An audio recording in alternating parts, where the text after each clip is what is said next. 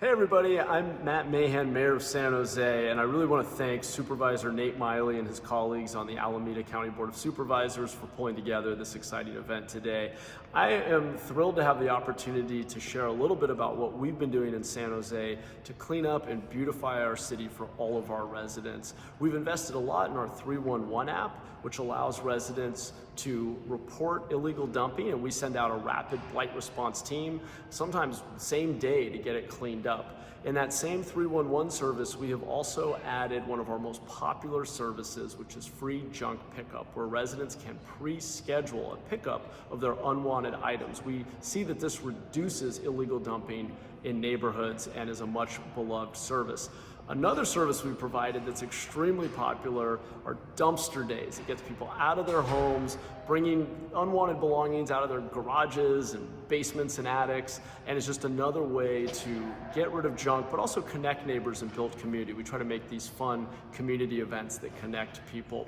We're also investing a bit more in enforcement. We need to hold people accountable to actually following our laws. So we're using cameras and trying to be a bit more on top of what's happening out there and just, again, hold people accountable to our expectations as a community. And then finally, we're starting to experiment with artificial intelligence. We've actually mounted cameras on a city vehicle and are starting to test our ability to automatically detect illegal dumping, potholes, and other basic challenges on our roadways so that we can proactively deploy city teams to go out and address those issues faster and provide a better service to our residents. So thank you all for doing the work to keep our communities safe, clean, and beautiful, and give us pride in the places where we live. I appreciate the opportunity to address you all and hope you have a very productive conference. All right, thank you, Mayor Mike Fura from San Jose, for those brief opening remarks. And I'd like to just take a moment to welcome everybody to the 4th Annual Statewide Conference on Illegal Dumping. Give yourselves a round of applause for showing up today. All right, so we have an exciting conference over the next 2 days. And as soon as we get the slideshow, I'll talk a little bit more about that. But I just want to take a moment to really appreciate and not take for granted the fact that we have so many people here in the room with us today. As a lot of you will recall, the first statewide illegal dumping conference was all online during the COVID-19 pandemic, same with the second. Last year was our first time being here in person together, and we're so excited to be again in the same room so we can rub shoulders and talk some trash over the next couple days. So thanks for being here. Welcome to IDCon24. Hopefully we'll get this working. There we go. All right, so just a couple of things briefly. The room that we are in today has microphones everywhere. They're currently turned off, but when we do questions and answers and things like that, we will turn them on. That way our online audience can hear those questions and we don't have to repeat them and things like that. So just a reminder, when we're doing questions and answers, things like that, try and keep the crosstalk to a minimum. Let the person who's asking a question be the one who's speaking, because they are incredibly sensitive mics and they will pick up things like rustling papers, things like that. So just be aware when we're doing that to keep the main conference room quiet. This year's conference is brought to us by Waste Management. We're very proud to welcome back Waste Management, or WM, as our title sponsor for the 2nd year running. And we appreciate all that they do to help address illegal dumping in Alameda County and on a statewide level. We're excited to hear a little bit more from them today. You'll notice here is a map of the conference center. So you've probably been around a little bit and seen how it works. We're in the main conference room right now. When we do lunch today, it's going to be in the room directly across where we were having our pastries and our coffee this morning. That's where we'll have lunch. If you need a bathroom, it's going to be out these doors, and then it's going to feel like a maze, but I promise it's a lot easier than it looks. But you'll go out to your left and you'll be able to follow around to the bathroom. So just keep going down that hallway and you'll get there. If you're looking for translation into Spanish, or any other language, we will have captions on in the overflow room. That is just across the way in the Oakland room. So if you need any translation services in there, we can translate that into any language needed. If you need to do some work while you're at the conference or have a conversation, that's a great room to have it in. We'll have the conference displayed in there all day. And now I'd like to welcome to the stage the man who brought us all together from all across the state, my boss, Alameda County Supervisor Nate Miley. Welcome.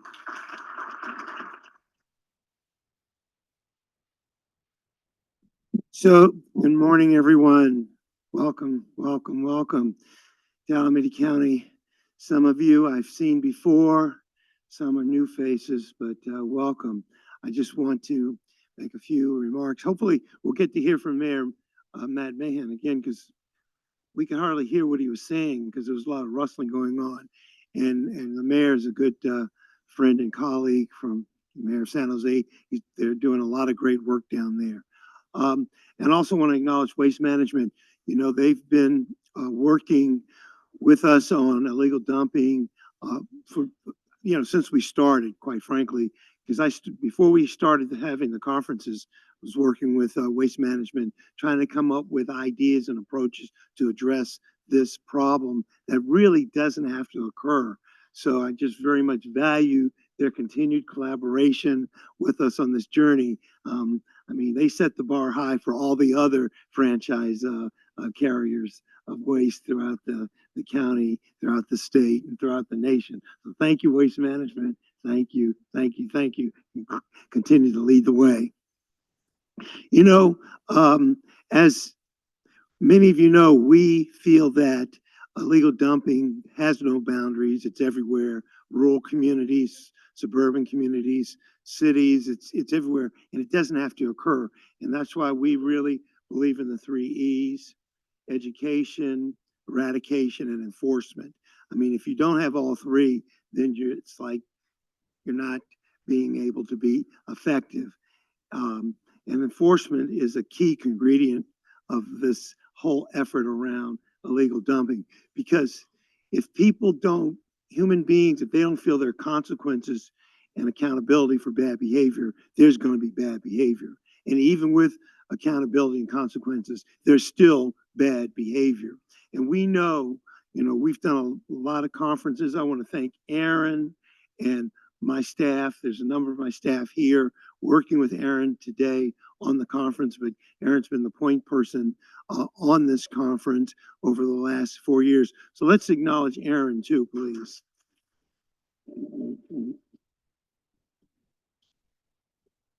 Yeah, so we know without enforcement, human beings are going to do the wrong thing. And even with it, they're going to do the wrong thing. So that's why that's a key ingredient in our efforts. Education's important, eradication. And, you know, with eradication, you know, I started picking up trash when I was a Cub Scout, then as a Boy Scout, then I continued, you know, I wasn't picking up trash when I was in college or law school, but I was setting an example by not littering. And, you know, just the other day, I saw a bus driver throw trash out the window. I mean, it drives me nuts. I mean, and that's just the trash. We're not even talking about the illegal dumping. I mean, so it's crazy. And I know I was talking to friends here at Waste Management, just how can we change people's behaviors and thoughts and what they consider doing and not doing. And that's just really, really difficult. So it's an ongoing struggle. And I feel we're making progress, but it's still an ongoing struggle. So I just want to thank all of you for all of your interest in trying to address the problem of illegal dumping throughout our state. Because the thing is, you know, each of us could try to address it in isolation, but all the illegal dumpers are going to do is just go, you know, to another city, another county, somewhere else, and just dump. So that's why it's got to be a holistic, comprehensive approach, not just in one isolated community, city, or county, but throughout the entire state, so that we are kind of raising the bar and setting the example for the nation. And there are places I go to in the nation where legal dumping isn't as much of a problem as it is that we experience here in California. So I just want to have all of you continue the good work. I'm going to say one other thing. You know, this is our 4th conference. You know, we'll be looking forward to the 5th annual Legal Dumping Conference, and I'm hoping by that time we'll be able to elicit IDTech and Cal Recycling to work with us so we can transition this into their kind of orbit. And maybe we'll hold the conference in Sacramento, or maybe we'll hold it in some exotic, nice place like Santa Barbara or something. But but wherever, okay, wherever we hold it, I thank all of you for coming out today for this. I thank those folks who are online for watching. We'll continue this effort. And as the president of the Board of Supervisors here in Alameda County, I'm steadfastly committed to this because, I was talking to the sheriff just this week, Sheriff Sanchez, and she mentioned one thing that we all agree with. Addressing blight is a violence prevention and a law enforcement measure. Because when you don't address blight, it just becomes the norm. And it's like the broken window theory. And it just produces more and more and more. So she said one of the keys to reducing crime and violence and things of that nature, of which we all agree, is to have clean, aesthetically beautiful, quality communities. And if we have that, at least we're on the road to success. It doesn't mean we're going to be successful, because once again, human beings are going to do the wrong thing. All of us have never done anything wrong, right? If you have never done anything wrong, then I want to talk to you. But the point is, at least if we have clean, aesthetically beautiful communities, we're taking a step forward in terms of trying to make our society a better place to live. So once again, please keep up the good work. Tell your friends, your colleagues, your neighbors, your family, everybody, that this is an effort that requires all of our involvement and all of our compassion and all of our resilience. So once again, thank you all, and turn it back over to Aaron. I'm going to be listening today. I'm hoping to learn a lot. I've looked at the speakers. We got a lot of great speakers, and I'm just really excited to have us hosting this once again. So turn it back over to Aaron. So thank you all. Thank you, Supervisor Miley. And we're still trying to get this clicker working, but it's going to happen. There we are. So we want to just take a moment to thank all of our sponsors today. As I mentioned earlier, Waste Management is our title sponsor. They're the reason that we're all here, that we can have such an amazing conference. So big round of applause for Waste Management and for all they're doing to help us out.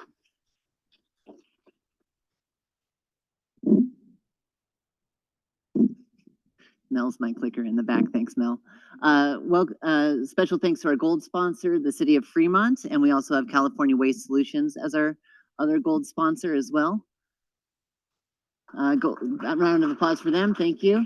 Beautify San Jose is our silver sponsor, and we appreciate all that they're doing and the partnership that they bring here in the Bay Area. East Bay Mud, trying to keep our waterways clean, keep the bay clean, and we appreciate the nexus that has with illegal dumping and litter. We appreciate Stop Waste here in Alameda County, working to do education around the waste stream to make sure everyone understands how to get things in the waste stream properly, working with kids. Such an amazing organization. We appreciate their sponsorship and support this year. And as well as our conference partners with the Illegal Dumping Technical Advisory Committee of California and the Beautification Council. So big round of applause to all of our sponsors today.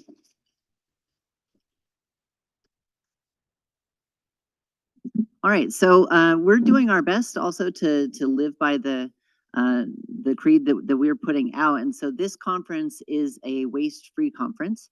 You'll notice that you didn't get a lot of materials handed you today, no big conference packets or programs or things like that. It's all digital this year. So if you're looking for a conference, any information about the schedule, the speakers' biographies, if you want to learn more about our sponsors or get frequently asked questions, or even just find the Zoom link, it's all on our conference website. You can just get out your phone, scan the QR code. We have these QR codes all around the conference center. So if you ever want to learn anything about the conference, it's there. It's also on the back of your name badges. So if you ever find yourself where you can't find that QR code, just look on your name badge and you'll find everything that you need there.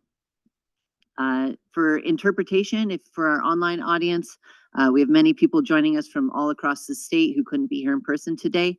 If you need any language translation services, that's done right now through our captions. So you can turn on captions at the bottom of your screen, and then select the language that you prefer. This year, we're using artificial intelligence to translate those captions in real time. If you are looking to ask questions for our in-person audience, you don't have to worry about it. You're here. You can raise your hand. You can ask a question. If you're online, at the bottom of your screen, you'll see the Q&A. And so all you need to do is click on that. You type in your question, and we have my assistant today, Jasmine, will be raising her hand when we get those questions, and we'll be able to ask those questions live to all of our presenters. So you online, we see you. You're here with us, and you get an opportunity to participate like that as well. The conference is being recorded and will be made available online for free to anyone after the conference. If you've participated in previous years, then you're familiar with this. We set up a post-conference website with a complete rebroadcast. You'll have the ability to download all of the presentations, to rewatch specific sections that you have questions about. And we really view that as a growing archive of knowledge around addressing illegal dumping. So we're very proud of what we've created so far with the past 3 conferences, and we'll do the same this year for this conference as well. If you have any questions, comments, concerns, you can always find me. I'll be around for the whole conference, but you can also email me. My email is erin.armstrong@acgov.org, or you can call the office of Supervisor Nate Miley at 510-272-6694. You can also find us on social media. So we have a conversation going right now using the hashtag IDCon24. We are on Twitter. I'll call it X one day, I swear. Facebook and Instagram as well. So all you need to do is use that hashtag IDCon24, and you can join the conversation. So the theme of this year's conference is best practices to address illegal dumping. And we're going to hear about all kinds of best practices from all across the state. In the past, we've heard about the 3 E's. Supervisor Miley mentioned that with education, eradication, enforcement. Last year's conference was themed around cross-sector partnerships, bringing our public, private, nonprofit, and community groups all together. And then we'll also always hear about working together, because illegal dumping shows up whether you're in an urban, suburban, or a rural environment. It may look different, but it still shows up, and we all need to work together to do that. And there's so much more, and that's why we're all here today, because we're going to be hearing from so many great panelists and presenters from all across the state who will be sharing those best practices and that they've identified. So again, we have the conference schedule online, and I'm going to go into just a little bit more detail about what you'll see today. Starting in the morning, we're going to welcome our title sponsor, Waste Management, to give a few remarks before hearing from our opening keynote, Director Harold Duffy of Oakland Public Works. Following that, we'll have a presentation on a human-centered design approach to illegal dumping from San Rafael, followed by some questions and answers.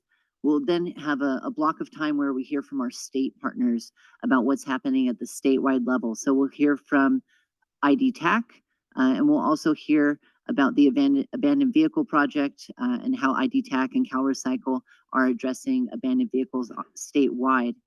After that, we will have our lunch, and as I mentioned, that's going to be just across the way. We have an excellent lunch. We have vegetarian options if needed, and we look forward to having a nice conversation and rubbing shoulders at that time. Following that, we're going to get into the legislative block, and we have 2 really amazing presentations I'm looking forward to today. The first is about the legislative process, and this is going to help us understand a little bit more about how bills become law here in the state of California, what the process is. So when Supervisor Miley is talking about we need to address this on a comprehensive level, we need to address this statewide, one of the ways that we can do that is through legislation. And so we need to understand how can we push bills that are going to make the change that we need. And so we're going to be really excited to get that presentation.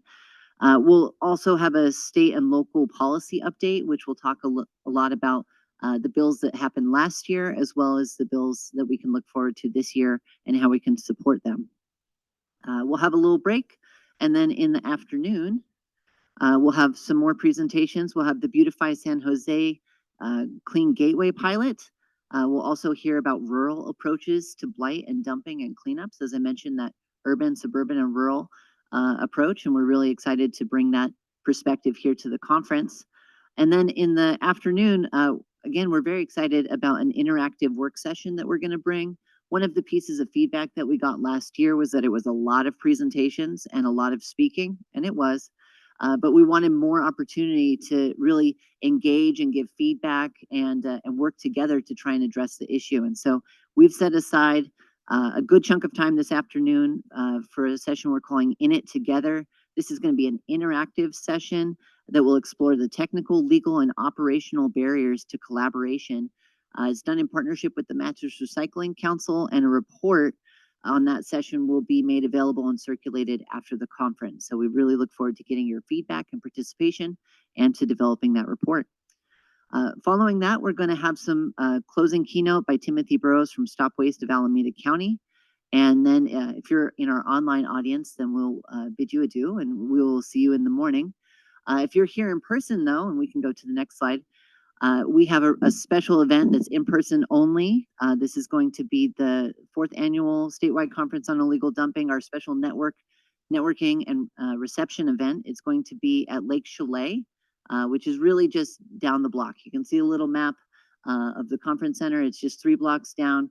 Really beautiful space, and we'll have a really wonderful evening there. We'll be serving dinner, refreshments. We'll have a panel discussion, which will focus on grassroots efforts to address illegal dumping, and we'll also have some dessert. So that's very important to mention as well. So again, just welcome everybody to the 4th Annual Statewide Conference on Illegal Dumping.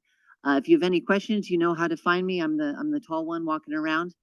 And with that, I would like to welcome our title sponsor to deliver some opening remarks, and welcome Alex.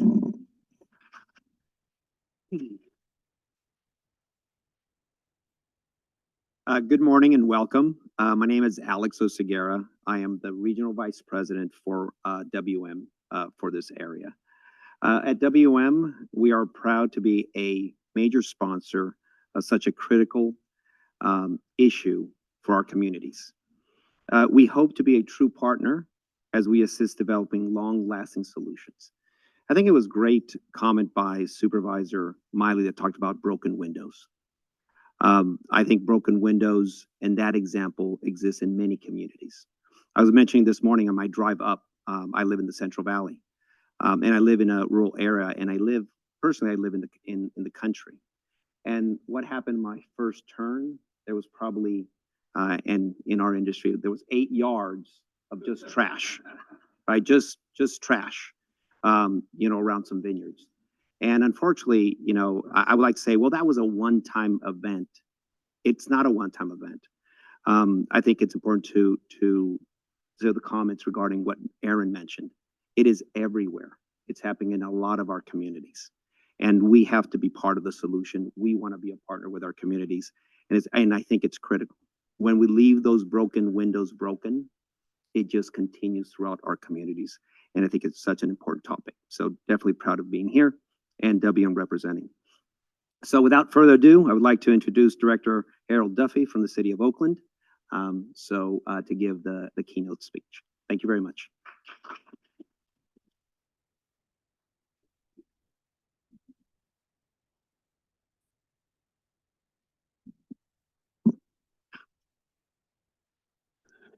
Good morning, everyone. And I want to start off by saying Supervisor Miley's his comments sort of struck me and took me back a long time ago, how long I've been doing waste management. So at 6 years old, I had my first job with the lady next door, taking out her trash. And the thing about that story is I did that for 7 years. And she told me every time, she gave me a quarter and she says, don't spend it all in one place. Now, I wanted to tell her in the 5th year that I had to spend it all because the quarter didn't go as far as it was when you gave it to me back in 1972. So I also thought I would give you some quick background on me and who I am. So next slide, please.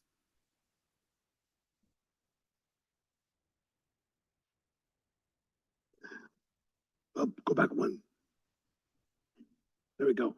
I'm a graduate of the University of Redlands, and that's my bulldog, Boomer. So I got Boomer about 4 years ago. Move on, next slide. That's Boomer today. He's pretty 90 pounds. And so I graduated from the University of Redlands with a BA in political science and sociology. And then I got a master's degree in public administration. I tell that story because when I was a senior in college, I went to the city manager's office and I said, I want a job in your office because I want to be a city manager someday. So I've been working on that goal my entire life. So I've been really focused on that, much like Boomer's very focused and fixated on stuff. Next slide, please. But my very first assignment that I got when I started working for the city manager was to create a recycling program for the city of Redlands. And it was to apply for a grant. And at that point in time, it was 1987. We were trying to figure out what's the best way to get people to recycle. Was it a 3-stack container, a bin, or sacks? So the commingled container in the middle actually won out.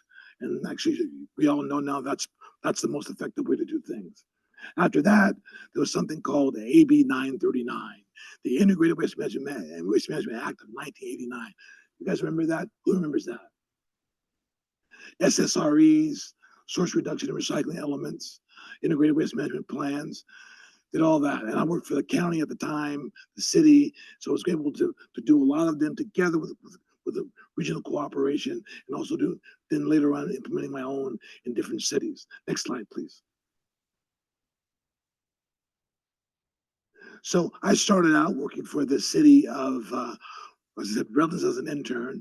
Then I moved on the city of Riverside, where I was an analyst and helped them create their recycling, their automated recycling program with the blue container. Then I went on to the city of Sacramento as their integrated waste manager for about 7 years. And interesting with Sacramento had a law just till recently that it was a right to put your green waste in the street. And so that philosophy actually propelled illegal dumping. What happened was a community called Natomas. Natomas was a really growing community, these brand new homes, $500,000 at the time, a lot of money. And they said, you want me to do what with my grass clippings? Yeah, throw them in the street. So I created a pilot program that allowed us to put it in a can. And eventually that went across the entire area. But we used to have something called a claw. And the claw would go down and scoop up all the green waste material. And we also had a huge illegal dumping problem because people started putting more than green waste in the street. And then we had a program where we would go around we'd start doing, they were doing this bulky, they were doing neighborhood cleanup by bulky item by neighborhood. So they put a notice out, put your stuff out, everybody put it out in the neighborhood. The only problem is that the illegal dumpers would follow the same schedule. They would just dump all the stuff in the area. So we have to try to figure out a way to do things a little bit better. Next slide, please. So this is my work history so far. Yolo County, once I left Sacramento, I went to Yolo County, and I was there for 4 years. Then I was a city administrator at the city of Oroville for 2 years, and city administrator at the city of Compton for 2.5 years. And then in Grand Terrace for about 7.5 years. I mentioned that because, next slide, please.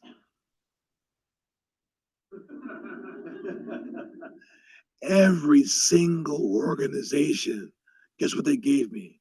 Solid waste, solid waste. So I was trying to leave that behind, but I was, when I got to the city of Compton, they had a contract they were doing. I had to write that contract.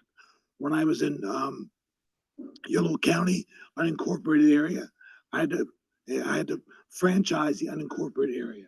And that was a new thing at the time because unincorporated areas really didn't have exclusive franchise agreements. It was just sign up for service.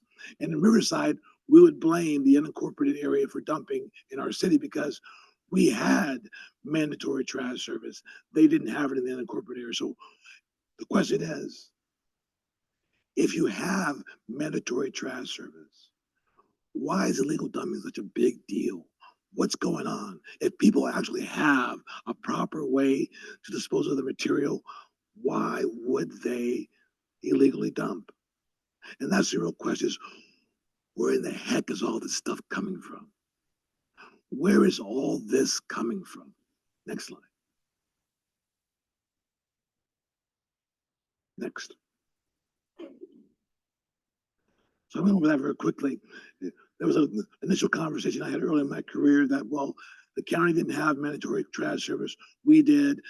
It's the unincorporated area citizens that are doing this illegal dumping. Well, that's not necessarily true after all.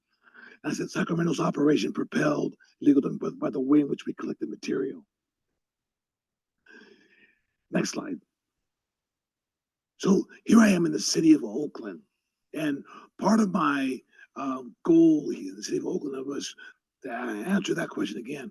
Where in the heck is all this stuff coming from? And I mean, it's a lot of material. When I was interviewed for the job in the city of Oakland, there were specific things the city administrator said to me. He said, illegal dumping, waste reduction, sewage issues, but predominantly he looked at my resume and said, oh, I'm going to give you this trash stuff. So here we go, next slide. So obviously, understanding where the trash is coming from, it's coming from us.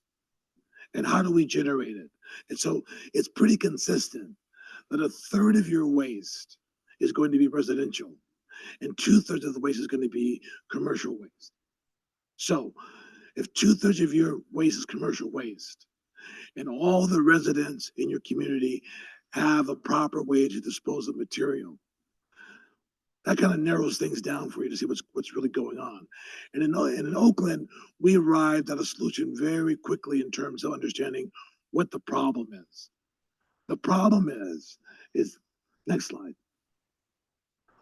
Right now, we have 58 people, 58 staff people that are actually out there every day collecting illegal dumping. And so we are spending about $13 million a year on the removal of illegal dumping. We've seen it grow from 2015 of 1,587 tons to in 22, 9,477 tons. That's just material illegally dumped on our streets. Next slide.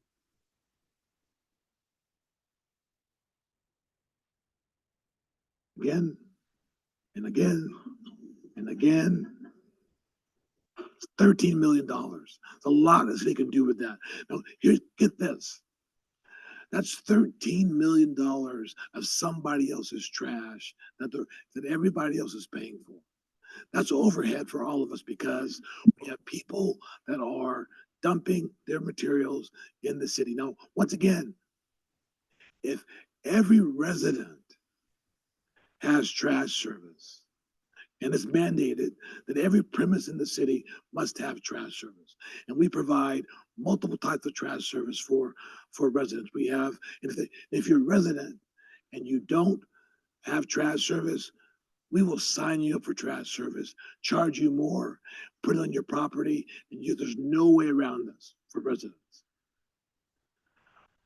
But if you're a commercial business and you stop paying your trash bill, stop paying the trash bill. Waste Management has a right to take the trash can away because it's bad debt. So there's no guarantee that they're going to get that back. So they take the can away, and the commercial business stays in business.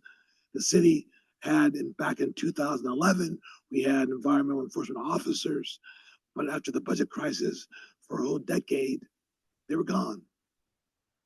So now we have businesses who don't have trash service, who are not paying the trash bill, but they're still in business. And what are they doing with the waste? We're seeing it. We're actually seeing it now. Next slide. So 9,000 tons of trash is equivalent to 18 million pounds of trash. Divide that by the population of 430,000. Each one of us in Oakland, resident, is mentally carrying around 44 pounds of trash every single day. That's the impact that's happening in Oakland. You see it all around you. 9,000 or 18 million pounds of trash on Oakland streets. And if we picked it all up today, that 9,000 tons, we still have about 18 months left to pick up some more stuff. If nobody generated anything else, Next slide. So this slide, because we broke it down by district so we can see where the trash is coming from. Next slide.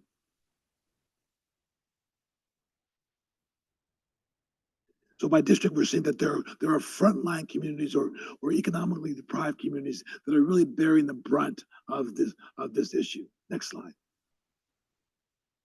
And homelessness is actually very much related to illegal dumping. Here's why I say that. I'll be very quick on that.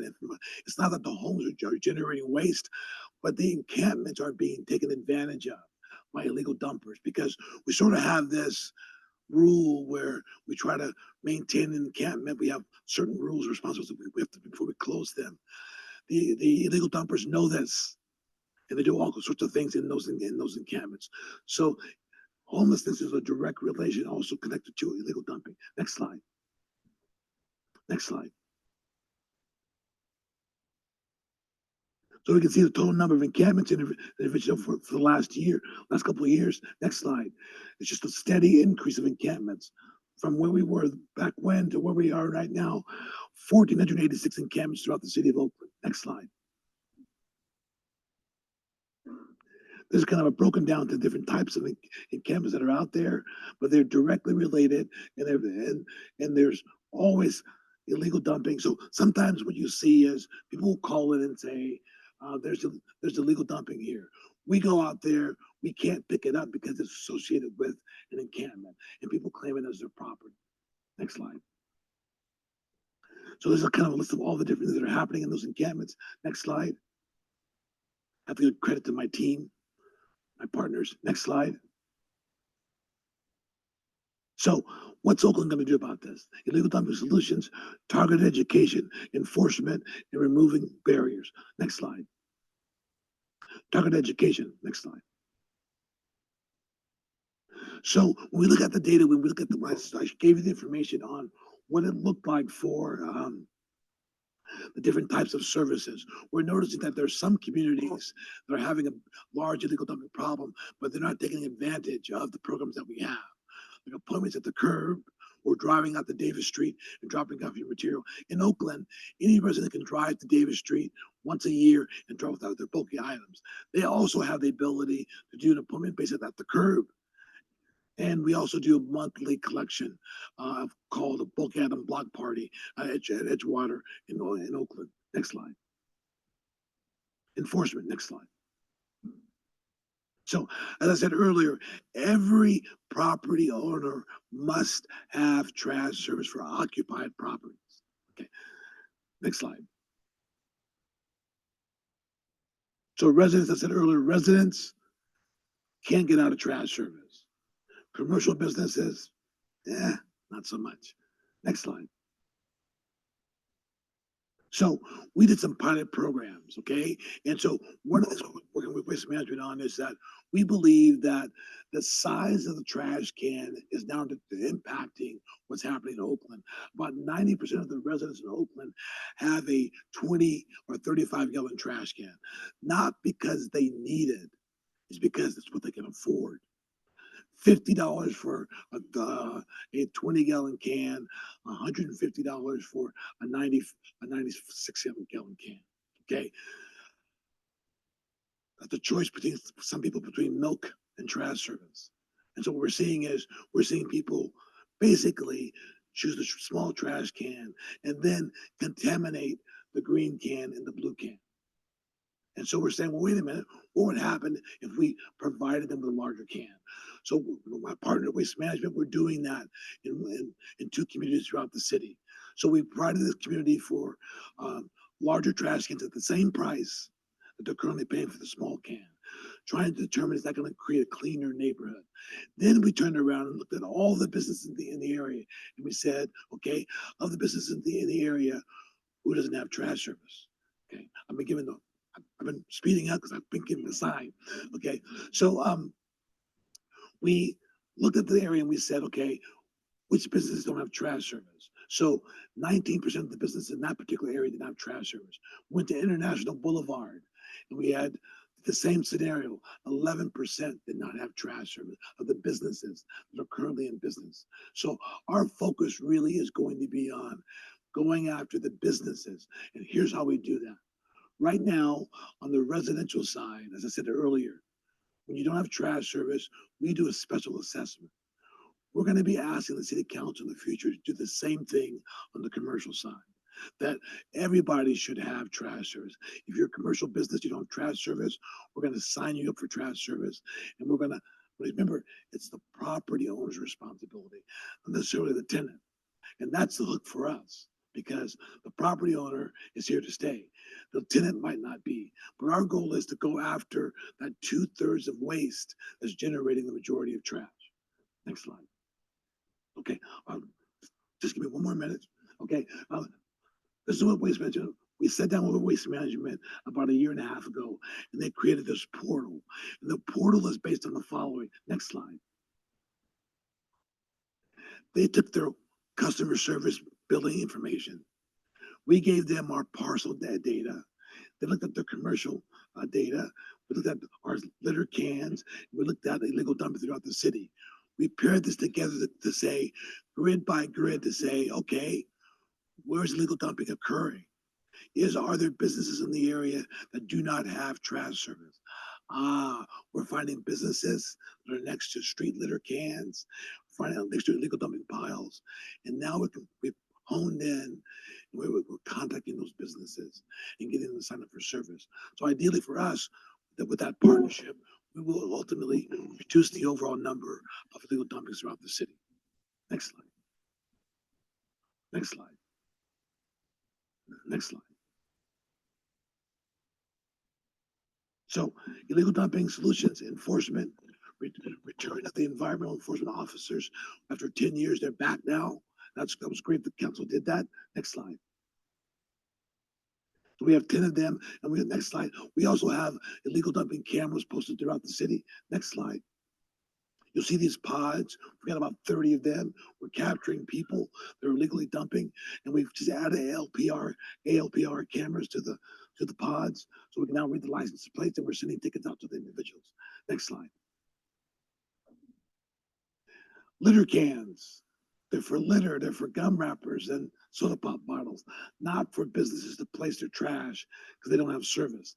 It's a $750 fine, $1,000 the second time, and $1,500 for the next time. Next slide.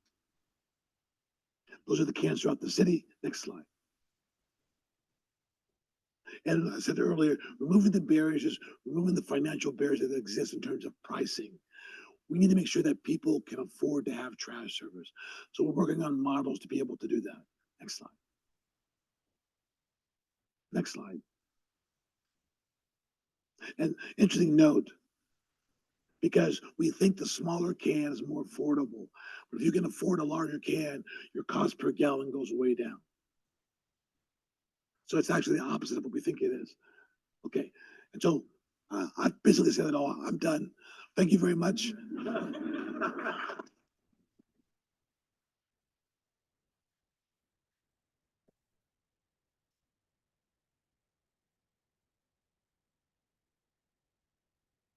Thank you, Director Duffy. As a resident of the city of Oakland, it is always wonderful to hear all of the great work that the city is doing to try and address this issue. 44 pounds I'm carrying around every day. I feel it. I really do. But gosh, a couple of things that stuck out to me. 11% of businesses with no trash service. 11%. That's over 1 in 10. That's amazing. And of course, that's what we're seeing on the streets. And just to relate this back to the theme of today's conference, which is best practices to address illegal dumping. We just heard three best practices: targeted education, we heard about enforcement, and we heard about reducing barriers.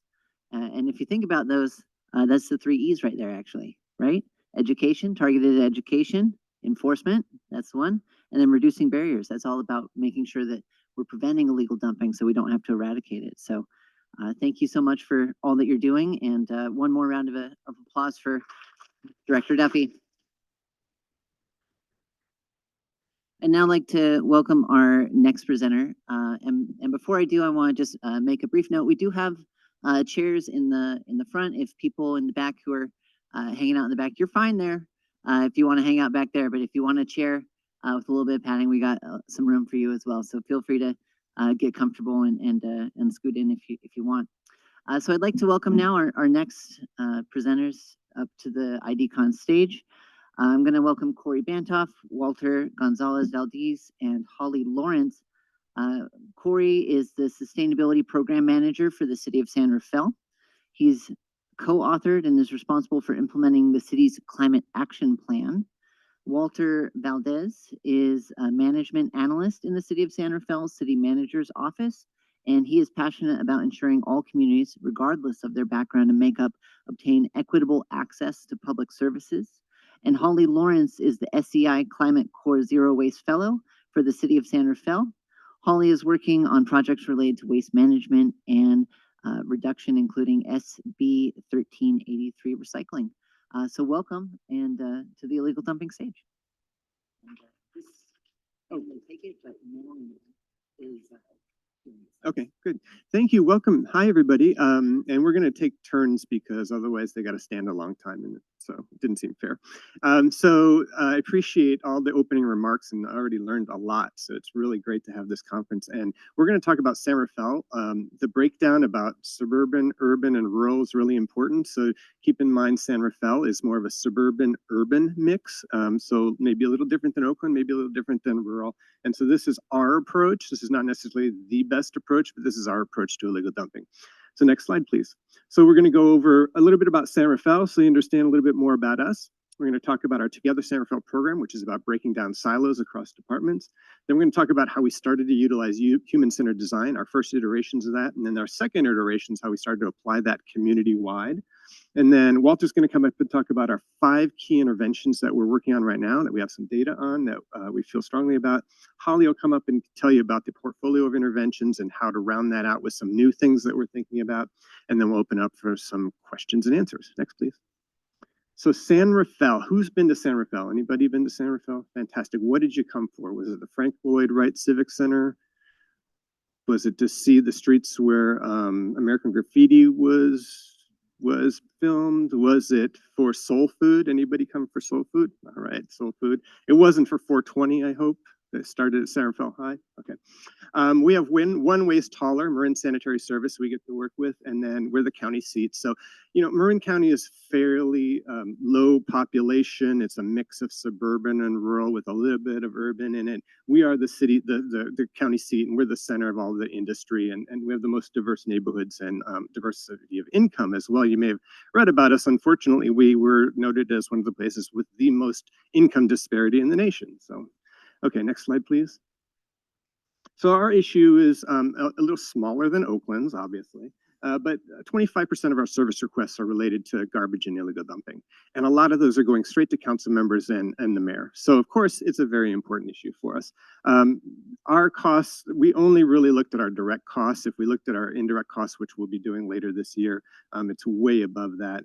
And then typically a very reactive way of dealing with it, right? And so what this process was about is trying to figure out how do we make it more a strategic approach versus just reacting all the time, because otherwise we just go up and down and the mayor calls us in every few years. Next slide, please. So Together San Rafael was this effort our city manager put in place, which was, again, to break down silos with the idea of, boy, we keep doing things the same way and we don't get any solutions. Maybe we should do things a little differently. Next. And so what he was looking at was basically just some of the data around trust in government services, the fact that people expected us to respond just like Twitter and Facebook, or like, you know, all the sort of social media, and the way that people can get instantaneous response from businesses, but we weren't really doing that. We were living in Windows NT still. And then drop of satisfaction in our surveys of our residents. And then the fact that so many government workers are really dissatisfied with their jobs. And so he brought together a program to say, how do we solve some of these problems? Next, please. So our vision was really a citywide effort to do 2 things: try to improve our service delivery while making San Rafael a great place to work. It is hard to do good work when people are leaving all the time. Next. And so the mission was to really bring all our cities together, our employees together across departments, not just management, to come together and to create, implement, and then celebrate solutions to both our organizational challenges as well as our community challenges. Next, please. And so we brought in Code for America, and we brought in some other consultants. We did some fun projects to really sort of break it up and think in a different way. Next slide, please. And then we also brought in some folks to teach us human-centered design and really apply them to projects. So how many of you are familiar with human-centered design? Oh, good. And have many of you utilized it? Have you used it with any of your projects before, anybody? Okay, good deal. So this was sort of revolutionary for us. Next slide, please. And human-centered design is really about empathy. It starts with people.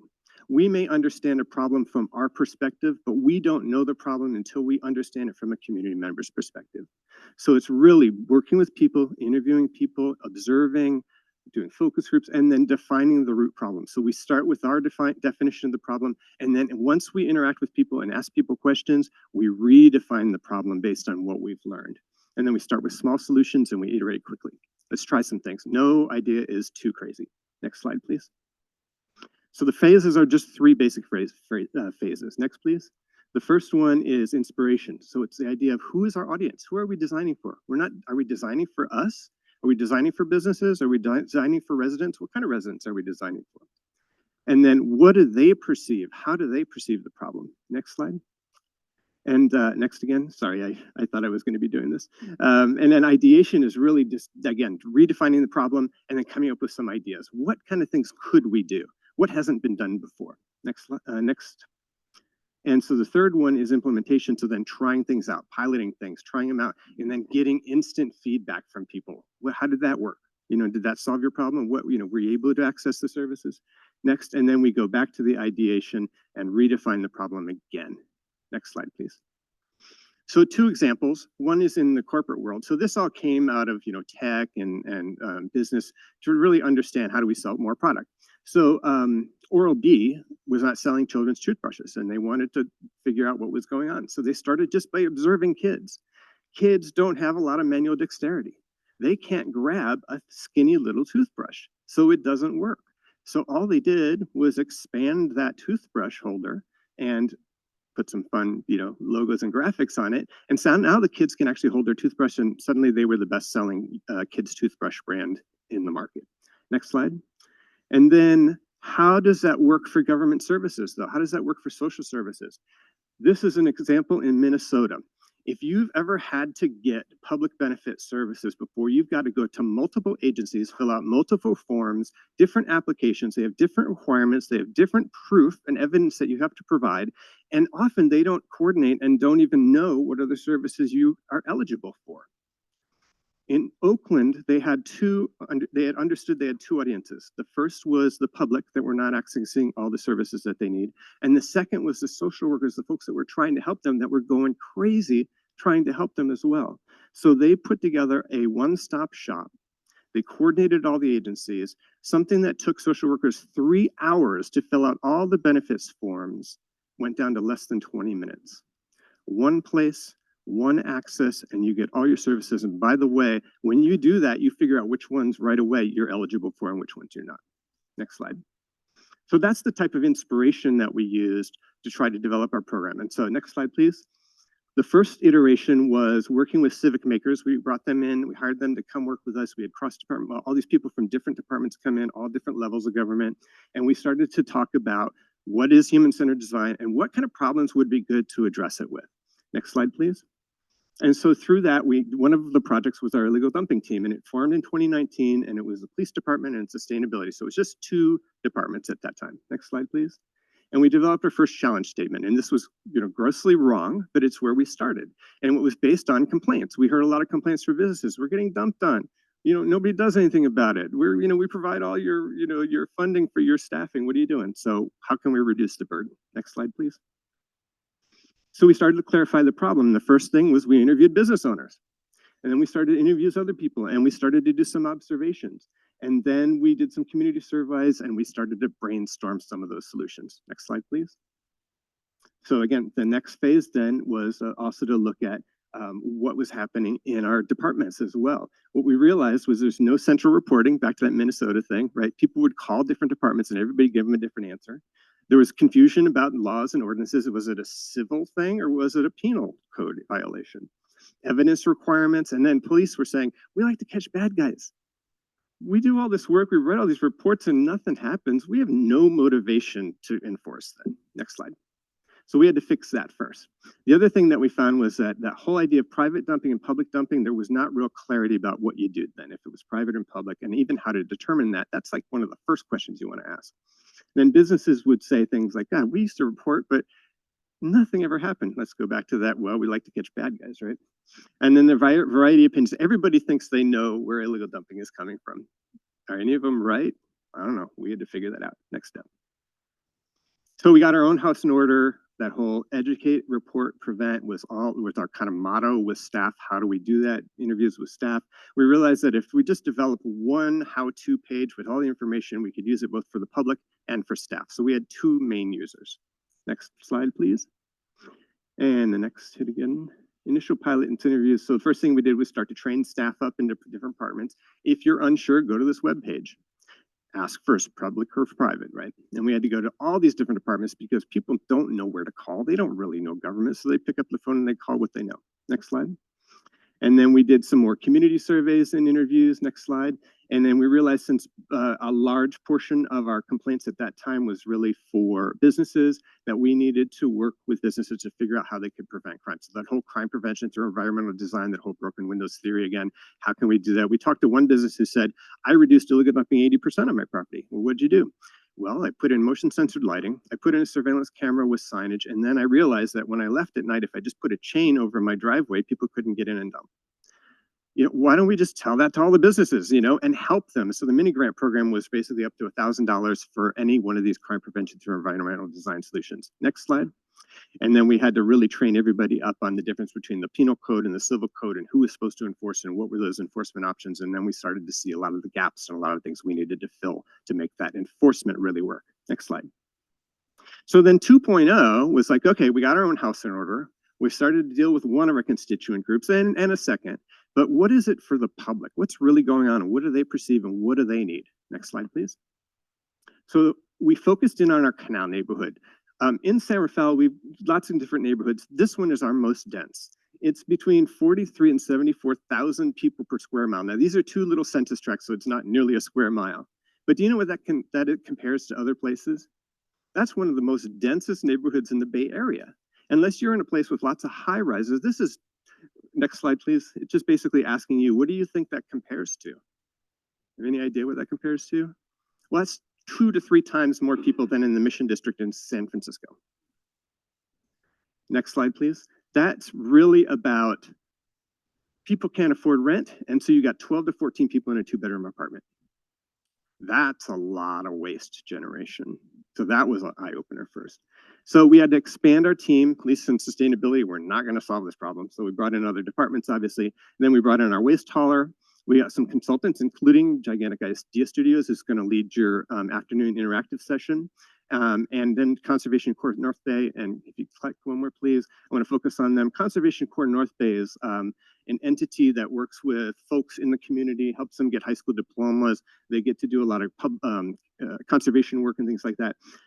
2 things. One is they could help us with bulky item days and other things. The other is most of those folks in that program live in the canal neighborhood. So we have direct access to people that know the problem from the inside. So that was a great hire there. Next slide, please. And then we needed to get data. I really appreciated that data from Oakland. That's really astounding. That's hard to get, is data. It took a long time, and we're still refining that because we're finding gaps. But we needed that. And then from there, human-centered design asks you to really break down your constituent group and understand them better. Are there subgroups? What are they? You try to develop dumper profiles, which we'll go into in a second. What are their motivations? What's getting in their way? That whole idea of, again, of obstacles or barriers to people doing the right thing, super important. And then we needed to ground truth our data too. We could get certain data, but then when you ask the public, they're like, that doesn't sound right, so we needed to kind of figure that out. And then we started to map it and do more community input. Next slide, please. From there, we developed our public research findings. And what we found was that the biggest barriers are cost to dump and transportation. Even if you give them a free dump coupon, if I don't have a truck, I can't get my couch or my mattress to that dump, right? And then norms and community knowledge. We asked people in the canal, what do you do with your bulky items when you don't need them anymore? And they said, well, you put them on the street and the city picks them up, right? We are training the wrong norm. That's a big one. So we had to deal with that. And then our overcrowding issue, so they have to have trash service, but if it's overflowing all the time, that's really tricky. And then so lack of access to city services. What we found right away in terms of equity was like, if you're a single family homeowner, you can call up Burn Sanitary and put it on the street and they'll come pick it up for you for free. If you're in an apartment complex, you're SOL. Next slide. And where's illegal dumping? So in our neighborhood, again, this is all in the context of San Rafael, so it may be different in different places. Low visibility, right? If you could have a surveillance camera and a sign, but if everybody realizes that nobody's going to enforce, it's actually worse. So weak enforcement and just that norm again. Next slide, please. So we broke it down. Who are these folks? The illicit dumper. This is what everybody goes to right away. The illegal dumper. They're the ones that maybe they get paid, maybe they're a junk service, they haul away, they know it's illegal. So those are the folks who we want to do more of the enforcement on, right? We also want to be looking at prevention. But then there's another type, next slide please. And we call this the casual dumper. These are the folks that just put it on the street again and the city picks it up. So that's not exactly illegal dumping, illicit dumping. If everybody else does it, it is the norm.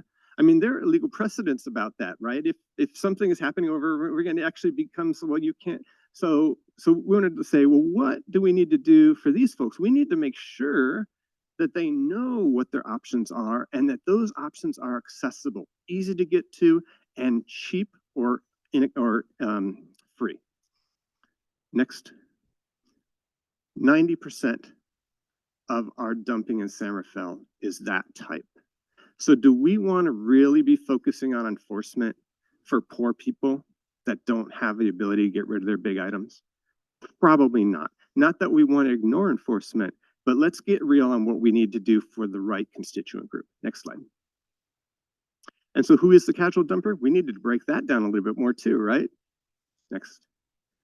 Renters on the lease. Right? So those are the renters. This is multifamily for the most part, right? This is not single family. That's the other thing is you got to kind of get in your head, what are we talking about? Single family is one thing. Garbage bins are one thing. Dumpsters are another thing. People living in crowded situations, that's what we're talking about. So the renters on the lease are getting the mail. They're talking to their apartment managers. Next. But then we have a ton of subletters. If you've got 12 to 14 people and they're divvying up the living room or sleeping in hammocks, are those people getting the mail?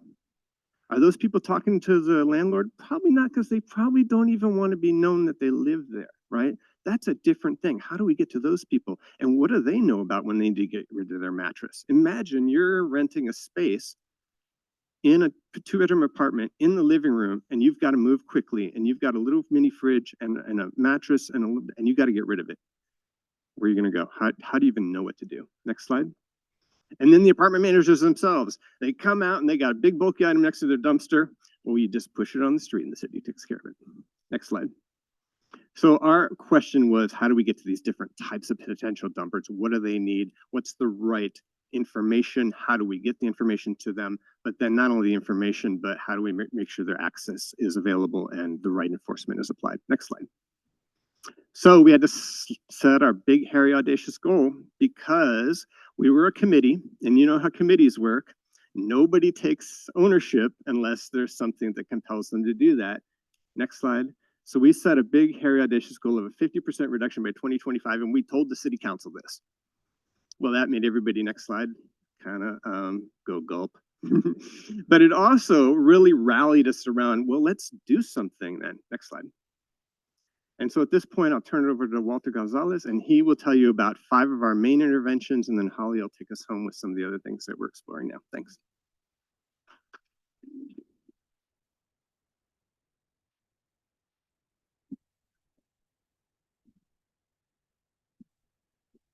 Well, hi everyone, Walter. I work at the City of San Rafael. Nice to meet everyone. And thank you, Corey. So now we're just gonna, so to achieve our objectives, we've created a number of interventions to address illegal dumping. And we're gonna focus on 5 and how the human-centered design process has shown itself in this process. So our next one, thank you. Sorry. Well, first of all, we always want to make sure that when we are designing our interventions, we want to make sure that when we're designing our interventions, we ask these 3 questions. If the intervention is needed, is it possible, and can we sustain it long term? And if there's an answer, we answer no to any of these, then we do have to reevaluate it, right? Because we don't want to create an intervention, for example, that we can only sustain it for a year. Now the problem just comes back. Next slide, please. Thank you.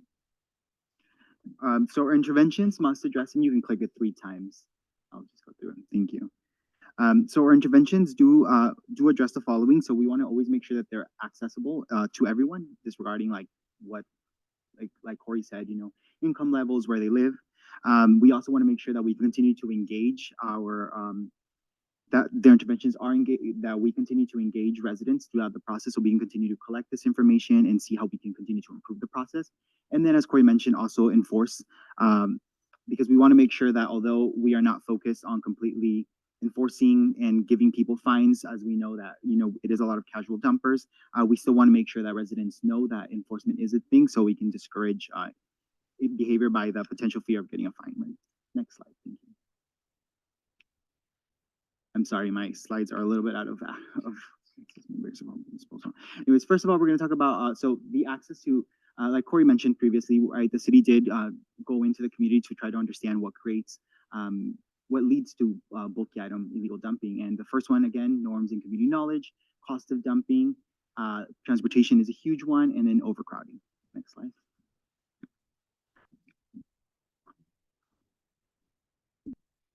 So engagement. So we definitely focus on user-centered content, like the human design process would like us to. And that means that we design content to address the needs of the specific communities that we're trying to serve, right? So for example, multifamily services, the renters and the lease, subletters, and the apartment managers. And like Corey mentioned, the Canal neighborhood is a community that has a lot of subtenants, and it is difficult to reach subtenants. So we definitely need to make sure that what type of information that we do distribute, that we can find alternate ways to get them the information as well. Because when we've talked to apartment managers and community members, we found that they're the ones that are moving the most. So there is, in the Canal community, it's really rare actually for an apartment to be up for rent. The people that are moving are our subtenants, and they are the ones that are more likely to be doing the dumping. So we need to make sure that they know and have access to our services as well. Next slide, please. Next one. And enforcement. So like mentioned earlier, we are not currently on trying to just completely enforce everything, because we don't want to continue to burden our community with like increasing fines for work. But how we are currently doing this is trying to put out signage and letting people know that we are aware of these like areas, right, with high rates of illegal dumping, and hoping that these signs or even cameras can deter people from illegally dumping. We found some success when we'll talk about our hotspot campaigns later on today. And we found success, for example, just putting up a camera has reduced illegal dumping in our community like 80 to 90%. Next one, please. So now we're going to talk about these 5 key interventions that I mentioned and how the human-centered design process shows up in them. And we're going to first start off with our ongoing outreach and engagement, then our bulky waste drop-off events that the city hosts, our bulky waste pickup pilot that was funded by the Mattress Recycling Council, our hotspot campaigns, and then we're going to finish up with our mini grants. Next slide, please. So this is, again, just another summary of what causes illegal dumping in the Canal neighborhood. Something that I do want to highlight as well that we haven't discussed yet, and Corey touched a little bit on, is we also did try to focus on figuring out like what attracts illegal dumping in areas that there is high rates of illegal dumping, and figuring out how we can, you know, alter the environment. Alter the environment to change people's behavior. And areas that have attracted illegal dumping, we found that have low visibility and sometimes weak enforcement of the law. Next slide, please. So first, we're going to start off with bilingual outreach and engagement. So the Canal community is primarily Latino community made up of immigrants. So we definitely always have to make sure that when we do outreach in these areas that we provide it in Spanish as well. Most of our bilingual outreach and engagement does target casual dumpers. And this is a huge part of the human-centered design process, because when we are initially designing our interventions, we always go to community members to really understand their needs, but also continuing to go back to community members once these interventions are in place and how we can continuously improve them. And we've done this through bilingual presentations. We've also done various community surveys to gauge the just understand more from the community. We also are huge on going to community spaces that people are already at so we don't have to be as extractive in bringing people to us. So we attend community events, and we also support community groups that are interested in dealing with legal dumping by providing funding and offering occasionally supplies and so forth. And lastly, not in there, but we also do host several focus groups with our community members, again, to just retest everything and continue to improve our process. Next slide, please. And we also understand that some of the residents illegally dump because they don't know better. And we have funded several education campaigns to try to educate residents on what free services are available. And we always partner with community groups and community organizations to distribute this information. So for example, we've sent out what to do with your mailer junkers with magnets. We've also sent out free disposal vouchers in the past. And again, we've hired community members to distribute this information since we know that they're the best connected to the community to have the biggest impact. Next slide, please. Our second intervention, sorry, it's going to be our bulky waste days. You can switch next. Next slide, please. And our bulky waste days is a free collection service that targets casual dumpers by providing a free collection service at a centralized location. The program has had some success. We've noted increased usage in the last 2 years that it's been going on. And a community survey has found that around 50% of our residents know of the program. And this program itself, to what it is now, has gone through various iterations already. Originally, we had started with having this just 4 times a year. But after having conversations with our residents and staff observations, we've expanded it to happen monthly because there is a need for it. We also struggled a little bit with figuring out how often at first it was going to happen and when it should happen. And we found that it was really important to the community for them to be able to expect the program to happen. So we settled with the last Saturday of the month. It's going to be at this central location, so people are very aware where they should go if they are able to make it there. Next slide, please. And so the bulky waste day meets some of our community needs. Like, for example, it does address the cost to dump, some transportation needs, and educates residents on proper disposal. However, transportation needs are not fully addressed, right? Because we're only going to be able to make it easier for people that live around the area to transport their items if they don't have access to some type of truck or some other type of way to get around. Next slide, please. So our next item is going to be our bulky waste pickup pilot. And in 2022, we piloted this pickup pilot that's funded by the Mattress Recycling Council. And just to put some context behind this, San Rafael's single-family homes currently, as part of their service agreement with their waste hauler, receive 2 bulky waste pickups every year. But this is not available to multifamily buildings. So we do have multifamily buildings that are usually the ones that have the highest rates of illegal dumping. So we need to figure out a way to address those needs that we're currently not providing to them, right? So we, with the Mattress Recycling Council, this project was funded, and it provided a scheduled bi-weekly pickup to 7 apartment buildings for 6 months to see if we were able to provide some type of service similar to what we provide single-family homes, if we would see a difference in illegal dumping. And this was a huge part of this was just continued collaboration with the property manager, so they can again help us improve the program based on what they hear back from their own residents. Next slide, please. And you can go to the next slide, please.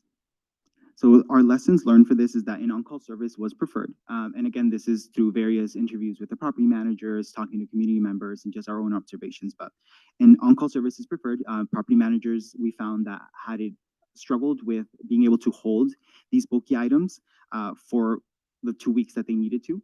We also found that there wasn't a need. So in the beginning, there was a huge uptake of the program. And then as it went down, we had less and less participation because people were able to get rid of their items easier. So it did show us that we were maybe spending money that could have been, once if we do implement this at a larger scale, it would probably save us money to have some type of on-call system. And then also that property managers need to be able to participate. We've had properties that we had little participation or buy-in from management, and the pilot really fell flat because of that. And also that there is a need for free services. Property managers are very upfront to us, and they were like, if we aren't able to, if this is not free, then we may pass the cost to our tenants or just not participate altogether. So as we move forward with with recommending this to our council members, we aim to include all these observations and then improve the project based on that. Next slide, please. Yeah, you can skip that one as well.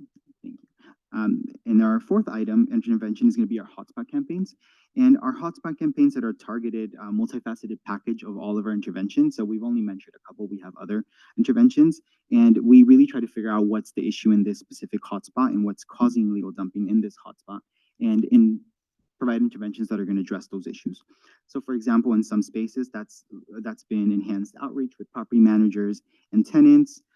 Increased signage. We've also encouraged our businesses to apply for mini grant programs and increase enforcement.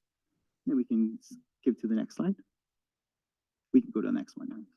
Thank you. And then our last program is going to be our mini grant program. And this is, as Corey mentioned, we provide $1,000 to our businesses that are struggling with illegal dumping to improve their areas and their surroundings, and also place some responsibility of dealing with the problem to the property managers and the business owners, because they understand what their property needs are and how they can best address them. And thank you.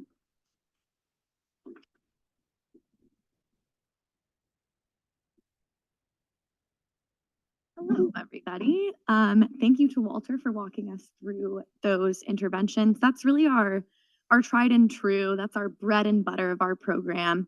But we know at the same time that human-centered design does not end there. So even though we have these 5 that work, there's always more that we're looking to do. And you can go to the next slide. We are constantly, as human-centered designers, revisiting our data, talking to community members more, seeing what new learnings there are. And there are several policy proposals that we're considering looking forward that have taken shape out of that. You can click the next slide. One thing that our data shows is a correlation between apartment units that are not meeting minimum service levels and increased dumping in the areas around those units. So it's not necessarily a causal link that we can show, but one of the things we can do about that is look into, you can hit next, better enforcement for those minimum service levels, and also seeing if we can implement a uniform, regular way to document repeat overages at those apartment units and enforce against them so that we can hopefully discourage illegal dumping in those areas. We also know, you can hit next, that when there's no specific assignment of responsibility at these apartment units for who's responsible for illegal dumping, it's a lot easier for things to kind of slip through the cracks. So we're looking into requiring, we already require our apartment managers to provide other solid waste disposal, so requiring them additionally to provide bulky item disposal, and also updating our lease agreement language, which is the next bullet point, to reflect that residents should talk to their apartment managers when they have something bulky to dispose. And next, enforcement, which we've all talked about a little bit. We know that without enforcement, even for casual jumpers, these interventions won't work. You need to have enforcement to deter behavior, but really keeping in mind that our enforcement measures are aimed at deterring and changing behavior rather than, as really punitive measures. So rotating surveillance cameras, focused police presence, but knowing that at the same time, we do have to be enforcing on the data we're collecting from those things, because otherwise people realize that there will be no consequence for it, and that it's okay for them to do that behavior. But those 2 interventions can really help. And then another thing that we are hoping to implement is this idea of a court-appointed fix-it ticket program, which would offer illegal dumping offenders the option of, instead of paying a fine, they would be able to dedicate a certain number of community service hours to going back into the community where they had dumped, which we hope will be a really good way to kind of connect people back to this sense of place and pride in a neighborhood that we all hope to see. And next, I'm sure this image is familiar to a lot of you. We get a lot of complaints about our public trash cans. They're really old, they're cement, they get dirty really easily, they're hard to clean. And currently, as you can see, it's easy to take the lid off and stuff commercial or residential overflow trash in them. And we currently only service our public trash cans Monday through Saturday, but we see the most of these overflows on the weekends. And so we're looking into adding Sunday pickup service to reflect that need of our community. And additionally, if you go to the next slide, we are also in the process of replacing all of our public trash cans with these newer models that are a little bit sleeker. They're able to be locked. They have a better rain cover, really addressing a lot of those problems. And just generally, they look a lot better in our neighborhood. And if you go to the next slide, as a small city, this is one of our biggest difficulties that we face. We don't have a single dedicated staff person to coordinate this program, which means that right now it is handled by multiple different staff members in multiple different departments, which makes it really hard to run a really complex program like this efficiently or effectively. So we are hoping to hire a dedicated staff person who would be able to coordinate across that cross-departmental team, conduct code enforcement, administer that fix-it ticket program that we're talking about, as well as coordinate with our volunteers and other community members. And even with all of these interventions, these challenges are kind of inherent to a problem like illegal dumping. It's a really amorphous problem. It's changing constantly and there's always new stuff to do. So we're trying as part of our design process to identify what some of the biggest ongoing challenges are for us. And right now, from where we're looking, those challenges are the fact that you do have to have multiple interventions. Any one of these on its own isn't going to work. You need to have this really broad portfolio to see any sort of success whatsoever. Additionally, the fact that location type affects the success. So there really isn't a single one-size-fits-all approach. You do have to tailor it a little bit to whatever community you're looking at.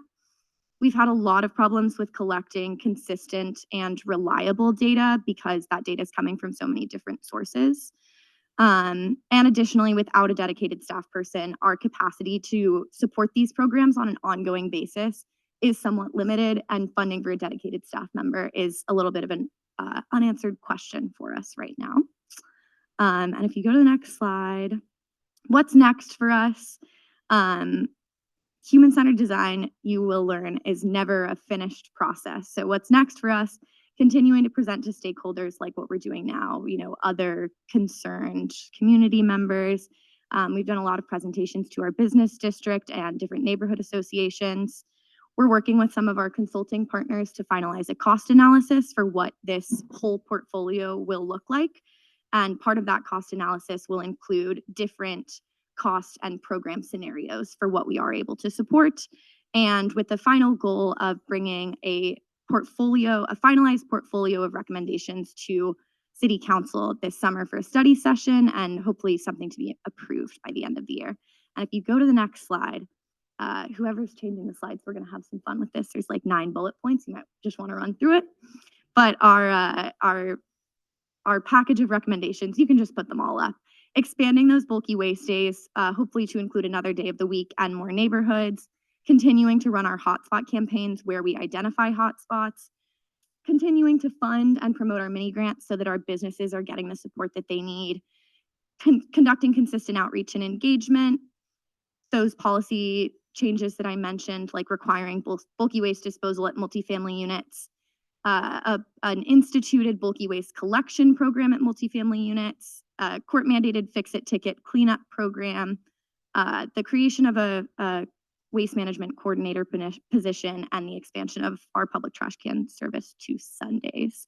I see that we're out of time, but if you go to the next one, if you could hit the next slide, we have all of our contact information. And if you scan that QR code, you'll be able to, if you want to connect with any of us or have any comments about this, that's the place for you to go. Thank you.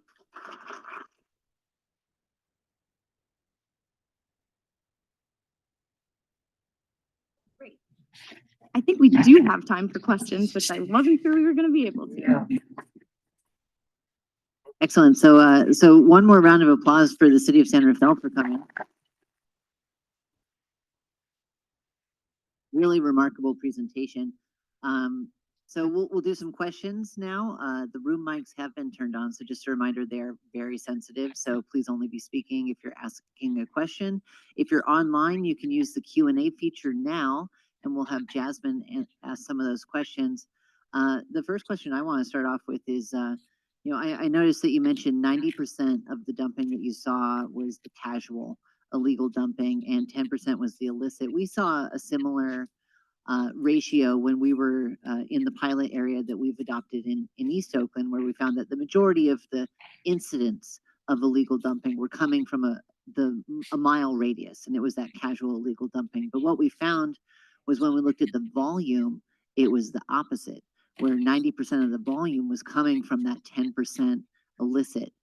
So it was really the people who were coming in with a truckload or a dump truck or whatever and dumping it on the street. Did you find something similar? That is one of our data challenges, and we're just working with our waste hauler to get better data on that. It seems like for us, it is still way more on the casual dumping end, that most of the material is in the casual areas too. However, we've also been told by some apartment managers that they feel like they get dumped on, that people see that there's all this stuff there and people come in from outside the community. We had a surveillance camera in one of our hotspot campaigns, and we were so excited to see some license plates. And what we saw was people dragging stuff from all over. They would just walk. And so we never saw any car drive by and drop stuff off at this location. Do either of you have anything to add to that?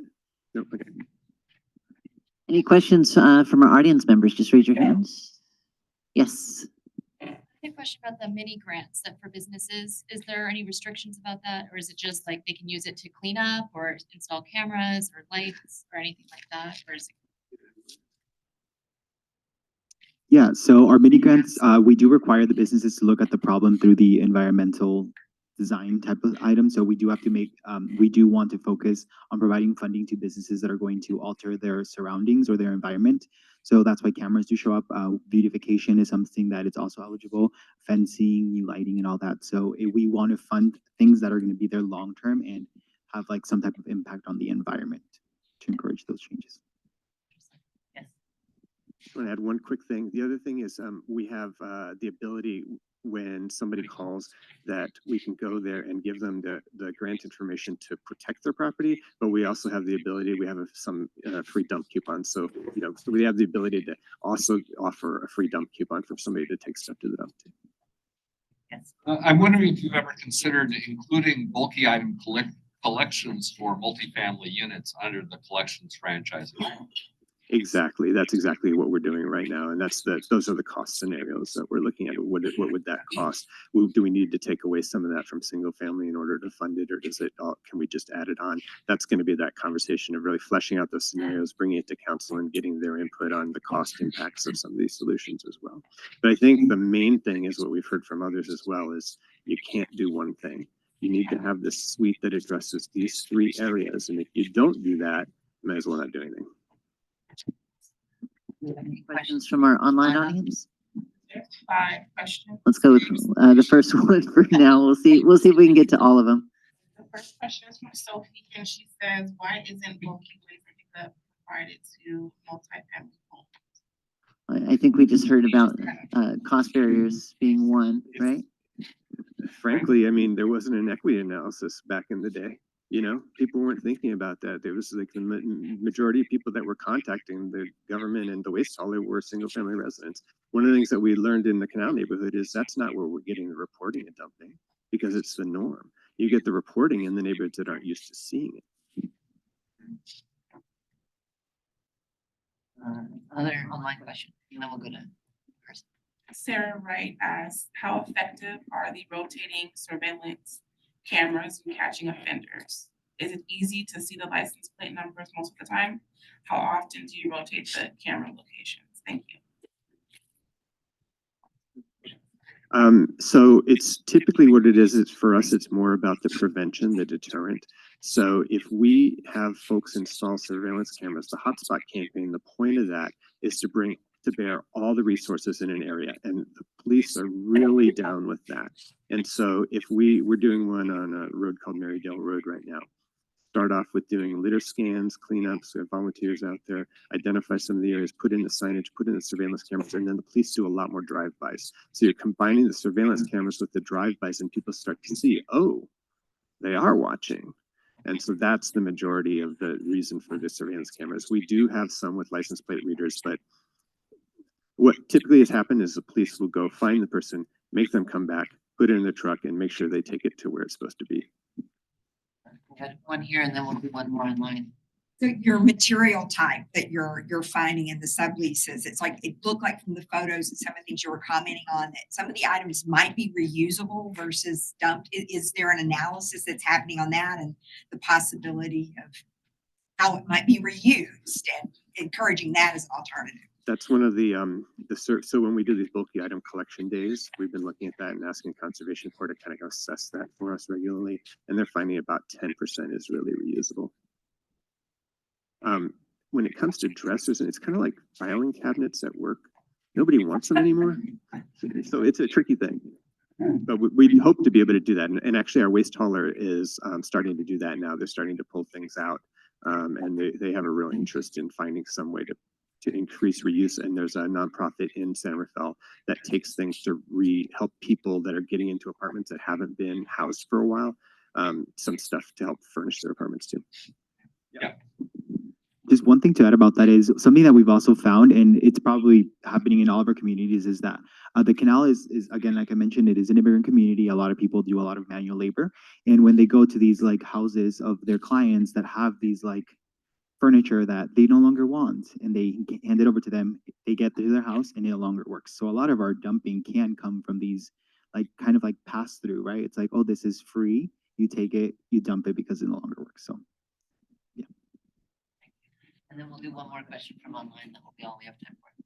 Mary Forte asked, where do the funds for the mini grants come from? Sure, I can take this. So the funding for the mini grants at the moment is coming from our police department, and we have set aside about 10 mini grants a year.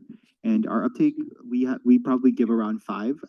It is a little something that we found with the mini grants is that a lot of businesses start the process and then sometimes don't finish it. So a part of this whole process is continuing to going back with them and informing them that, just reminding them to finish the application and all that. But it comes from our police department at the moment.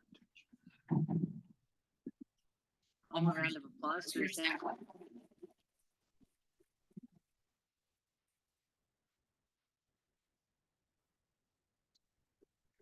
I don't know about you, that was fascinating. That was a really, really interesting stuff. So I'm really excited now. We're going to take a step back and focus a little bit on some statewide collaborations to understand more about what's happening at the statewide level and how we can all focus on some of those efforts and come together to address illegal dumping comprehensively.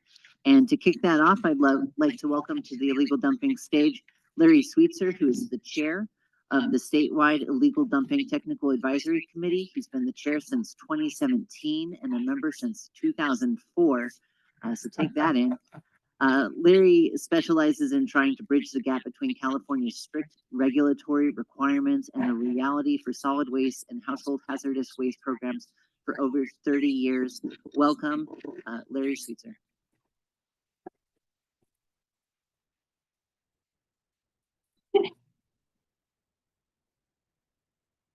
Pull this out. Well, welcome all of you. As everyone said, I'm Larry Sweetser. We're just coming off of Earth Month. Used to be Earth Day, now it's Earth Month. Maybe one day we'll get people to realize Earth Day is every day. So definitely want to thank the sponsors, particularly Supervisor Miley and Aaron, for all the work they've done on this for the 4th year. We definitely need to take this to the state level. We just haven't figured out how. So we'll keep working on that one. So. Which one we go? There we go. Too far. Okay. Oh, we have Larry, we have to click back. Okay, maybe go back one. So I'm Larry Sweetser. As Aaron said, I'm involved with illegal dumping. I'm the chair of the Illegal Dumping Technical Advisory Committee.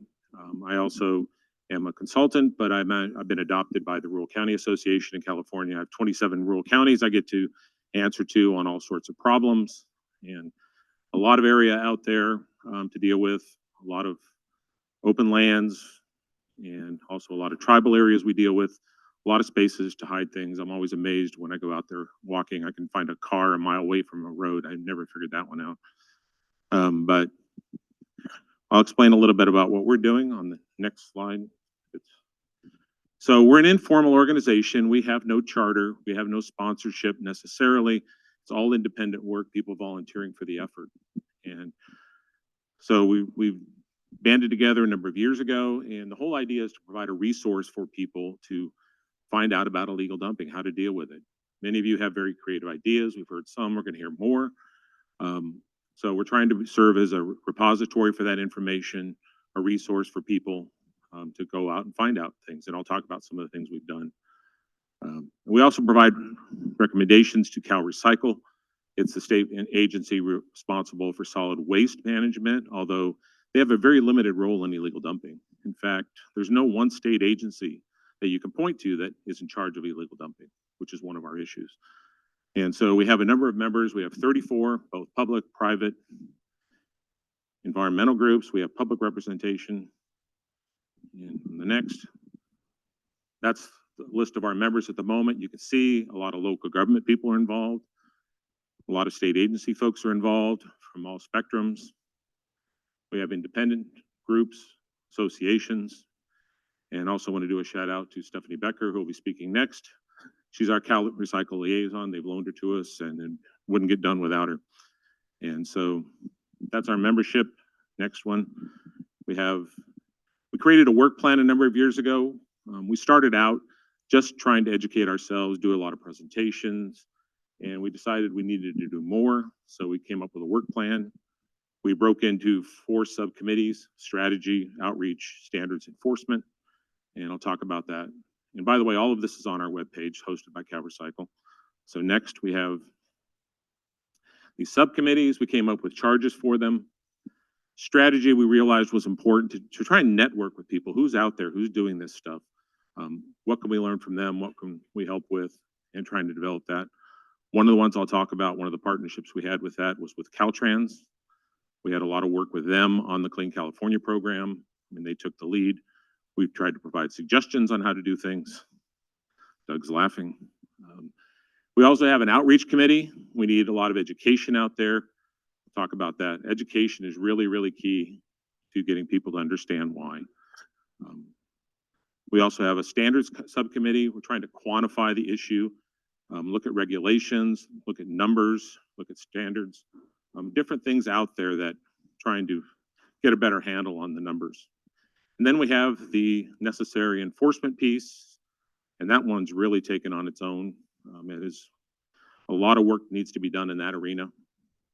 And so that's our 4 subcommittees. And even though we have appointed members to this, we are ad hoc. So it is open to anyone that wants to attend our meetings, our subcommittees. We're always looking for more members.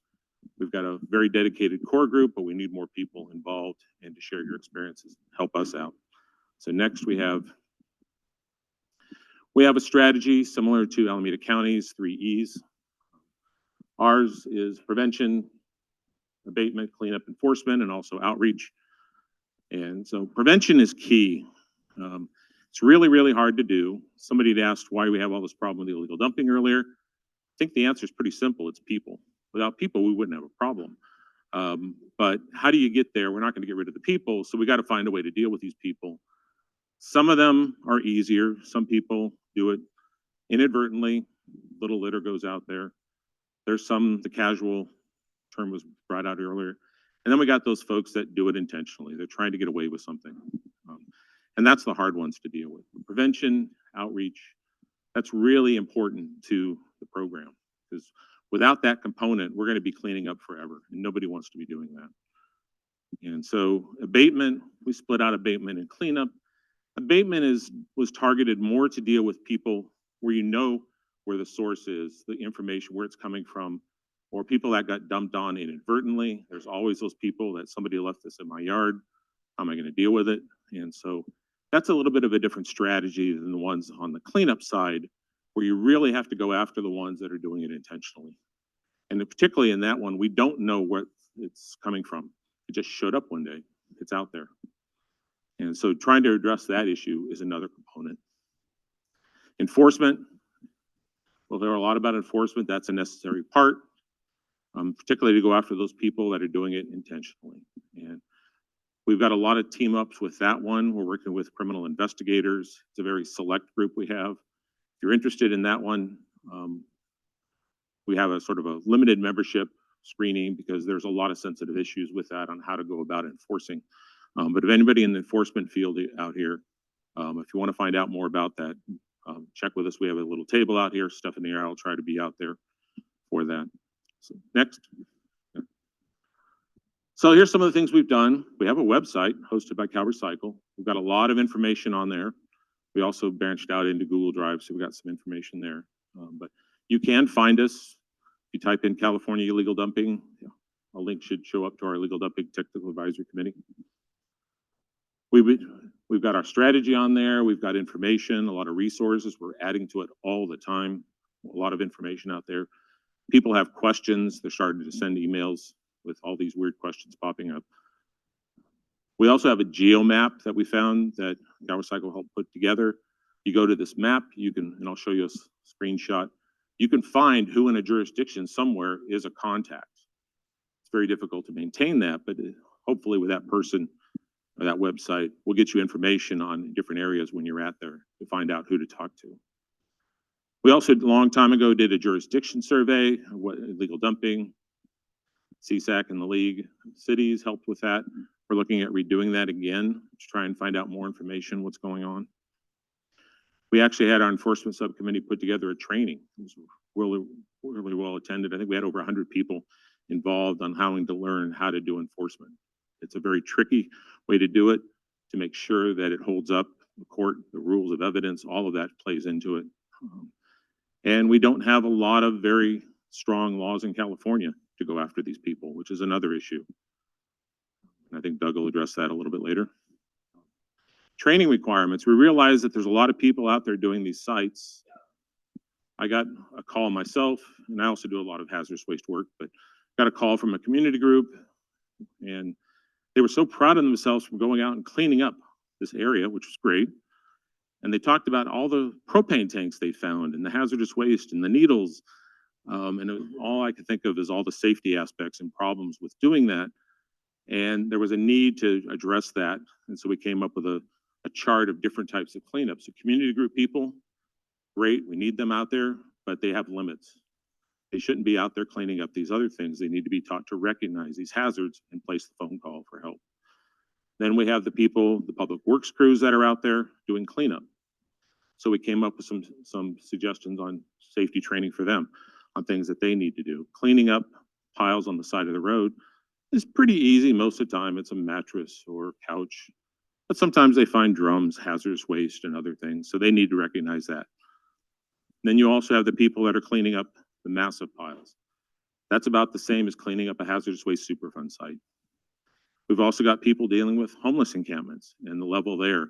That is another level of cleanup, even worse than hazardous waste sites because of all the materials there, which I won't talk about before lunch.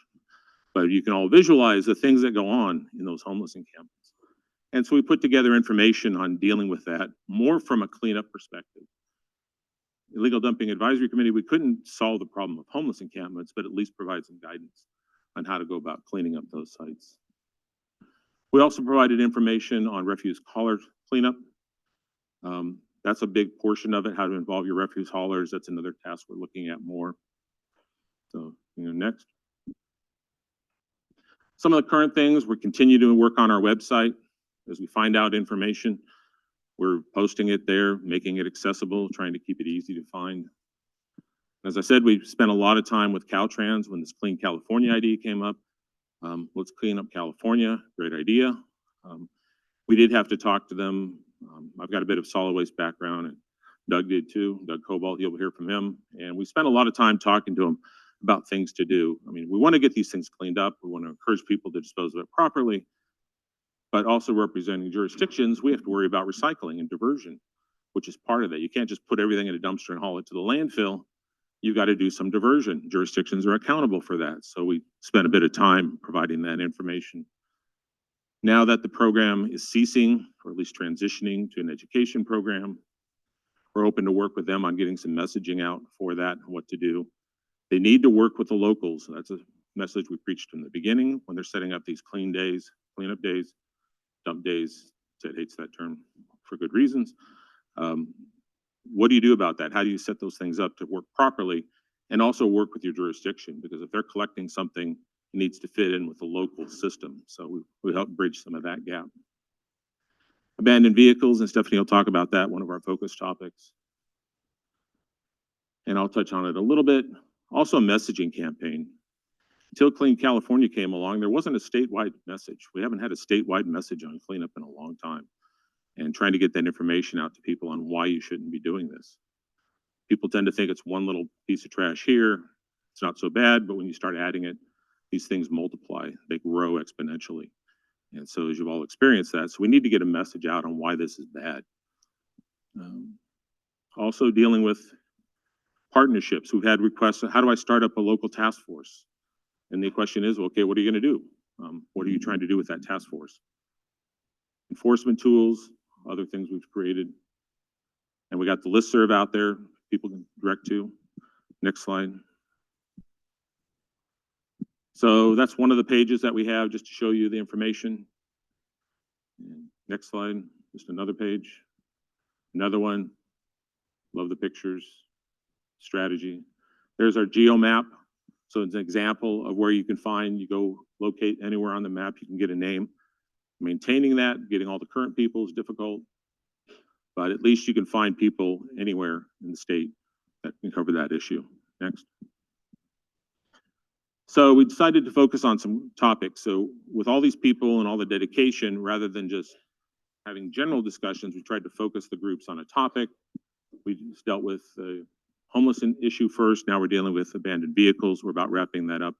There was not a lot of information out there on abandoned vehicles. And so we've got some information. Stephanie will cover that quite well. We did find out a lot of interesting things, especially with RVs. They have a very interesting afterlife. Local task force guidance, how to set up those cameras. There was discussion of surveillance cameras earlier. Everybody wants a camera. Well, you got to know what you're going to do with it. There has to be a whole process for it. You can't just stick a camera out there and hope it's going to work. So you have to have a whole system for that. What works, what doesn't. Can it get a license plate? Or is it just going to see somebody waving at the camera and go on their way? That's happened too. Unlicensed haulers is another topic we've looked at. Next. So that's what we're focused on. Just to whet your appetite. So we broke out into the problem. What are we dealing with? It's not just cars, it's RVs, it's boats, it's trailers, a lot of different things in vehicles get abandoned. So sometimes they're filled with trash, sometimes they're set afire, sometimes there's a lot of hazardous waste components. There's a lot of problems with how they're legally handled. One of the things we can't do is advocate as a group. We don't have that ability. We can definitely provide some recommendations on how to approach that. A number of us have efforts to do that.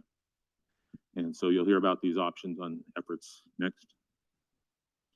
So our strategy committee tried to work with different groups out there. We had a number of people involved with looking at the vehicles.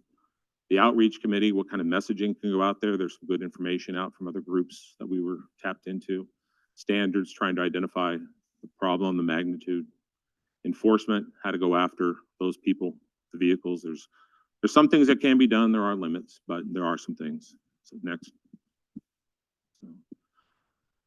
So feel free to join us. We have a meeting. Our next meeting is June 5th. It's online. It's open to anyone. We go through a lot of information, a lot of presentations. We're open to suggestions. So we do have the websites out there to go to. And next. So we definitely want to hear from people. What are your difficult issues? We can't solve this at the state level. There needs to be things at the local level. You've got to work with it there, but if we could provide the resources for that. Same as best practices. A lot of things that you need for best practices is you need a champion. Somebody like Supervisor Miley and his staff out there. You need somebody local that can get the ball rolling. You need a lot of things out there to help out with things.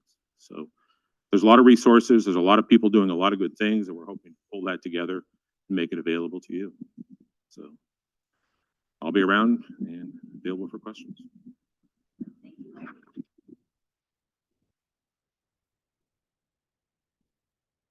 We have time for just a couple of questions for Larry.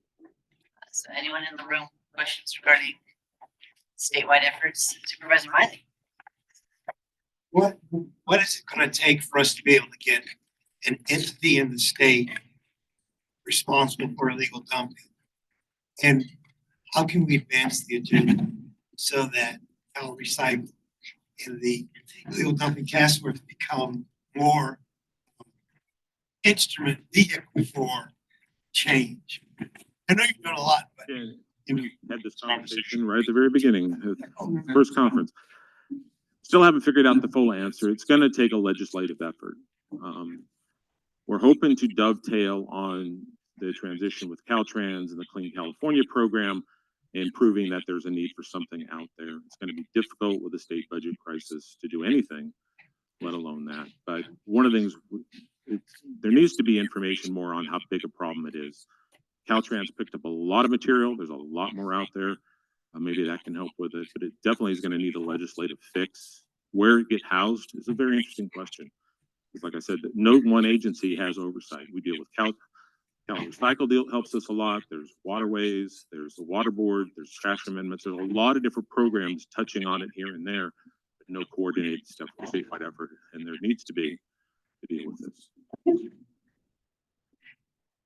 Additional questions?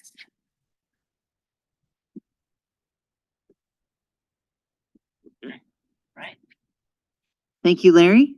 And a big hand for IDTAC and all that they do statewide. And piggybacking off of all the great work that's happening at IDTAC, you know, I don't know if you guys have been to that website that Larry talked about. That is an incredible website. What an immense achievement that is. The toolbox that they have that cities and counties can pull together and use. That's an incredible resource, and it's available to everyone here in the state. The geomapping, the ability to say, you know, who's responsible for this down in LA County or Alameda County, and to be able to go in there and see. This is what is so important about organizing at that statewide level. And that's why we really appreciate Larry and IDTAC doing so much of that work. And so to continue our conversation on that work, I'm very pleased to welcome Stephanie Becker to the IDCon stage. Stephanie is going to talk a little bit about the Abandoned Vehicle Project. Stephanie's worked in the environmental sector for over 10 years, officially analyzing illegal dumping impacts since 2018 at CalRecycle. She facilitates the IDTAC, and so if you're a member of the IDTAC, then you're very familiar with Stephanie. I know I am. And she also supports the regional and local efforts to combat illegal dumping. So welcome. Let's give a big illegal dumping conference welcome to Stephanie Becker.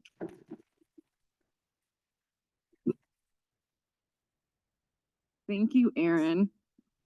All right, I want to set this, and I think I am going to use some notes because it's technical stuff. So thank you, you guys. I appreciate it. Okay, who wants to talk about abandoned vehicles? All right, wonderful. Okay, so thank you, Aaron, for the introduction. Like Aaron said, I am employed by CalRecycle, but part of my role is facilitating. CalRecycle facilitates, what you just heard from Larry.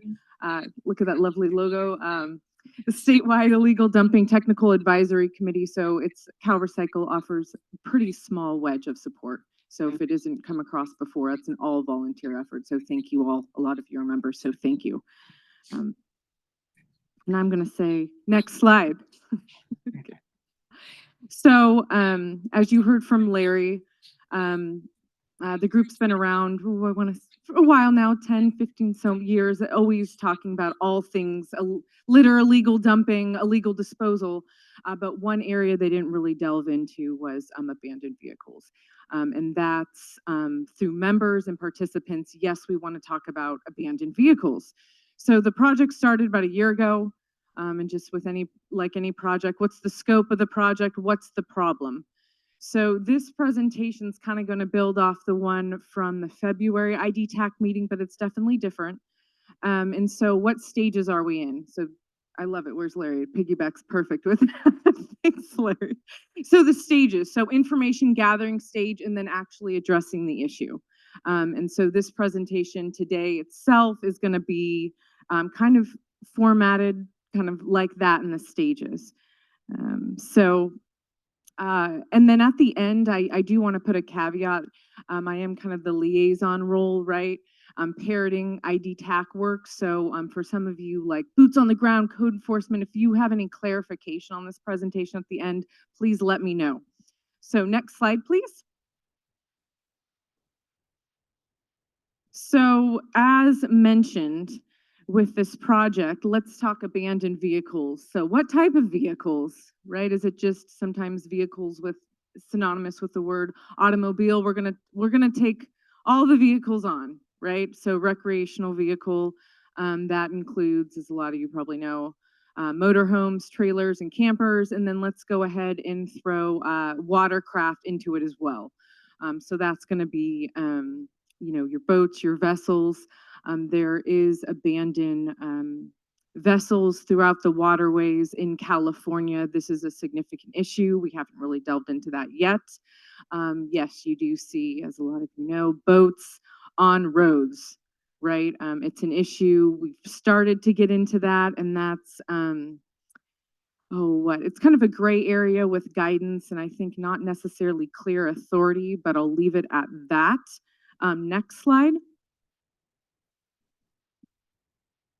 So the information gathering stage. So just like any project, this is what we did to gather information.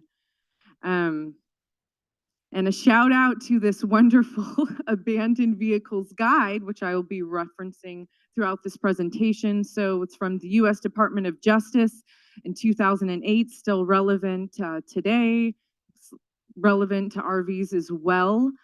It really helped the framework with conversations with this project and just kind of delve into the issue. And as Larry said, I don't think there's a lot of work, at least nationally, on abandoned vehicles or guidance. If you guys know otherwise, please let me know or let the IDTAC know us. Next slide. So when looking at the problem, right, the circumstances, what's at play here? So on the, is it on the left side? So yeah, it'd be the left side. This is where you get into factors that contribute to abandonment, like root causes, right? Why are people abandoning vehicles?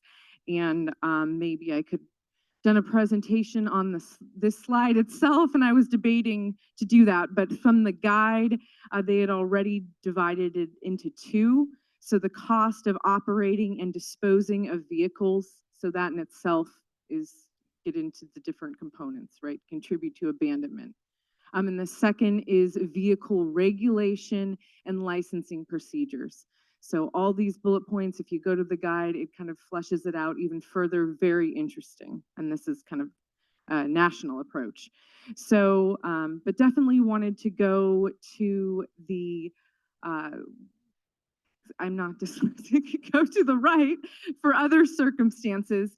And these are, what would you call, other circumstances you want to consider when just addressing the issue, or what are these other circumstances that's gonna prohibit from the problem being solved.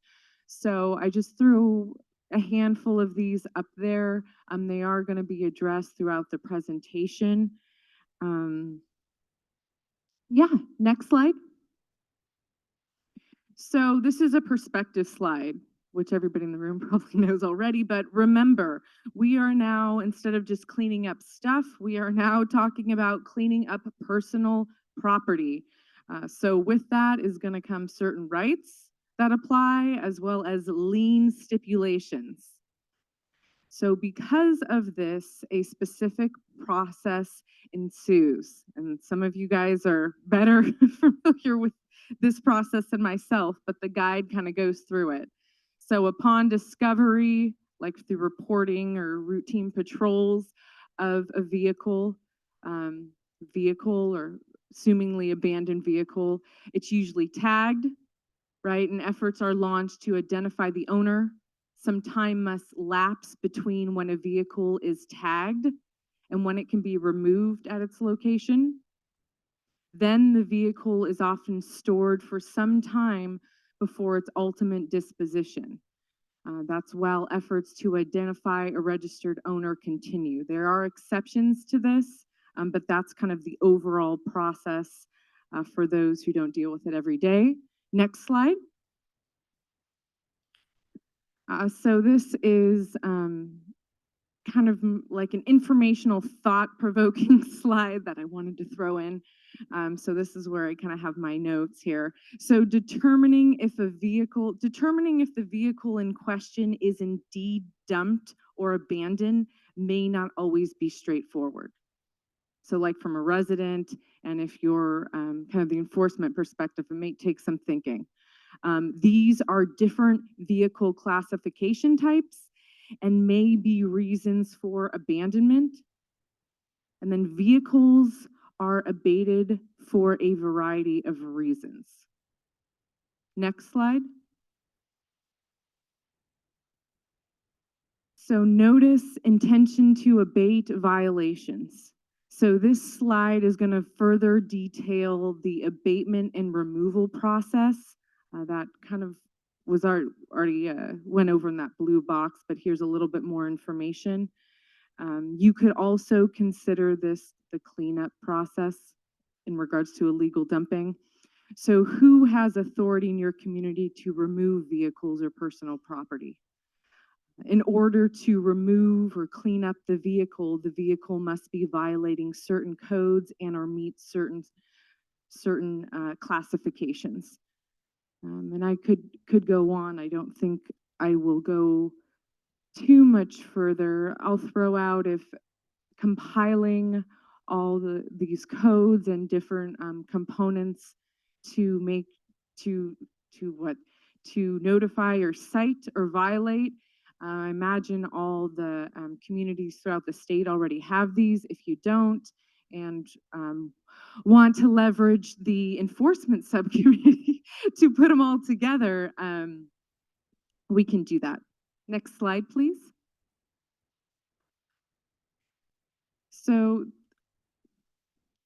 the current project distinction, wanted to have the audience be mindful that low value vehicles are classified as $500 or less for the purposes of lien sales.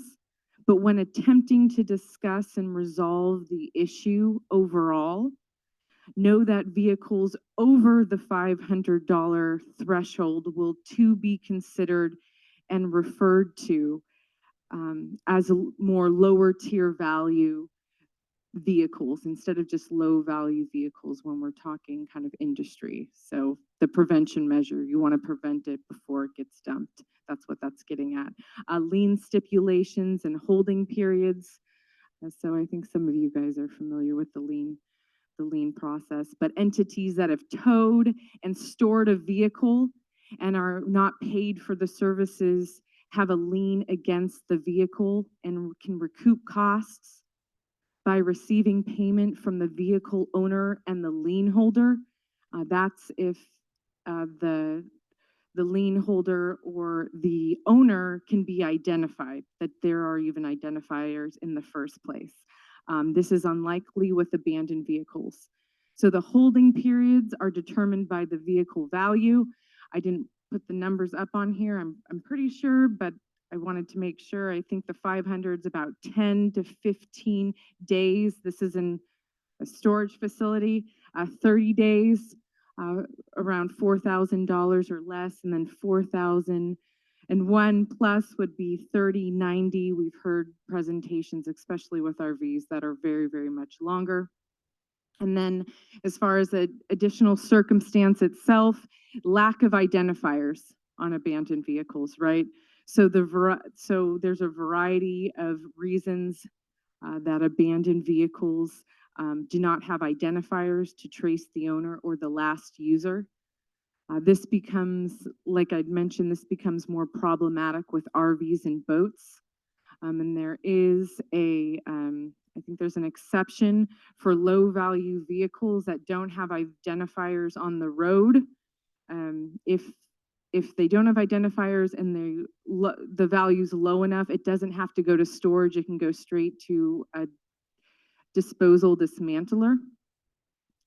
And then I'll end the slide with the cost recovery component, which is key and works well, or is want to say pun intended, well-oiled machine for a regular vehicle, but entities that have been towed and stored and have had other costs incurred these costs can usually be recovered by the value of the vehicle itself.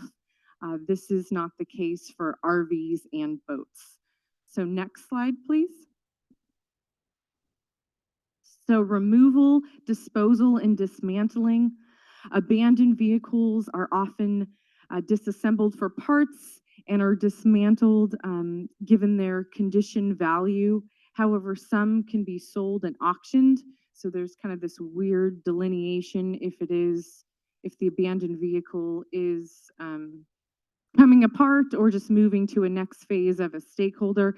And I think some follow-up would be needed. I don't know if you can revive a vehicle that's been cited. I'll have to look more into that. So vehicles and autos. So the removal, like I'd mentioned, the removal, disposal, and dismantling process works fine, and it usually pays for itself. For some of you guys looking for resources, here's some, I'll just say documents here. They offer more information on cost recovery, proper processing, material substance types that compose a vehicle, recycling, and crushing. Crushing is a little controversial.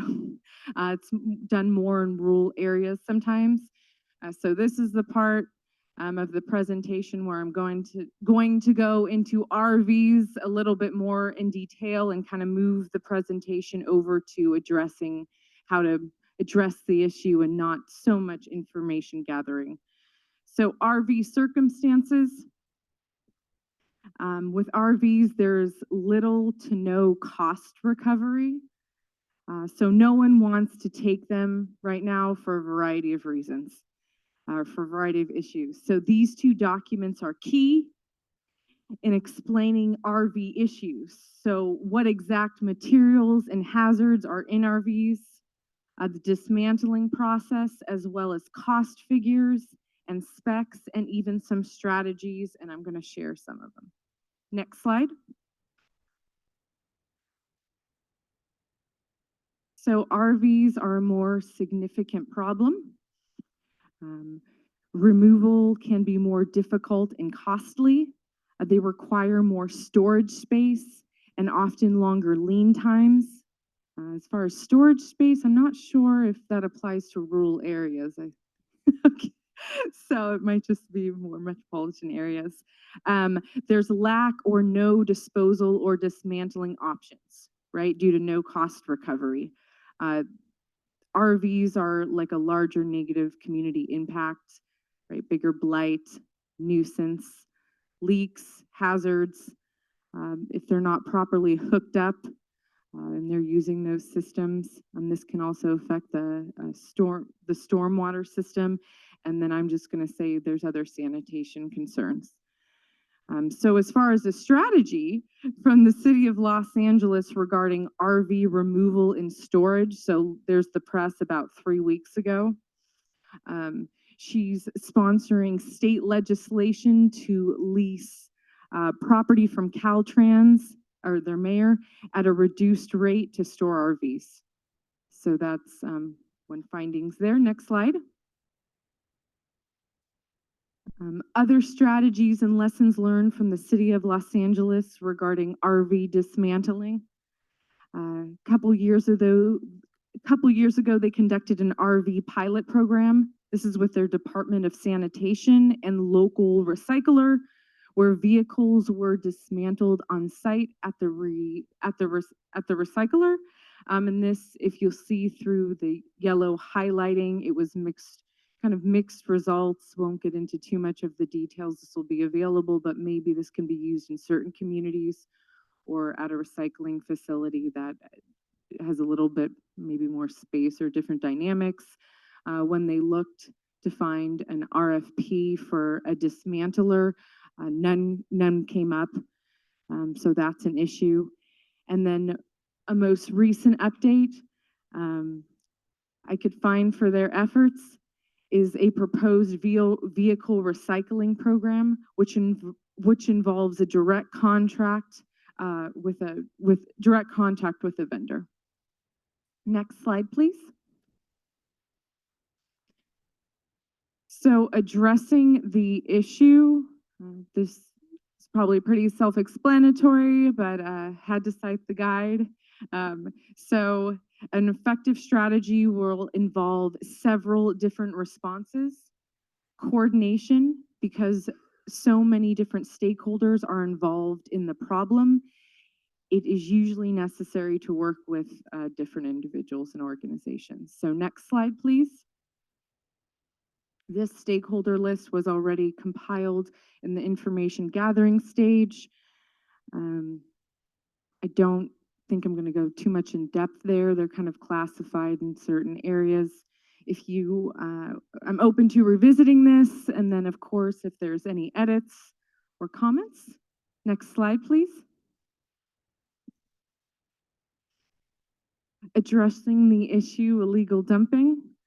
So if we take a step back, abandoned vehicles, kind of like dumping of vehicles. So the PESO strategy that you just heard from Larry, and then the 3E strategy that Aaron and Supervisor Miley use, or in a lot of people use, can be applied locally or statewide approach.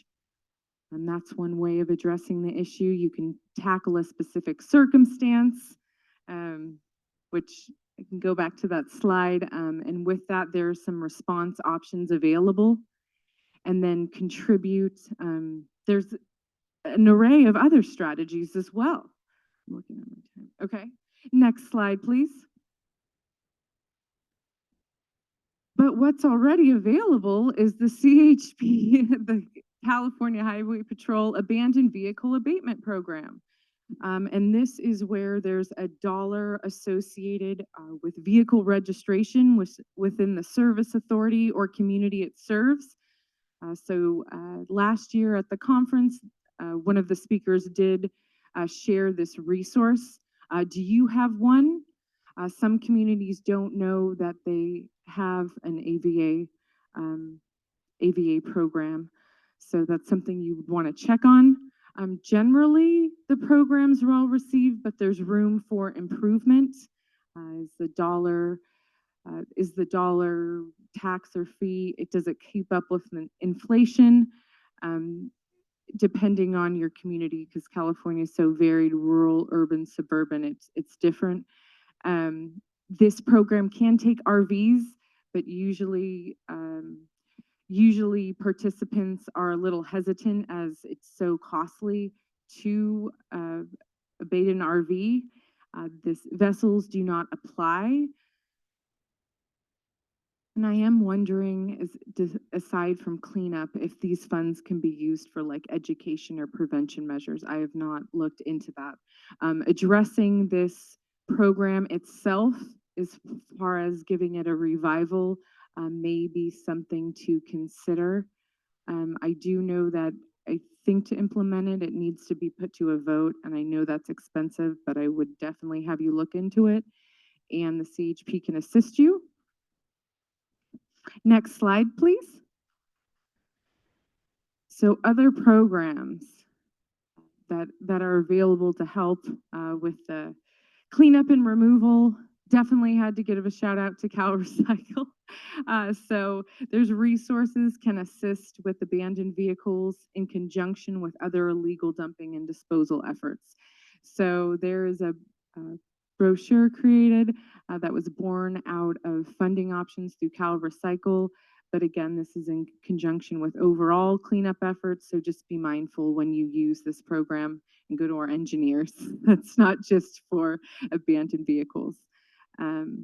And if you go down to the last option, you have the Bureau of Automotive Repair Consumer Assistance Program. This was a attempt to prevent vehicles from getting dumped in the first place. So this program offers eligible consumers repair assistance and vehicle retirement options. So that's as a form of prevention. Next slide, please. So as far as response options, best practices. The guide lists some out already. So here's prevention measures you can take around abandoned vehicles, probably apply for RVs as well, all the different types of vehicles. Cleanup and reduction strategies or response options, and the IDTAC is already starting to implement some of these. Next slide, please. Here are some more strategies, the brainstorm part. So these are different examples addressed in considerations submitted or just given to those working on this issue. Maybe we can refurbish RVs. That's been shot down, but it goes back and forth. Inactive military facilities for temporary RV storage. So this slide in itself, I urge you to kind of revisit, but different strategies to tackle the issue, especially the RV issue. Next slide, please. With everything, or just like legislative efforts are going to help change and is a strategy in itself. So here's some past efforts. I'm sure a lot of you be interested in the European Union Commission did some work on tacking extended producer responsibility, EPR, to end-of-life vehicles itself. So it looks like it hasn't moved in about a year or so. I didn't find any information, but there is information there that's definitely taking it to a higher scale, but we need to aim high, right? And then I know legislators and legislative staffers do follow IDTAC. I won't say specifically, but people are watching. Next slide, please. As far as dismantling, I found this really interesting, and maybe you guys already know this, but a lot of us in the environmental side of things, dismantling, it's actually kind of under the umbrella overseen by DMV, and it makes sense, but I had to revisit it a couple times. So a variety of stakeholders may be dismantling. What constitutes a dismantler is not straightforward. DTSC is going to follow the material and the substance type, not necessarily a type of stakeholder specifically. So that's where sometimes it's hard to just pinpoint a specific stakeholder. They do multiple things. The abandoned vehicles issue overlaps with the vehicle dismantlers industry strike team in some capacity. I had the privilege of, after the information gathering, connecting with the one who started that effort, and I think he's retiring soon. Maybe we can get him in for a few things, but he was helpful. Next slide, please. So local regional situation, what does yours look like? So this is like what tools, a strategy that the guide offers already to ask the right questions. So maybe analyze what you're doing now, reanalyze it. Maybe look at this for when you're tackling RVs and boats, and then it offers measures to determine effectiveness. Next slide, please. So what is, going back to the project, the plan, how is IDTAC dealing with this? The abandoned vehicles project, we've put together a web page. You've heard about the toolbox, so it's hosted on Cal Recycle's website. So that is going around for review. There's this publication that I think's looked at. It keeps growing. Some of you've seen it. It's about all that I'm presenting on, and it's a story of what's going on with abandoned vehicles in California. It keeps growing, but we hope to have that out soon. And then we did 2 surveys that got good response. One was on the CHP abandoned vehicle abatement program itself, and the second one was a survey just to anybody who had concern, anybody who wanted to, I don't know, talk about the abandoned vehicles program, or not the abandoned vehicles program, just abandoned vehicles RVs and boats in general and give comments. So that is available. And then from our meetings, you know, right now, if you feel inclined, we do have detailed notes if you want to pick those up instead of, you know, waiting for a publication. But we're on it. I'm not going to go through the web page, but that's, you know, part of the prevention measure itself. The residents, what was in today's presentation, yes, it's illegal to abandon a vehicle if it isn't obvious. And then the last slide, please. So addressing the issue, next steps. So here's a few more actionable pieces. Maybe we do have limited resources, but maybe we can commit to like a working group. I'm looking at my IDTAC members around here. We're working on a lot of other things, but this is important. So we have, from those surveys, we had a lot of people who said they were interested. So what other way to get them all in the same room, or a Google forum that you'll see. Thank you, Nate, who helped me with the Google forum conversation the other day. We do have the listserv, which the IDTAC, which is hosted under Cal Recycle, does have the listserv, and that's where, so subscribe. Here's your QR code. That's going to give you what opportunities and next steps. We did an old fashioned like sign up sheet at our booth. Does anybody do that anymore? And then an email. If you guys email us your interests or what you want to be involved in or the next strategy. So, okay, thank you.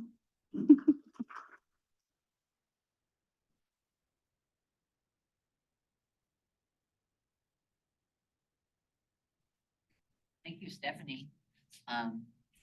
You know, the more I learn about abandoned vehicles, the more complex it is, right?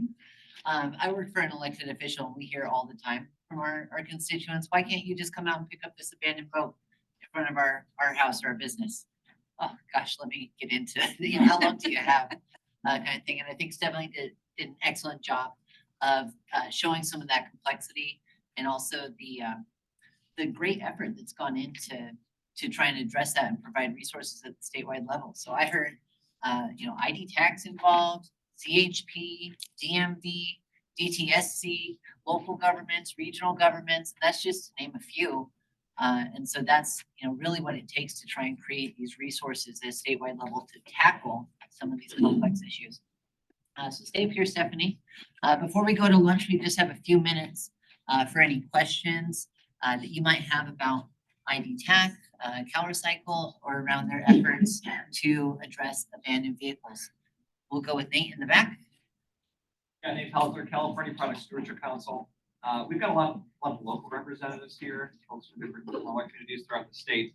If you were to give recommendations for one or two actionable steps they can take now to help improve the anti-dumping issues in their communities, what would you say based on your experience with IDTAC? I just turned myself off. Are you talking vehicles? Are we talking all the, so you're taking kind of litter and illegal dumping? Not necessarily. Yeah, you guys, I do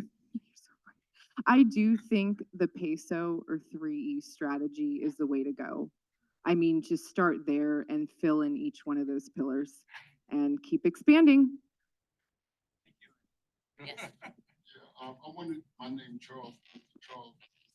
I wanted to know if there was any health impact study being related to the in Oakland. There's a large proliferation of abandoned vehicles that have been stolen and burnt out, and the fire department have to wear protective suits, and those cars sit there for months after the fire has been put out, but the wind keeps blowing. So are there any health impact studies being related to abandoned vehicles? I love that you mentioned that. That was in one of the slides about what is the impact, right? Environmental impact of abandoned vehicles, I think, and studies, health impact. I do not know of any studies, but I haven't done research on that specifically. So thank you for asking. Does any of you guys know? Shaking the heads. Okay. There may be one out of the University of Hawaii and working with the Hawaii Fire program because of the burnings that were happening in the sugarcane fields as they were being reclaimed on Maui. Can't say whether it got published or not, but there was a study that was being worked on. Certainly more to look into, and I know that we'll hear tomorrow a presentation on the air we breathe from Ken Houston, which will focus a little bit on that as well. Director Duffy. So we're finding that a number of motor homes that are not operable are being towed into Oakland. Those motor homes all contain asbestos. And when they catch on fire, as the gentleman said, they catch on fire, our fire department treats them, putting out the fire. That water then goes to our storm drains. One of the problems that we're seeing is tow companies can't efficiently or economically dispose of those tows that they have. There needs to be an incentive program to incentivize taking these things out of the system. Literally, they're inoperable motor homes being towed into the city and dropped off, and people are using them. And sometimes people are renting multiple to other unhoused people. We need to reduce the number of motor homes that are available. Is there a strategy for that? Well, the newer ones I think are easiest. Eventually, the cars are going to get old. No, I brought that up. I know. Look at a lot of work around this is from the city of Los Angeles.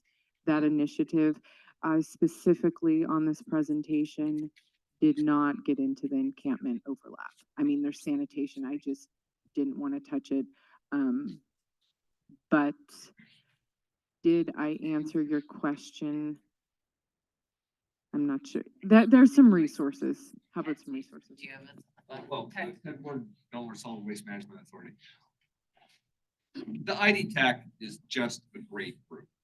But what it does have, and the reason why we're able to go in all these different directions is it's a group of volunteers that are concerned about these issues. And they'll say, so what about this? What about this? And there's no constraints about pursuing what about this? Because there's no legislation of mandate that structures you can do this, but you can't do this.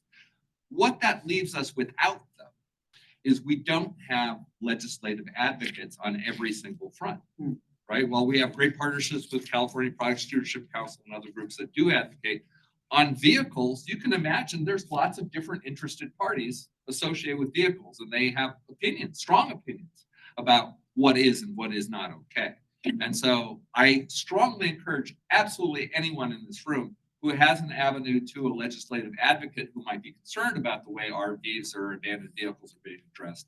We need them to be part of IDTAC because we need to have that discussion about what are we doing in terms of legislation, because Stephanie explicitly cannot do that because she works for Cal Recycle. It's understandable. They're a state agency that helps coordinate and support, but they operate underneath legislation. They don't advocate for changing legislation. But that doesn't mean that we don't need that. And so if anybody has any interest in that kind of avenue or front or coordination, please get involved. additional questions for Stephanie? Yes. Ed Ramirez, City of San Jose. Hi, Stephanie. Maybe we could talk offline about it, but I just kind of wanted to bring it up. So have you learned anything in your studies related to abandoned vehicles regarding specifically the RVs? As the Director of Public Works, Oakland, mentioned, a lot of unhoused individuals are obtaining RVs and they're living in them on the street. When these inoperable campers, trailers, RVs get towed to the tow companies, and I think I saw something in one of your slides about not being too much cost recovery opportunities for the tow services, for the tow companies, right, for these type of vessels. Are you getting any feedback, or have you learned anything about these tow companies maybe performing auctions every so often and letting them go at the cost of $1 to whoever? And is there any strategies being thought about on how to control or regulate that? Because one thing that we've kind of discovered is that there's one person, like he kind of mentioned, that owns a couple of dozen RVs or campers, and they're actually leaving them out on the street and renting them out. And they have found the loophole, so that kind of restricts us from dealing appropriately with people living in vehicles such as RVs and trailers. So just kind of curious. I'm gonna, so from the guide, some stakeholders, what do you want to say? Some of the sales, they're going to drop the price to a low price that's cheaper than the cost of disposal. And so that it gets into the circularity, something to think about with your comment. And I'll get back to Larry.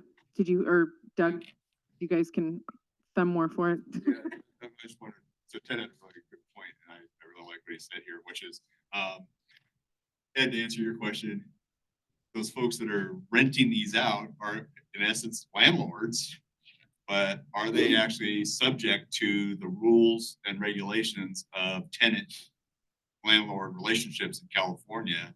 And maybe there's a tweak in law that needs to happen, that if you are a landlord of a bunch of motorhomes, you are responsible for all the same laws as anybody that has a physical dwelling.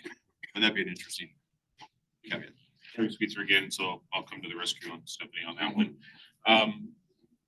We can't advocate for that. We don't have a legislative mandate for that. But what we can do, and one thing we can talk about, is all this information we found is providing it out there in a format. These things need to happen.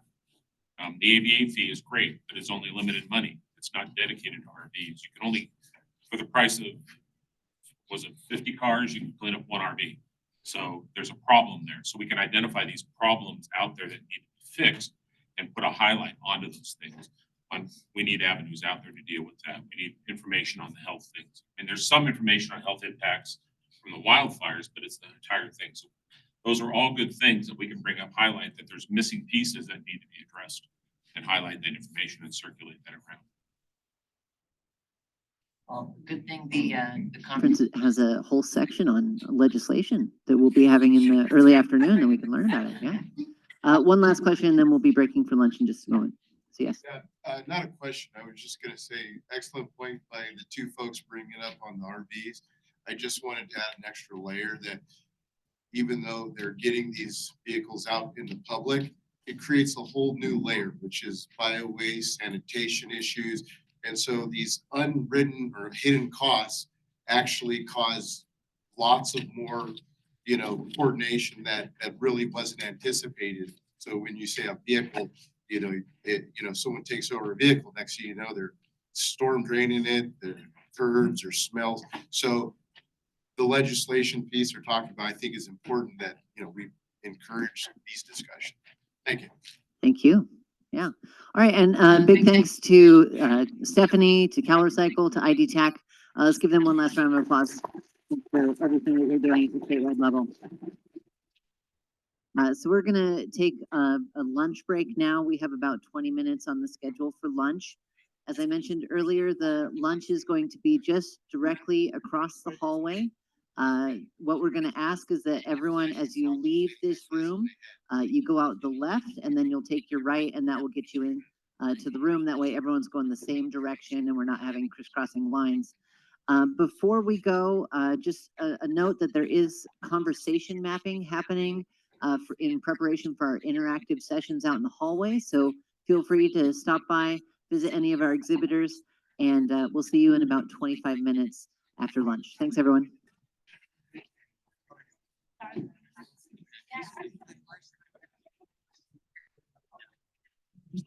All right, just wait. Harold, long time no see.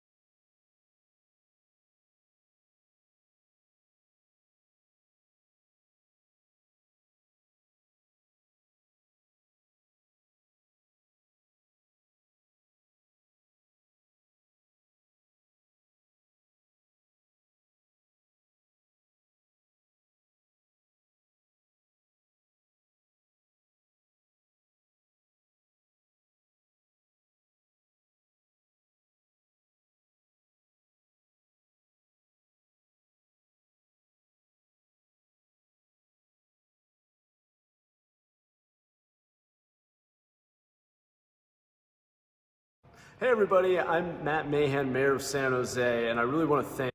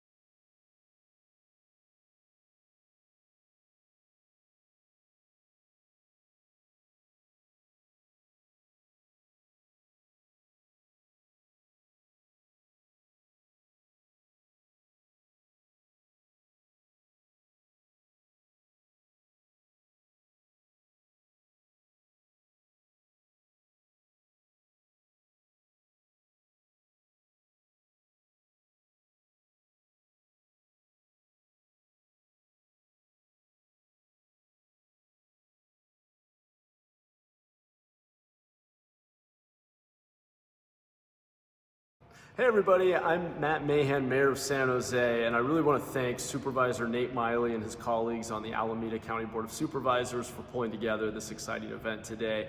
I am thrilled to have the opportunity to share a little bit about what we've been doing in San Jose to clean up and beautify our city for all of our residents. We've invested a lot in our 311 app, which allows residents to report illegal dumping, and we send out a rapid blight response team, sometimes same day, to get it cleaned up. In that same 311 service, we have also added one of our most popular services, which is free junk pickup, where residents can pre-schedule a pickup of their unwanted items. We see that this reduces illegal dumping in neighborhoods and is a much beloved service.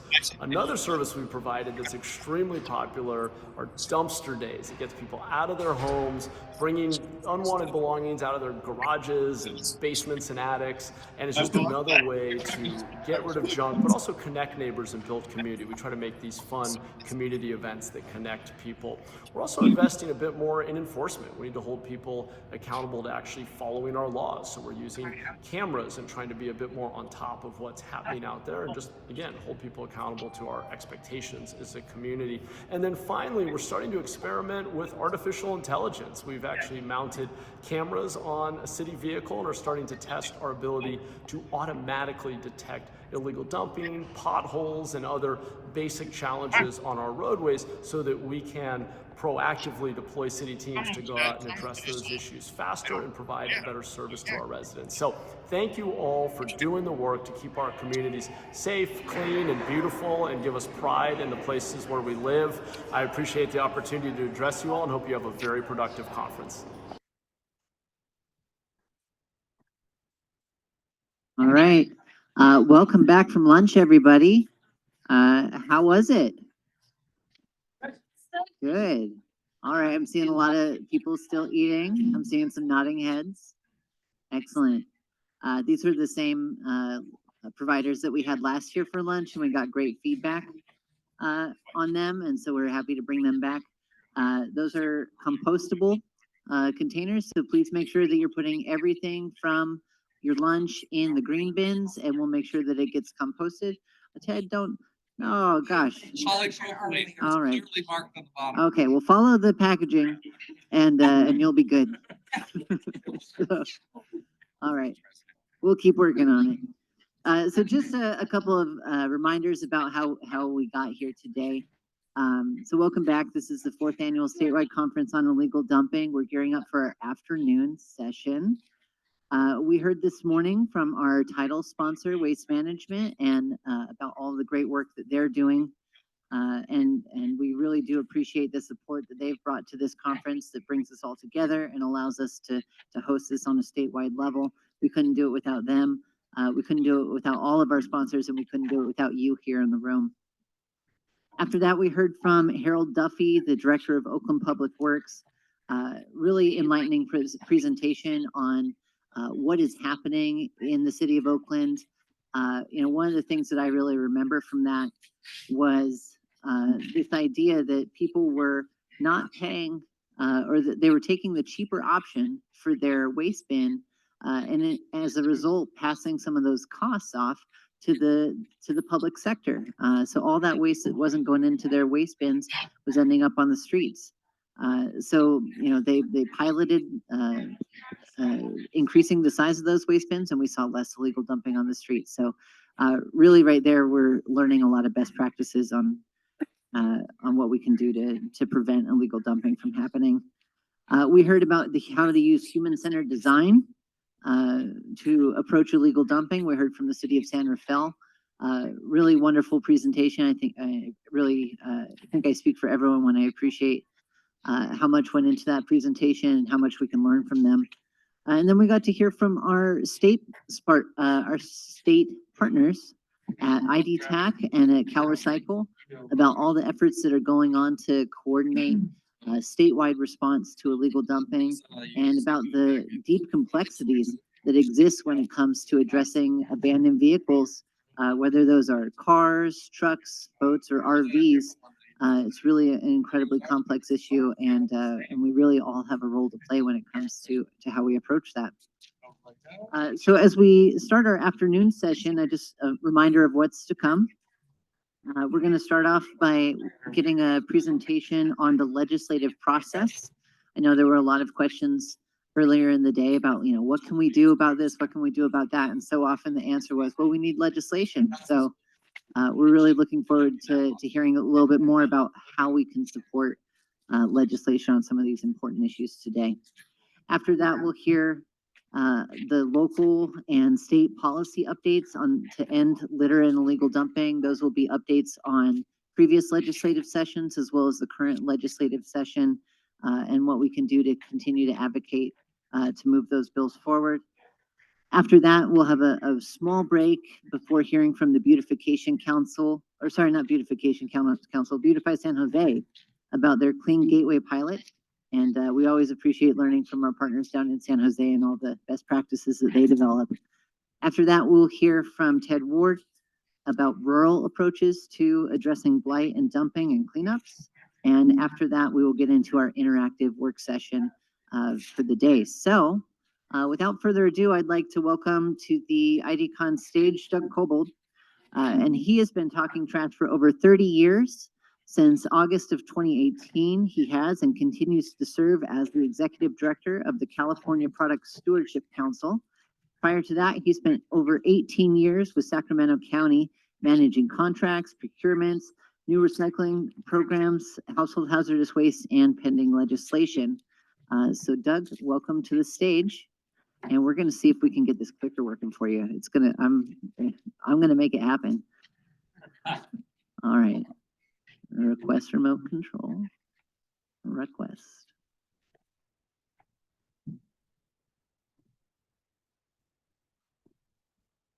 Like the screen one more time. you go. Hey, hey, look at Look that. at All right.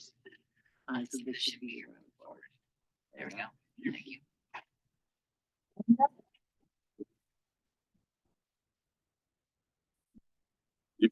Aaron's taller than me, so I gotta bring the mic down. Good afternoon, everyone. I get the joys of coming in after lunch, so I get to put you to sleep now that you've been fed well. So it's a pleasure to be here. I've been involved with the IDTAC for a long time. Larry probably knows better than I how long I've been there. And I also really appreciate Supervisor Miley. Supervisor Miley, I think it's been almost a decade since you and I walked the halls the first time in the Capitol when you were starting to press this issue about illegal dumping. So certainly Supervisor Miley's been working on this a long time. I give him a lot of credit. He's taken this a long ways. We have him to thank for these conferences. So I thank you for that. And I'm going to start off before I get into my presentation with, I let him know I was going to announce this, is that unfortunately, I have not been successful in getting the state agencies to take over this conference so far, and the program, while Cal Recycle does a great job supporting the IDTAC, had this program been statutorily authorized right now and in play at the state government level, we would not be meeting today. Because with the budget crisis where it is right now, conferences, etc., travel for state agencies has been cut dramatically, and it's frozen temporarily, and so we would actually not be meeting. So a good side effect of not being successful is that we are meeting here today and get to talk about illegal dumping. Okay, so really quick, a little bit about CPSC. If you don't know who and what we do, we are really trying to promote end-of-life producer responsibility for products. And when we can't get the producers to pay for it, maybe we can get the individuals that use the products to help pay for it. And that's usually in the form of visible fees. So basically it's to make sure that local governments don't bear the cost of the end of life of products, because that's what happens right now. You as ratepayers, you pay for everything that doesn't get paid for at the front end. So, and the other part is the producers have absolutely no incentive to design these products to be more recyclable, more reusable, more repairable, or more durable, so we can use them for a longer period of time. And so that's the core mission of CPSC. I wanted to pause on this slide for a minute because Ted Ward is here. He's one of my board members. He's the vice chair of CPSC. Derek Crutchfield, who was here, I don't know if Derek's still here, he was here earlier, another one of my board members. But I am so lucky, and my staff is so lucky to have a energized, energetic, involved, engaged board that bring a lot of perspectives. We're mostly local government, the board, but then we have private sector partners as well that are on the board helping to guide CPSC to do the best job we can for all of you. Whether it's illegal dumping, which we don't focus as much on, but this stuff ends up on the street. So there's a kind of a corollary to that. But basically to make sure that you aren't paying for things you shouldn't be paying for. I am lucky to have the staff I have. I have two of my staff members here today, Nate and Virginia are here in the audience. And the talent that these guys bring makes my job a lot easier. It makes me look good. And together we make the board look good, which is my mission in life, is just to make sure that this organization thrives and looks good and does what's needed for the community at large. We're funded primarily by local government funding. So thank you for all the local governments who are in the room today, who are either green in the county or red as a dot on the map for a city. Because without your funding, we couldn't be doing what we're doing to make things better. And then of course, we got our private sector partners as well. And matter of fact, one of them is the title sponsor here. Thank you, WM, for contributing and helping to keep us solvent and doing the good things we do. Okay, now I'm gonna dive in. So the first thing you need to do, if you have a problem, you gotta develop an idea. And first thing you need to answer is, what are you trying to solve? What problem are you trying to solve? So if we're trying to solve illegal dumping, that's a big idea. Matter of fact, we got gigantic idea studios that's going to try to help us later this afternoon to do that. But this is a huge thing, and so can we do it all at once? Probably not.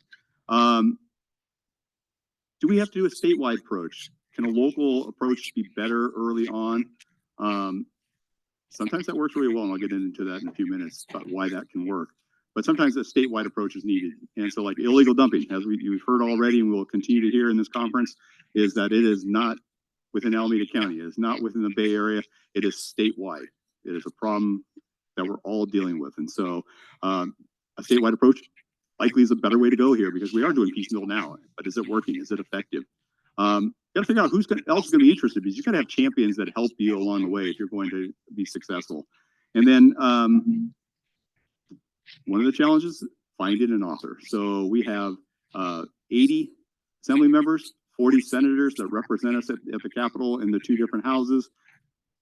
You got to find the one who wants to be your champion, who wants to make sure that this bill idea is a good idea. They want to carry it forward to bring it to the governor for signature, and I'll talk about that in a minute too. Okay, so what are the authors looking for? So the authors, they love ideas, but don't just come with them with an idea with no solutions, no data, no backup, because that's not going to go very far. They need these folks to put in perspective for this legislative session, which is 2 years, and we're in the second year of the 2-year session. There was 2,600 bills introduced in the first year, 2,200 more in the second year. So in January, between early January and February, middle of February, 2,200 more bills were introduced. These folks are not the experts. They are our voice in the Capitol. They are the ones that are trying to get this done, but they need our help. They really need to understand the problem. They need to have the factual data to back it up so that when they go and carry this bill forward, they have what they need to make it successful. Otherwise, it's just going to die early on. There's going to be costs with a lot of these things. Now, some there aren't, but the majority of the bills have costs. Now, the question is, who's going to pay? Who is this going to cost? If it's going to cost the state, that's a whole different animal, and I'll talk about that shortly, versus if it's just going to cost local governments, which local governments don't like either. So Supervisor Miley will attest to, he doesn't like the state coming and telling him he has to spend money, because then he has to figure out where that money has to come from. So they're going to want to know what are the costs that are going to be associated with this. Has anything else been tried to fix this problem? Is there anything done to try and fix this problem so it doesn't have to become a statewide problem that needs to be solved? And then finally, you want an author that is knowledgeable, it sits on a policy committee that's relevant, and that's key. So you can get an author to carry a bill, but if their bill goes through a policy committee they don't sit on, and I'll talk about policy committees in a minute, it's going to be less successful. If they're sitting on the committee, they have a little more thought, a lot more influence. If there's a chair of that policy committee, even better. So we try to find chairs we can for policy committees, and make sure that they're committed to the bill. Because if they're not committed to the bill, if they're not committed to your idea, it's not going to get there. They need to be invested. Local ordinances. Local ordinances can have a lot to do with this, and where I started saying, well, do we try something local? Alameda County, I give them a lot of credit. So we have a statewide pharmaceutical take-back program that's funded by the manufacturers of the pharmaceuticals, the ones who make $250 billion in net profit every year selling drugs, are actually funding a program to take back medications, opiates, and over to the counters everywhere in California. CPSC sponsored and passed that bill in 2018. Supervisor Miley and his colleagues took the hit early on this because they passed an ordinance that said, you're going to do this in Alameda County, and you're going to fund this, and you're going to take all these things back. They got challenged all the way to the Supreme Court. And so it was a long battle that Alameda County won. And so thank you again, Supervisor Miley. That was 2014, and it went all the way to the United States. Supreme Court, yes. And it was, the appeal was not heard. So, but that case was very informative because it gave us a lot of data. I talked about data. It gave us a lot of data to use against the pharmaceutical industry when they claimed that prescription drug prices were going to double if they had to do this. What we found out is it is about 6 cents per $100 prescription is what they're costing right now to run the program. But they didn't want to pay for this program. So, but that's where local ordinances, and Alameda County was the first. We had 9 counties that passed ordinances. A 10th passed it right before the bill moved on. And so 9 counties have their own ordinances, but they can take part of the state program. So this is where you want to get locals involved if you can, when it's a challenging subject that can wait for a statewide solution if it's necessary. And there were attempts, like Supervisor Miley said, there were attempts also to try and do this early, but it was shot down every time. Pharma is big, they have a lot of money.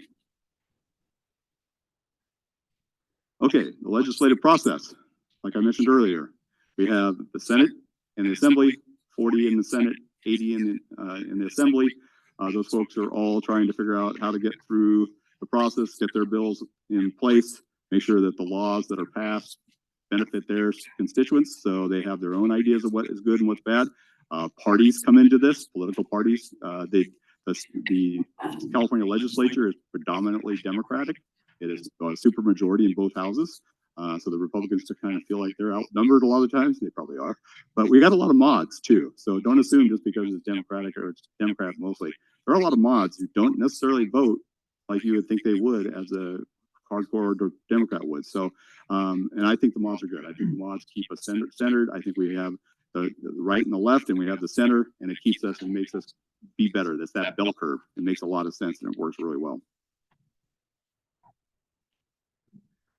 Then there's the third element of this, because we can get a bill through. We can get it through the Senate. We can get it through the Assembly, and then we can get it to the governor. But then it's up to the governor to decide whether or not this is going to go through.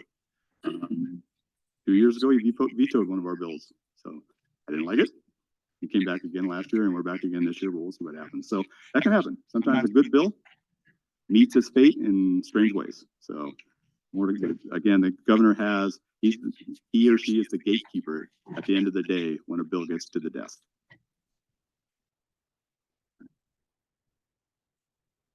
So what are the legislative offices looking for? I covered this a little bit earlier, but it's, what is the bill what is it gonna solve? What's the impact of their district? Remember now, so this is supposed to be statewide, but they're gonna look local first because they're worried about what their constituents are most concerned about, and they want to implement those first. Now, their oath is to work for all of us, all Californians, but the reality is they're human. As we've heard numerous times, that we're all human. So the reality is there are going to be other priorities that those particular legislators are going to have, and so that may not necessarily gel with the bill idea. What is the sentiment of the general public when I talked about SB 212, the pharmaceutical bill? People were tired of seeing their friends die of opiate overdoses. They were tired of seeing drugs taken out of medicine cabinets in bathrooms, out of drawers. Did you know that the real estate market had to adjust because people were falsely going in to tour a house and then asked to use the bathroom so they could go through, rifle through the medicine cabinets to get drugs? That's how bad it was getting. And so that's why SB 212 and what groundwork Alameda County laid forward was so important. But so is there a problem at the general public level? Do they see it as a problem? Illegal dumping? We're all seeing it. It is absolutely a problem.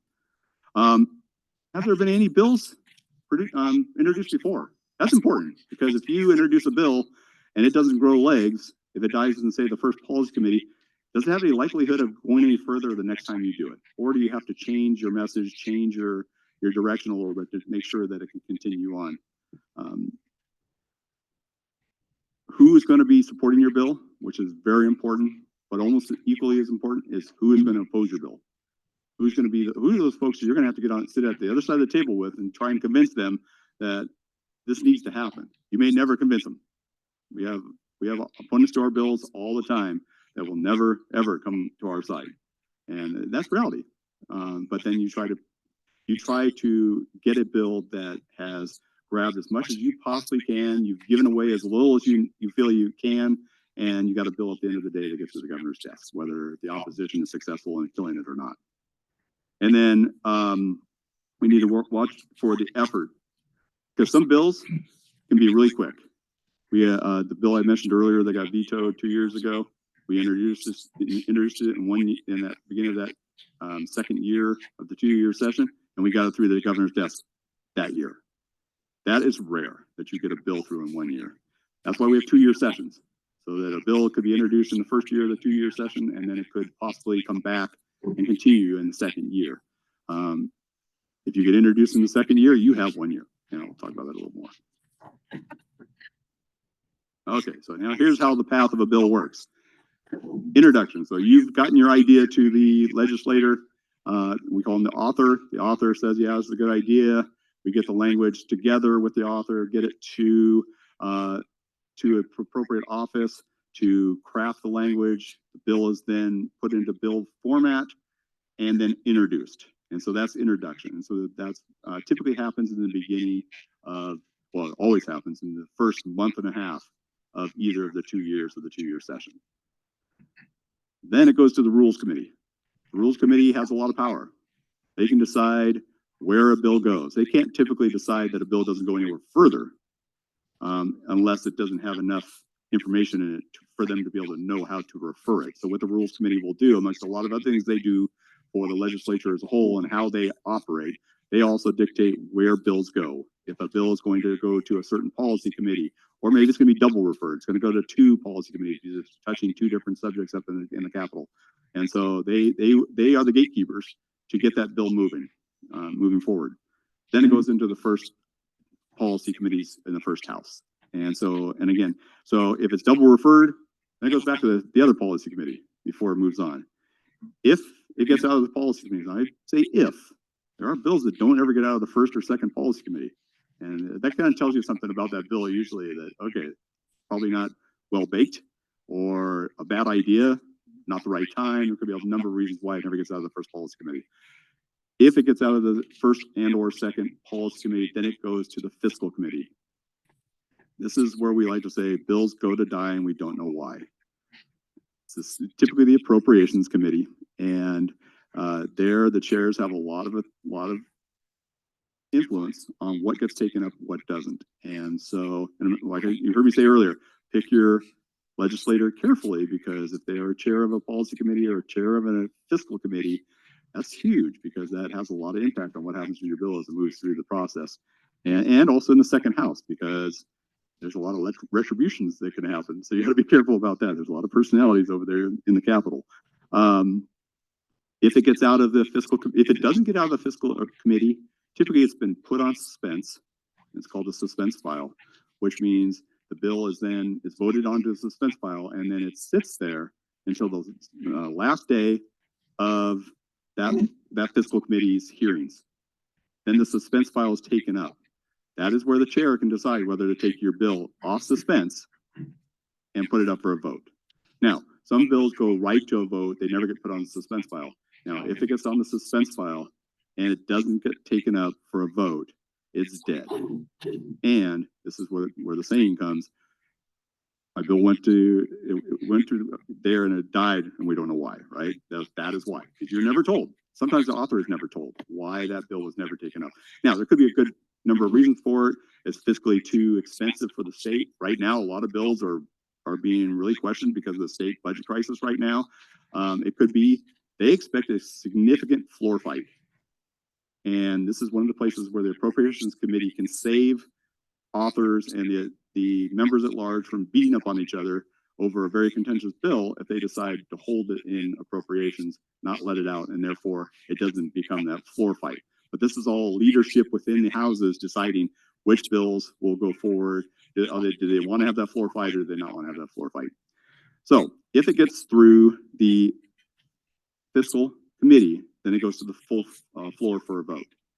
And there the author presents that bill since they are the author in their house of origin, they present their own bill, and then it's voted up or down. If it gets either a regular majority, so 50% plus 1, or it gets a 2/3 majority, which some bills are tagged as 2/3 vote because they look more like a tax, a fee. Fees are typically, taxes are always 2/3 votes. Those will, if they get those, then they move to they're referred to the second house. And then the process starts all over again. So now you're in the second house, you go to the Rules Committee, you get assigned to the policy committees, you go through the second house fiscal. If you get out of that, you go to the second house floor. Now you'll see I got a blue arrow coming out of that second house floor back to the first house. Where this happens is when you have a bill that has been changed so much in the second house, because the bills tend to be amended throughout the process in the various committees they go to. You could have a bill that's so different than what it came in as, out of the first house and into the second, that it has to go back to the first house for concurrence. And so that means that that first house said, yeah, we like all the changes to this bill. We still agree with it. Let's get it to the governor. They can actually refer it back to a policy committee if they have to. If it's that changed and the floor doesn't feel that it's cooked enough, they may push it back to a policy committee. So there's a lot of avenues a bill can take. It can be a long process. People wonder why it takes so long to get a bill, get a law in place. Now you can see it can be very complicated. And if it's successful at all, if it ever even gets to the governor. Now, once it gets to the governor has three options. The governor has 15 days, he or she, in this case right now, has 15 days to act on the bill once it's been presented to him or her. Now, governor can sign it. Say, yeah, I agree with this, great, it's a new law. And it goes into effect. If it's an urgency bill, it goes into effect immediately upon signature. If it's a standard bill with not an urgency clause, then it waits till January 1 of the next year, and that's when it typically goes into effect. Unless there's something specific in the bill that says otherwise, and that can't happen. He or she can veto the bill. Typically, there's a reason. Typically, the governor always puts in a message as to why he or she has vetoed that bill. That bill's dead. It's done. You start over. You go back to scratch. If the governor does not take action on the bill, and this is extremely rare because no governor wants to say, "Oh yeah, I didn't deal with that bill, and so now it's law," and you never know what ramifications can come downstream from that. So, but if the governor were to choose not to take action, the bill becomes law in 30 days. Finally, yeah, I think it's covered. Is it covered up? No, it's not good. Okay, it's covered up on my screen. There's one more possibility for a bill that gets vetoed. If a bill gets vetoed, it can be brought back to both houses for a supermajority vote in both houses. And it has to be a aye vote and supermajority vote in both houses to override a veto. If that happens, the bill still becomes law. It doesn't happen very often, but it does. Sometimes bills are brought back, and so you see, but it's not very frequent that happens. Typically, there's a lot of political capital that's spent to override the governor's veto. And so the houses want to be a little more careful about when they're doing that. Okay, so working with committees, policy versus fiscal. Again, I kind of mentioned that the policy committees typically are restrained to what is their focus. And so if it's the Senate environmental quality, they should be really looking at the environmental quality aspects of the bill, not worrying about the costs. Because don't worry about that. When it gets to appropriations, they'll worry about the costs. So, but sometimes they look at it early on. It can happen. But that's kind of the difference between the policy and the fiscal committees. Committees have consultants. They're experts that carry the weight of analyzing each bill before it gets put before the committee. You can find those things if you go out on LegInfo for the state of California's legislation. You can find the bill analysis, and that is written by the consultants who are writing up. This is what the bill does. They don't take a position one way or the other. They're non-biased. They just tell the general public what this bill is trying to do, and they'll sometimes put in opposition arguments for and arguments against. If you want more information, you can go to those two websites for the committees. And I want to get on testifying. So testifying can come in a couple ways. You see me in that lower screen there. I'm testifying at a committee. I was invited to testify by the author. So it's not often folks get to sit there at the desk and talk directly to the committee members and voice either opposition or if it's opposition, they're not invited by the author. It's the group of opposition decides who gets to go up there and talk about the bill at length. If you're with the author and support, then the author has invited you to come and talk and support, give them the support they need to get the bill across through the committee to the next step.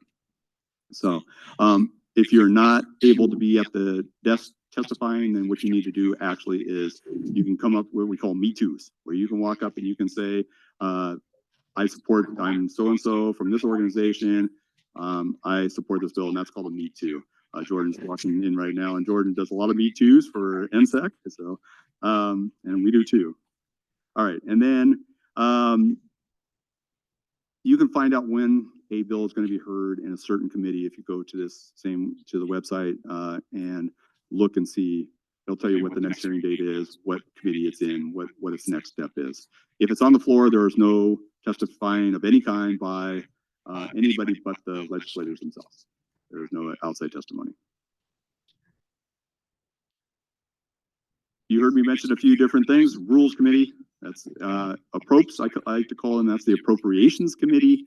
ESTM, that's used fairly regularly. That's the Environmental Safety and Toxic Materials, but we call it ESTM, so you might see that a lot. If you ever see ESTM, now you know what it is. Natural Resource EQ, that's Centered on Environmental Quality, and then the Natural Resources and Water, we call it water. You can see on the right, there's a whole list of all the committees.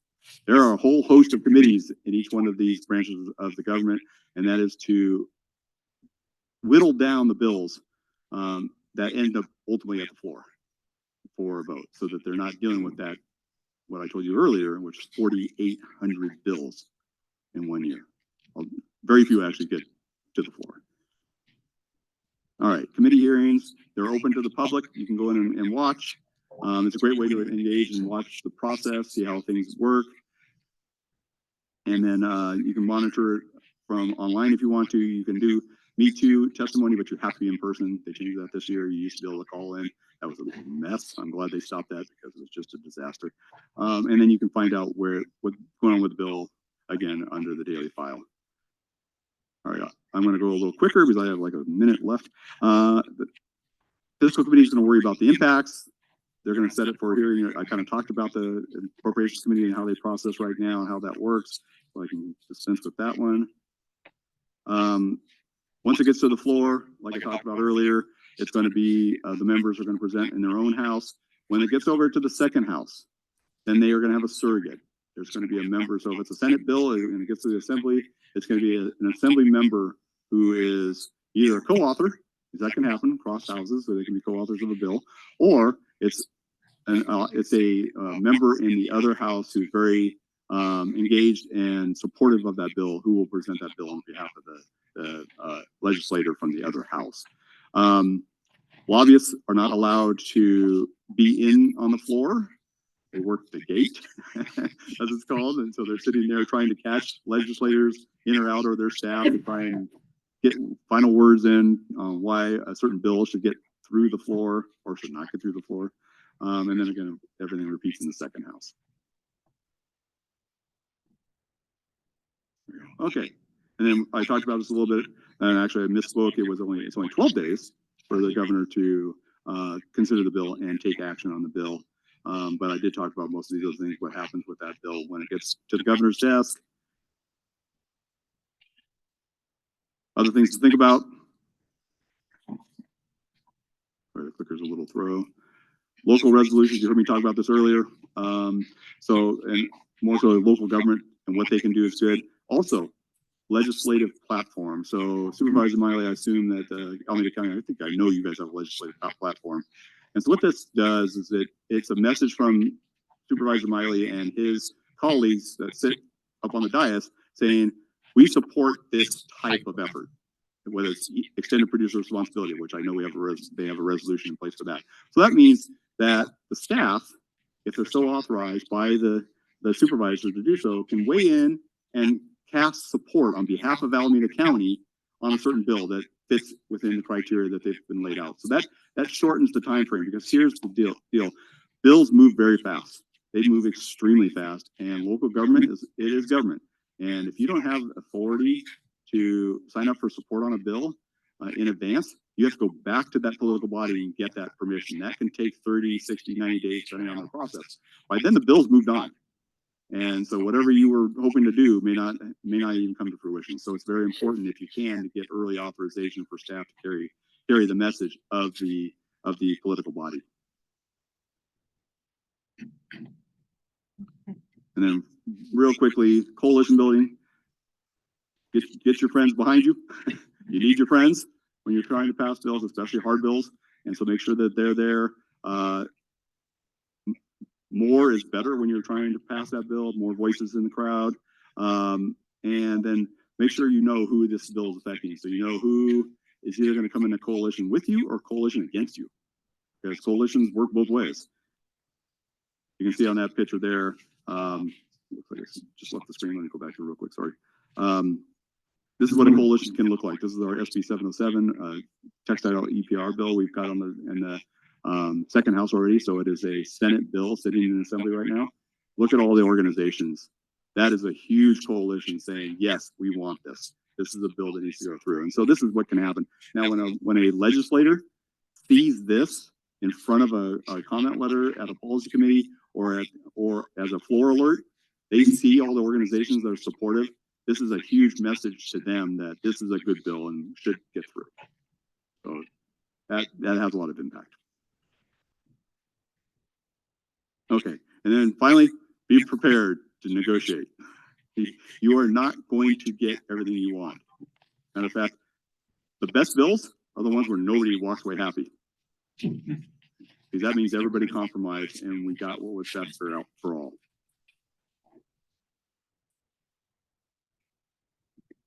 And then very quickly, there's some deadlines that are happening where we are right now. So today we are past the deadline for, actually tomorrow will be for the non-fiscal bills deadline. So there's a few more steps that have to happen. We are in the second year of the 2-year session.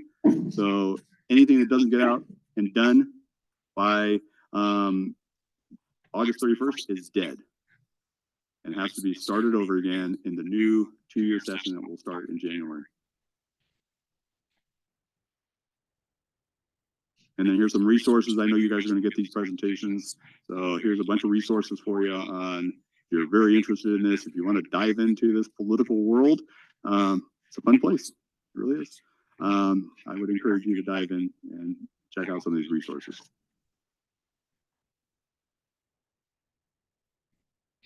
And then really quickly, CPSC has 5 campaigns we run. Don't Rush the Flush was one of the ones that we were running that was so helpful in getting SB 212, that pharmaceutical bill, passed. So sometimes it takes starting a campaign in order to get where you want to go. Our Refuel Your Fund was actually part of that first bill that was 2 years ago that vetoed. Bill we got back right now on the assembly floor right now. We got another bill. Actually, it's on the Senate floor. So we're waiting for that to it's going to be taken up next week. So campaigns can be very useful. Establishes a track record. All right. I'm ready for the questions. All right, thank you, Doug.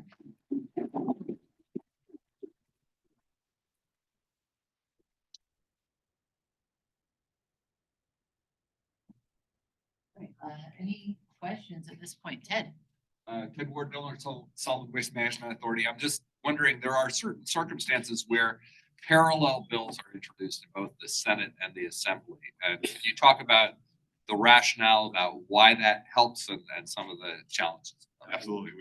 Ted speaks from experience because we actually did that 2 years ago as well, when we introduced 2 different bills. They were exactly the exact same bill that we introduced in both houses. And this was the battery bills that became law in 2022. When they first started, they were EPR for batteries and expanding the e-waste program so EPR for extended producer responsibility for loose batteries and expansion of the e-waste program that's run by the Cal Recycle for embedded battery products. So think about anything that you plug in to recharge, that's going to be in the CEW program. Anything you pull batteries out, that's going to be in the battery program. We designed that bill. So when we designed it, we started in both houses. We had 2 legislative members, and 1 in each house, that introduced the exact same bill. We took the exact same bill through the floor and into the other house. Now the strategy here is, if those bills continue to look the exact same, how can the other house say no to a bill they just said yes to that went over to the other house? So they're kind of tweeted, and ultimately that particular bill is negotiating. And part of it is, if you get in that second house, your opposition may not have surfaced yet, because they figure if you can't get out of the first house, we don't need to worry about it. We don't need to spend any capital dealing with it. You get into the second house, you're serious. They take a look. They take a deeper look at you, and they start to be more active. And so what we ended up with those 2 bills, we bifurcated the bills. One of our members took on the loose batteries, the other one took on the embedded batteries, and we still got both bills through. when we want to bifurcate in case, one thing can happen when you have multiple categories. One part can kill the other part. So we separated them at that point to deal with two different oppositions, members, coalitions, and also to make sure one of them survived. Unfortunately, both of them survived because now, in a couple of years, you're going to see a whole 100% solution to the boundaries.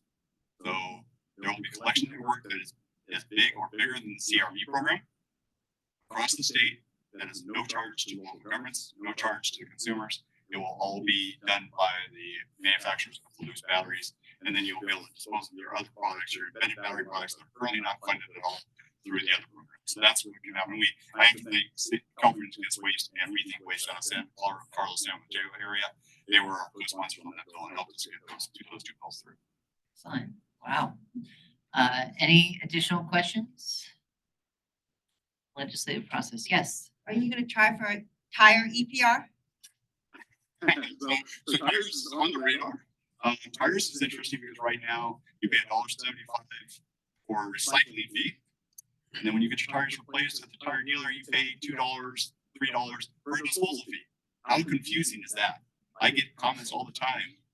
How do you pay a recycling fee and a disposal fee? It doesn't make any sense. Vermont just changed their law. They were like us. They just changed their law to as one disposal fee. They've incorporated them both, so the fee went up. It's still the same amount of money that people were paying before, but now it's one disposal fee and it's a recycling fee. So I don't know, because here's one of the problems and we are very decisive about when we do this. Do we do true EPR where the manufacturers are funding the program, or do we do a visible fee where it's consumer responsibility, where it's the owners, but at least the funding comes from us when we buy the product. So if I buy a TV, I'm the one that's going to recycle the old one. Why should I pay my fair share? Why, if you don't buy a TV, why should you ever pay for it? And that's how that kind of works with visible fees. So we have to make that decision, because here's the problem. Once you start a program like that, it is extremely difficult to change it. To change it back to something that would be, because they're going to, first thing you're going to get from the opposition, the first argument you're going to get is, wait, you got a program over here that's working. Why would you change that? Why would you? It's already working. There's no reason for it. And that's, remember what I talked about. Is there a need? And how big is the need? Well, I'm just gonna say Connecticut just passed, as you know, and their big line was illegal dumping. And so if people can dump it off for free, you probably will see a dent in illegal dumping. Of the tires. Yeah, tires. Yeah, that's actually the tire agency program. They put a lot of money out. It comes from that $1.75. That isn't paid. It's paid for $1.75 pays for rubberized asphalt and things like that. But Well, that's all the time that we have for it, but thanks so much, Doug, for all.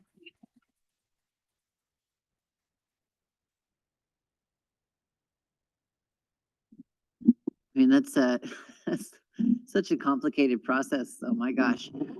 Just looking at some of those flow charts and thinking about trying to manage a bill through that. So I'm really grateful that we have great organizations like the California Product Stewardship Council and the National Product Stewardship Council that are able to help us steward builds and always are reaching out to us for getting our support in Alameda County. So thanks for all that work. Speaking of, I'd like to now welcome our next presenter, Jordan Wells, to the IDCon stage. Jordan joined the National Stewardship Action Council at its formation in 2015, and currently serves as the organization's Director of Advocacy and Communications and is a registered lobbyist in California. She has navigated numerous bills from inception to passage and is skilled at building partnerships and developing strong coalitions in advancing policy and change. So welcome to the IDCon stage. Jordan, thank you. And we're gonna, all right, we're gonna, remote control.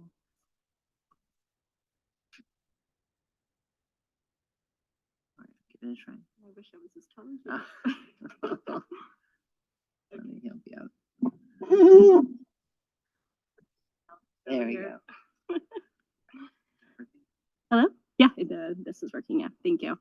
Hi, everyone. Yeah, thank you so much. I'm here to provide a policy update on legislation that's currently going through the legislature to end litter and illegal dumping.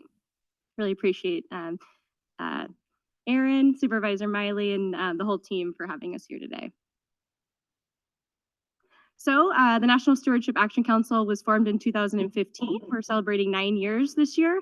We were actually created as an affiliate of the California Product Stewardship Council, where I started my career in 2014. We were formed because we were going up against the pharmaceutical industry trying to pass SB 212. And we needed a vehicle. The California Product Stewardship Council is a 501c3, and we needed to be able to lobby to go up against this big industry. So we formed the 501c4.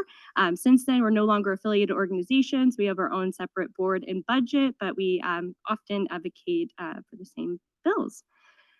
So as I mentioned, we're a 501c4 at the National Stewardship Action Council, and we advocate for an equitable circular economy.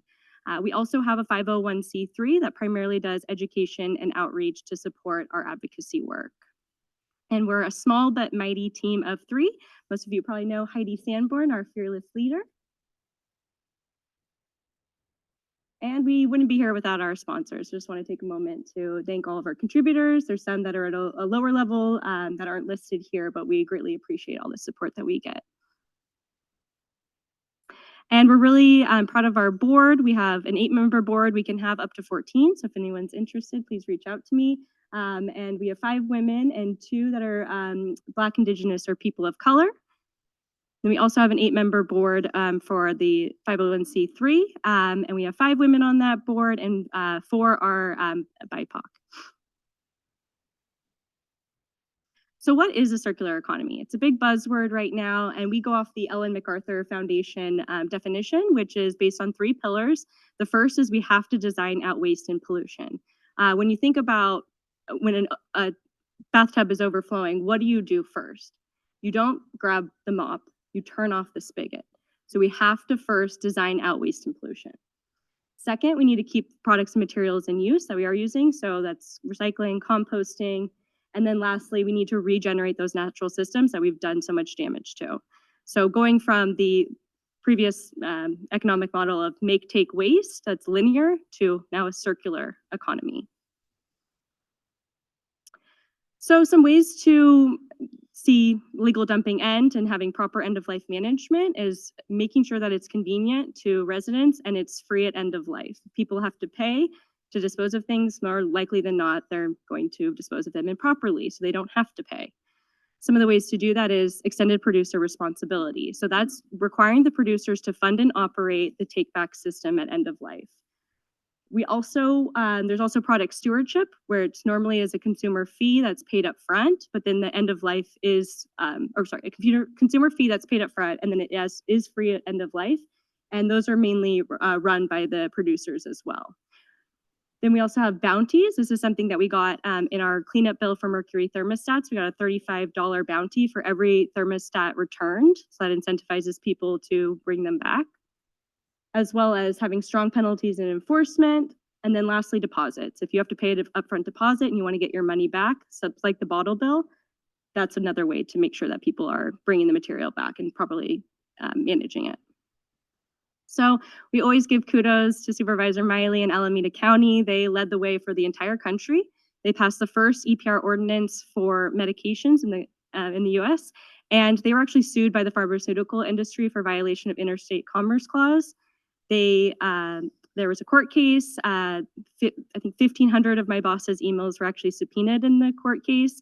And Alameda County won. It was petitioned all the way up to the US Supreme Court by the industry, and they denied to hear the case, so the lower court ruling stood.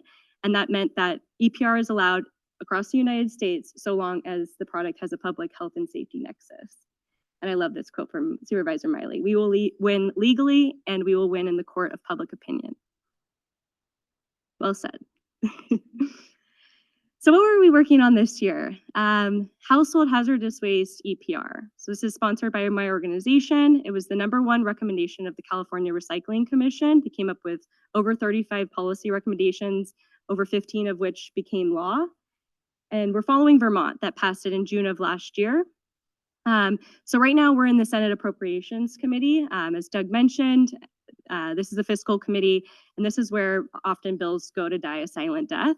A lot of these decisions are made behind closed doors, and we're currently on suspense, which means, I don't know if you went over this, but it means you have a price tag of over $50,000 to the state. The beauty of extended producer responsibility is producers pay those costs, but the state has to pay the upfront cost of regulations to develop those before the reimbursement kicks in from the producers. So there's a suspense hearing on May 16th, hoping we get out.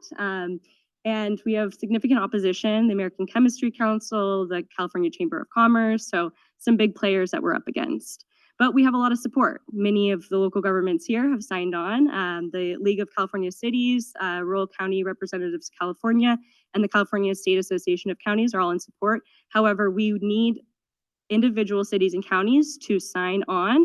This especially helps us when we're lobbying legislators that represent your district. Having as many letters from their locals as possible really helps us be able to get things through.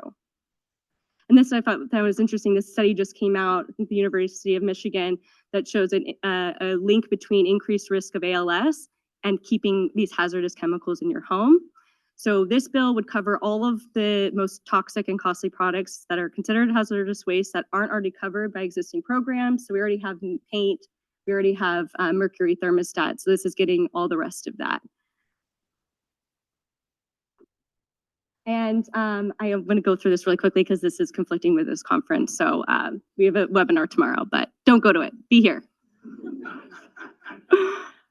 We also have a bill on marine flares. So I know this is like a really niche issue, but it's a huge problem for coastal counties. So essentially right now, only Alameda County has the permits and the equipment to actually take these back from residents. They're explosives, so they have to have what they call a magazine, and they have to be transported as explosives, which is really costly, all the way to Missouri, the only facility that's actually handling them at end of life now. And so for Zero Waste Sonoma, which doesn't have the equipment, they have them dumped off at their fire departments, at their hazardous waste facility, and 2 5-gallon buckets that they accumulated over time ended up costing them over $11,000 to dispose of. So that came out to about $185 a flare when you can buy them new for $13. Alameda County, because they have the infrastructure, it's as low as $10.55. So this is a huge environmental injustice. I'm, as a non-boater, am paying for boaters to have their required safety devices disposed of. Those costs are being socialized by all of us, and they really should be borne by those who are actually purchasing and using them. So this is also on suspense. We are going up against heavy opposition. Orion, which is the producer, the Recreational Boaters of California. Of course, boaters don't want those costs to increase because they're going to have to pay for them. They're not going to be able to socialize them on us all anymore. And they have hired Orion has hired the ex-Cali EPA director to be their lobbyist, and it's been elevated all the way to the governor's office. So we really need the support now to get out of appropriations on the 16th so we don't die a silent death.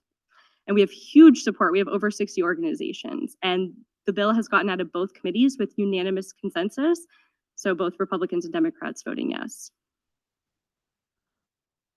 It would be first in the nation, and Alaska, Florida, a ton of other states are watching to see if we can get this through and to follow our lead.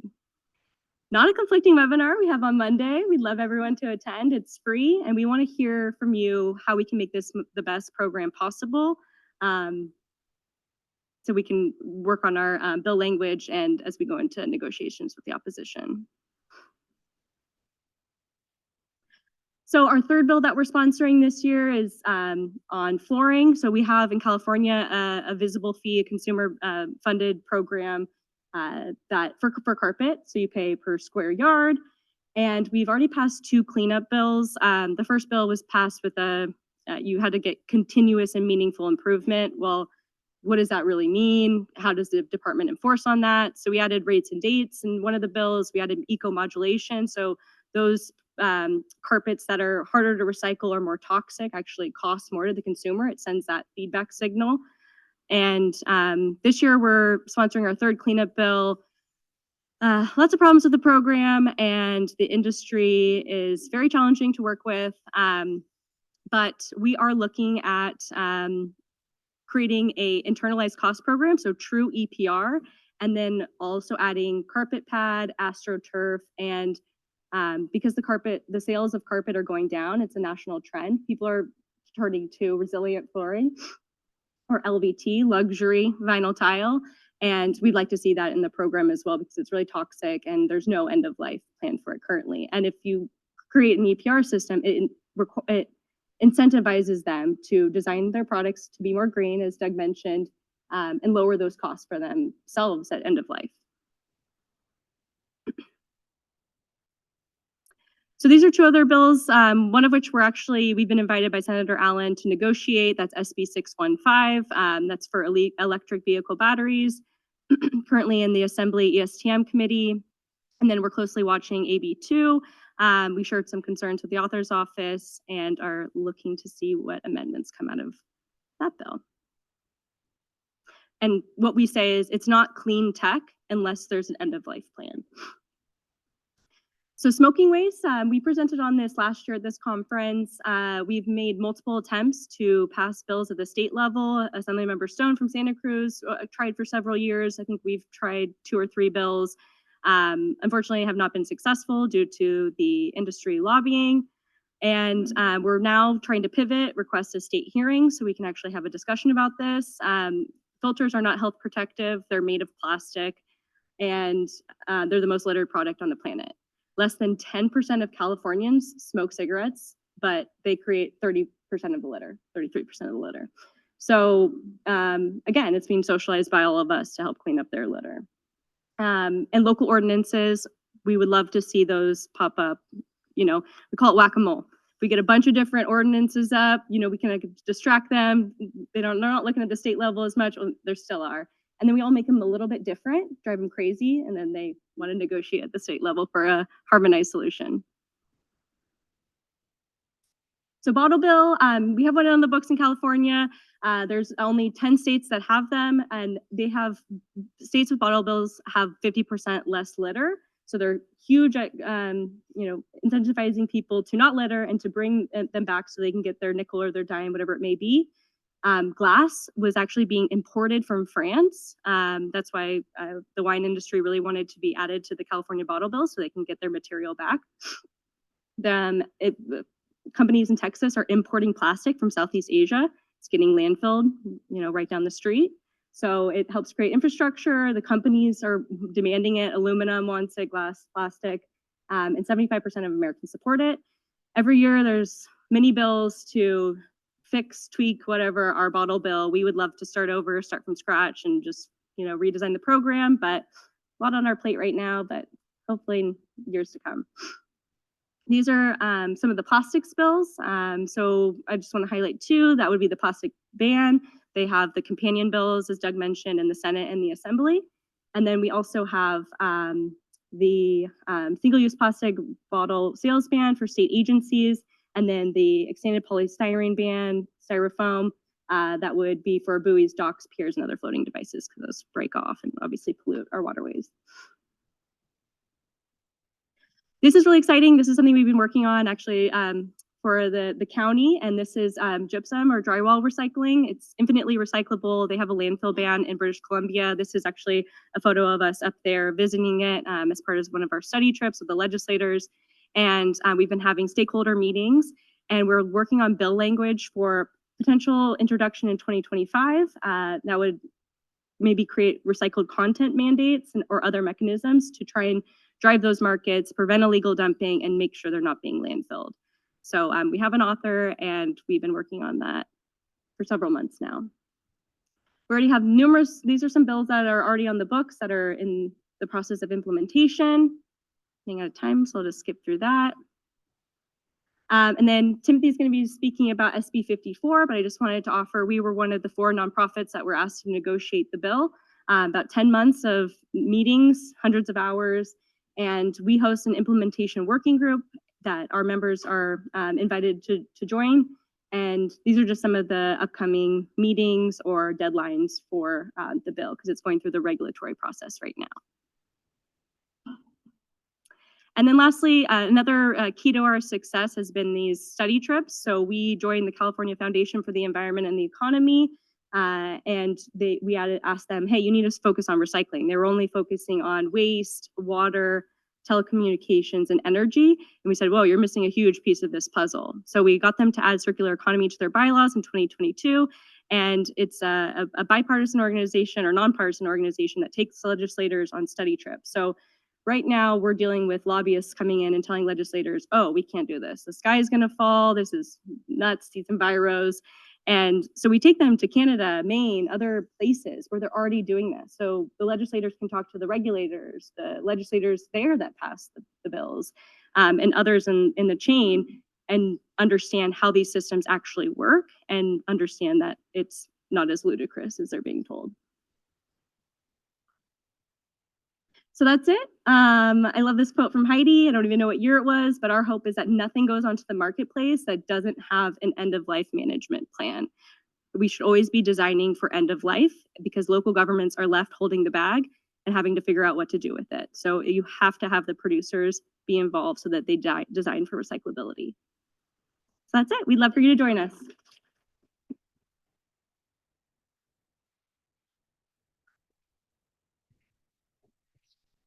Any questions for Morgan? Yes, Matt. Yeah, so circular funding, but marine flares and flooring and things that just aren't even on our radar. How do you choose what to address? Yeah, so I think it's twofold. So we hear from, our stakeholders, like mainly local governments, what is giving them the biggest headache, what are they unable to provide services to their residents? Like most counties aren't even providing green flare disposal. I know Sac County, I think it was, that for fluorescent lights, once they hit $50,000, they couldn't take any more back from the public, they ran out of money. So I would say first is the demand from mainly local governments. And then second is, when we say when the political doors are open, we run right through. So for instance, for packaging, we really would have hoped that hazardous waste would have gone before packaging, but we had the stakeholder momentum, we had like the emphasis on the plastic pollution crisis, and so that was our opportunity, and so we were going for it. So you have a legislator that really cares, it's a hot issue that's causing a lot of press, those are some of the things that we look for when deciding. Other questions? Yes. At public outreach events, a lot of the questions I receive from residents is, there's that triangle on the bottom, why can't I recycle it? My answer is usually the facilities that we are open to and have available to us don't recycle it. Are there any process or legislation to create more recycling facilities? I don't have an answer to the second part, because I know technical facilities is extremely burdensome, a lengthy process, but we did solve the first part of your problem. We sponsored a bill, SB 343 by Senator Allen, and what that did is it said you cannot put the chasing arrows or 100% recyclable unless it's actually recycled by 60% of curbside recycled by 60% of communities. So right now, Constable just came out with a list of what those materials could be. We have a little bit of issue with the list and the methodology. It wasn't really a public process. However,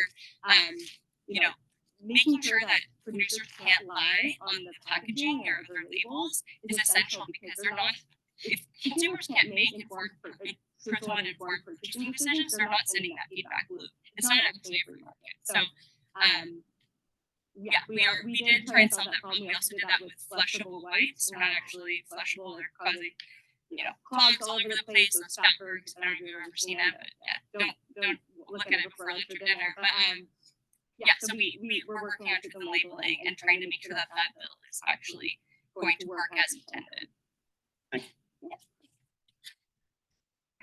Last question. Yes. Speaking of EPRs, are you aware of anyone that's working on a recycling program for solar panels in California, or have we thought about how we're going to address that when they start expiring? Yeah, so that's AB2, that's sponsored by the California Product Stewardship Council. So right now, I don't think it's EPR. We're really pushing for it to actually be EPR. The SB 212, the statewide medication and needle bill, that took 10 years to pass. It took 13 ordinances, but we got it done. We got one of the highest bar bills because we didn't let up. So we're advocating at NSAC for that to be true EPR, and not onto the consumer. Plus, we don't really think it makes sense to go on e-waste program. I feel like people don't really intuitively think of it as e-waste, but that's for always difference of opinions and different organizations advocating for different things. And Thank you. Yeah. Thank you, Jordan.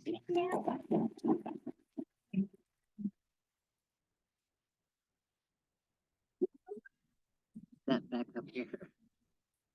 All right, you're short, Jordan. All right, that was incredible legislative block. So great to hear from the California Product Stewardship Council about how everything works, about the complexities of our process, about how to move bills, create bills, and make sure that we turn them into law. And then to hear from NSAC about all the great work that's happened last year, that's coming this year. Very excited. We're actually going to have a message from Senator Allen that we'll present tomorrow about his bill. So we're looking forward to sharing that with all of you tomorrow as well. But our hope is that if we can all band together at a statewide level, perhaps we can start to move the needle. And like Doug said, build those coalitions that can help to push some of these bills that that Jordan just highlighted for us. And maybe we can actually start making a difference here in California. So thanks for all the work that you do. Shifting gears now, I'd like to get us back on some of those best practices. And one of the cities that I just always love to hear from because they're always so innovative is the city of San Jose. And so I'd like you to all join me in welcoming Ed Ramirez from the city of San Jose. He is the Supervising Environmental Services Specialist for the city of San Jose and has over 25 years of experience. And currently manages the program's Neighborhoods Blight and Reduction effort for Beautify San Jose. So welcome to IDCon, Ed.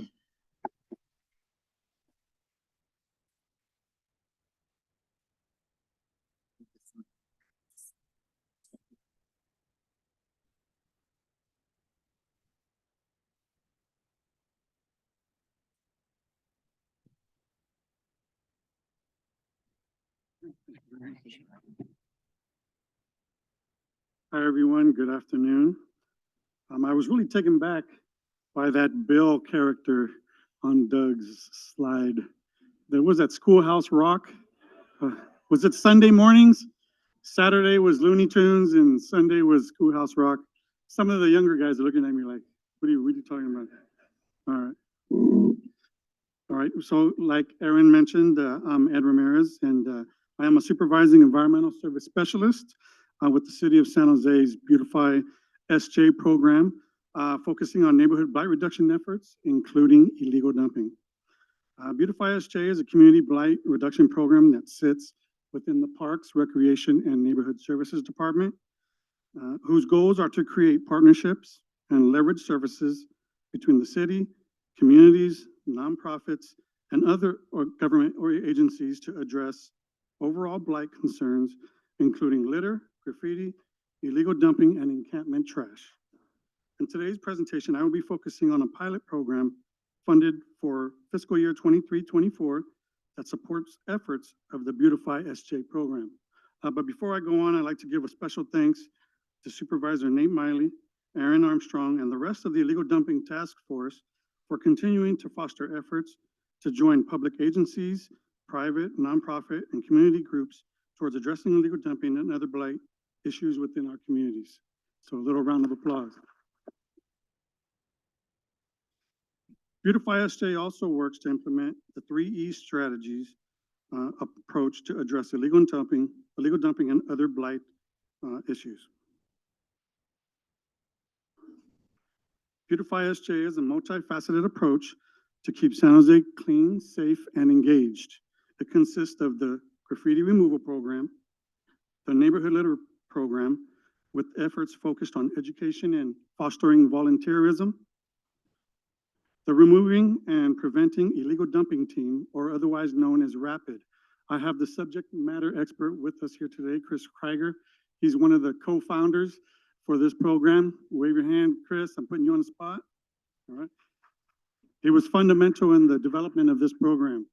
The neighborhood beautification program, including the Dumpster Day program and Beautify SJ grants. I'm also going to put Anthony Gonzalez on the spot here. He's the subject matter expert in that area for us. We have the enhanced trash program dealing with encampments, including the successful Cash for Trash program. We also have blight reduction through interagency coordination. We also have the recreational and lived-in vehicle biowaste pollution prevention program. That's a lot to say, so we just call it RVP3. Last year was its first year as a pilot, and it was very successful. We'll be moving forward into year 2, but we're calling it RVP3 2.0. The subject matter expert is Seth Turner over there. He's been the lead on that. And last but not least, this year's Clean Gateway pilot. First impressions matter for visitors visiting our community or city to check out all the good stuff. But first impressions also matter to those visiting our communities and cities for the wrong reasons. Illegal dumping, chopping off a vehicle, even to do some little bit of graffiti. In fiscal year 23-24, San Jose made an ongoing commitment to a cleaner city by bringing many of Beautify SJ's functions into the base budget, while also launching new blight reduction and beautification pilots, like our Clean Gateways pilot program. The Clean Gateways pilot is focused on developing a partnered proactive strategy to clean and maintain heavily trafficked intersections and corridors that serve as gateways to the city.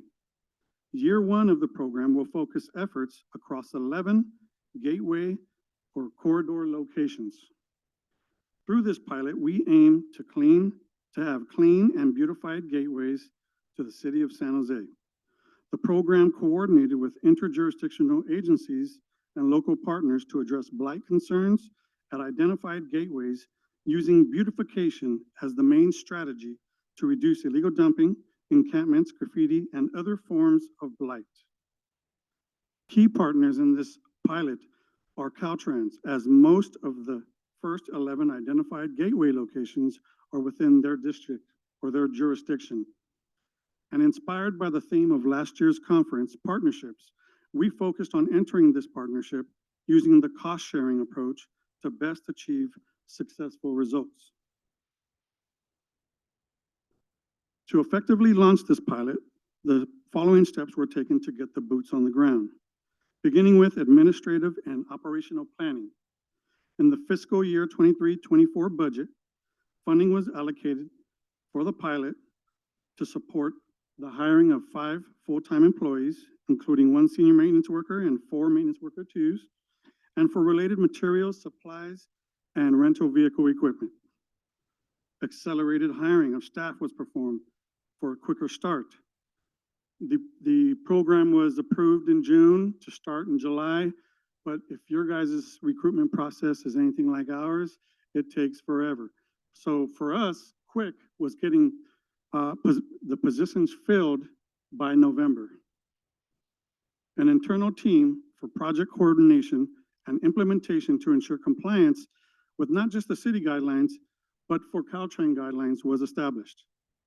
Meetings were coordinated with Caltrans district leadership to discuss beautification strategies and right of entry guidelines and approvals for our gateway efforts. The team explored resource coordination with partner organizations for beautification opportunities. The team also created a data tracking tool for the work being performed by the teams. Administrative support was provided for requisition submittals for vehicles, and increased resources for existing purchase orders for needed materials and supplies to support this pilot. Once the preparation was completed, the team began steps for the program launch and initial beautification efforts, which included complete site assessments and the development of beautification strategies for each site, including pre-cleanliness assessments. The team focused on the first site for the program launch press event with Mayor Matt Mahan, which occurred in November of 2023, which had the participating partners in attendance. The team coordinated schedules for addressing each site with Caltrans field supervisors And then the team began initial clearing and cleanup efforts with Caltrans to prepare the sites for our beautification efforts. For beautification and maintenance efforts, the team completed beautification of 10 of the 11 sites so far this year. The pilot runs through the end of June 30th, through June 30th. The team identified maintenance tasks and created standard operating procedures for gateway program operations. Routes and schedules were established for appropriate monitoring. Senior maintenance staff continued check-ins meetings with Caltrans field supervisors to discuss issues and next steps for each site. After the first 2 or 3 months, the team performed post-cleanliness assessments to monitor the effectiveness of regularly scheduled maintenance performed by the team. Then the team began to assess new sites for possible program expansion. Some of the beautification strategies, which were approved by Caltrans on their properties, included the planting of flowering shrubs, perennials, and ground cover, the application of mulch and DG or decomposed granite as ground cover. Boulders, oak trees, and DG were placed in areas that were owned by the city at these gateway locations. Maintenance for the gateways included general landscape maintenance, the removal of trash, litter, and illegal dumping, graffiti removal, minor fence repair, and the team also coordinated efforts to address encampments, abandoned vehicles, potholes, and damaged signage, light poles, and utility boxes within the areas.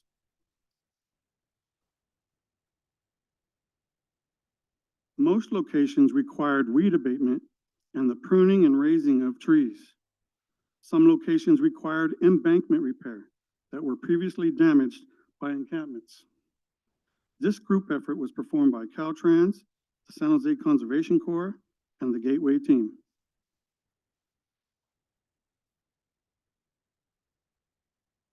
This slide here shows one of the areas within the Gateway pilot program. Some of the areas of focus were parcels owned by Caltrans that were not necessarily within the freeway or highway or facing the freeway or highways, but more so facing or within the public right-of-way of areas maintained by the city. Here's an example of a location before and after the team's efforts. This location is directly across the street from the Children's Discovery Museum and the Discovery Meadows Park. If you're ever in San Jose or if you've been there, this is a great place to visit, take the kids, learn a little something. The Discovery Meadows Park is the site where the large Monopoly board game is located. I don't know if it's art or if it's a playground, but it's kind of used as both. This park receives a lot of visitors annually and is often used for public events. As a matter of fact, the last couple of years, this is where I take the family to watch the fireworks be launched on 4th of July. So when you're there at this location, you can look across the street and see the condition of the area.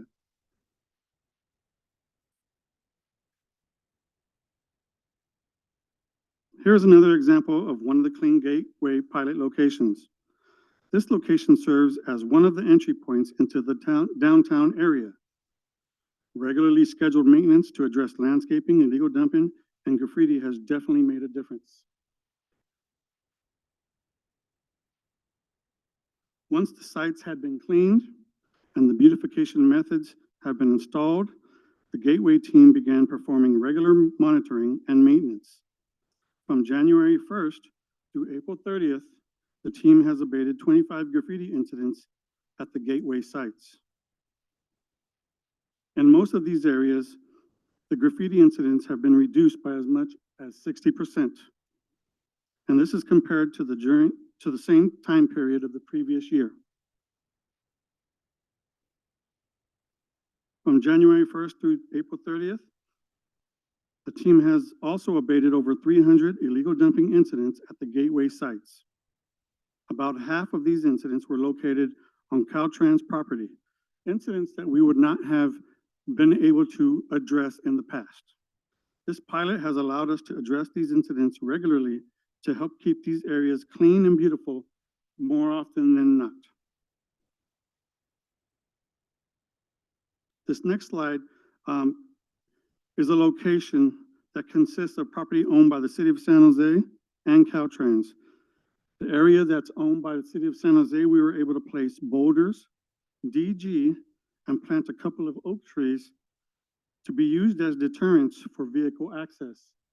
As you can see in the back of the photo, there's some tennis courts in the very back. People used to circumvent the actual access point and hop the curve and drive through this area just to get to the tennis courts.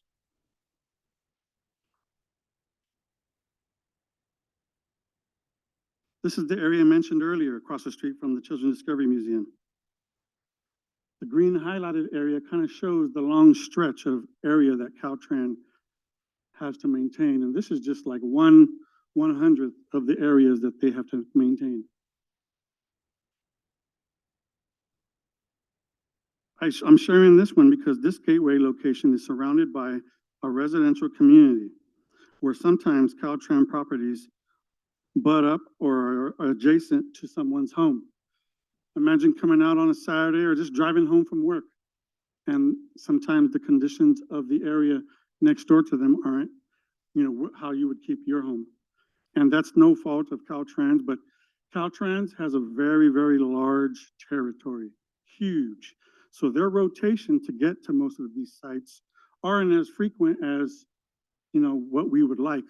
So the way we're approaching this and the way we're seeing this as in between rotations from Caltrans, they're allowing us to help out by giving us the opportunity to build the trust, to go onto their jurisdiction, to perform beautification work while staying in compliance to their guidelines. And most of their guidelines, all of them, are based on safety.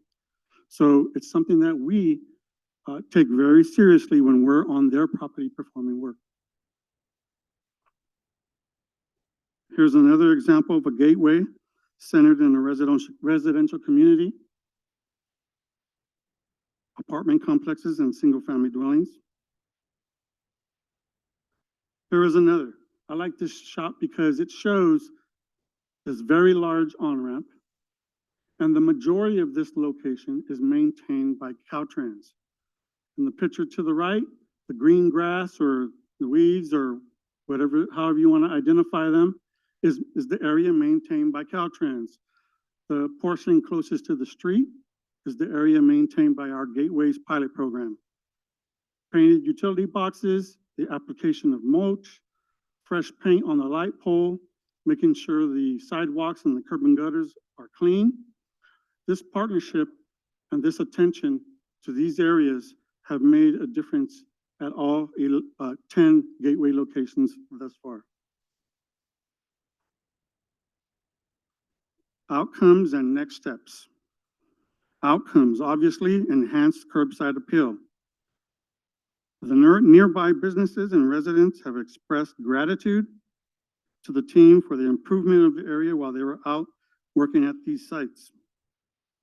In some areas, we've eliminated vehicle access through beautification.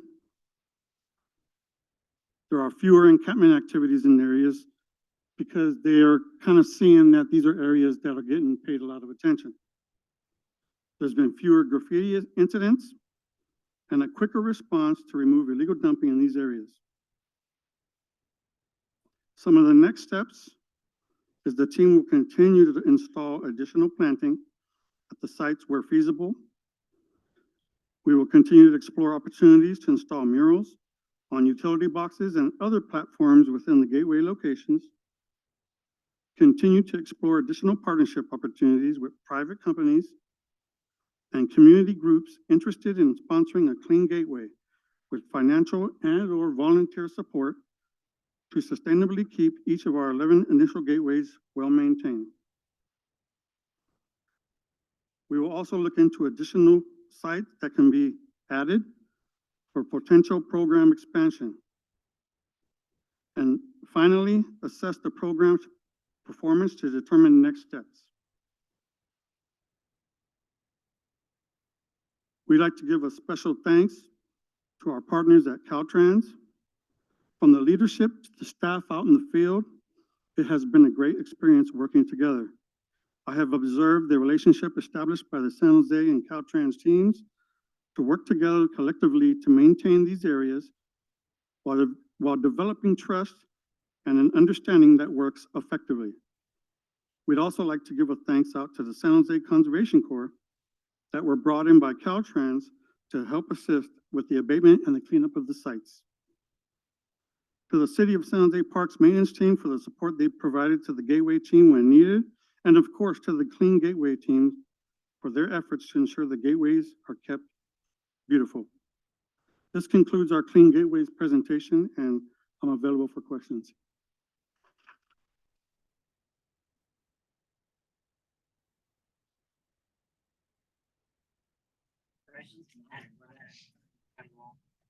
Program bring that, so I take a hand right here, so we go straight into questions. Hi. At the beginning of your talk, there was a bullet point for a program you have called Cash for Trash. Mhm. Can you tell us how that works? Sure. It is an opportunity for the unhoused individuals at encampments or lived in vehicles to participate in helping keep their own areas clean. We incentivize and put a redemption value on bags of trash collected by these participating unhoused participants. And we place a value of $5 per bag, and I think there's a limit of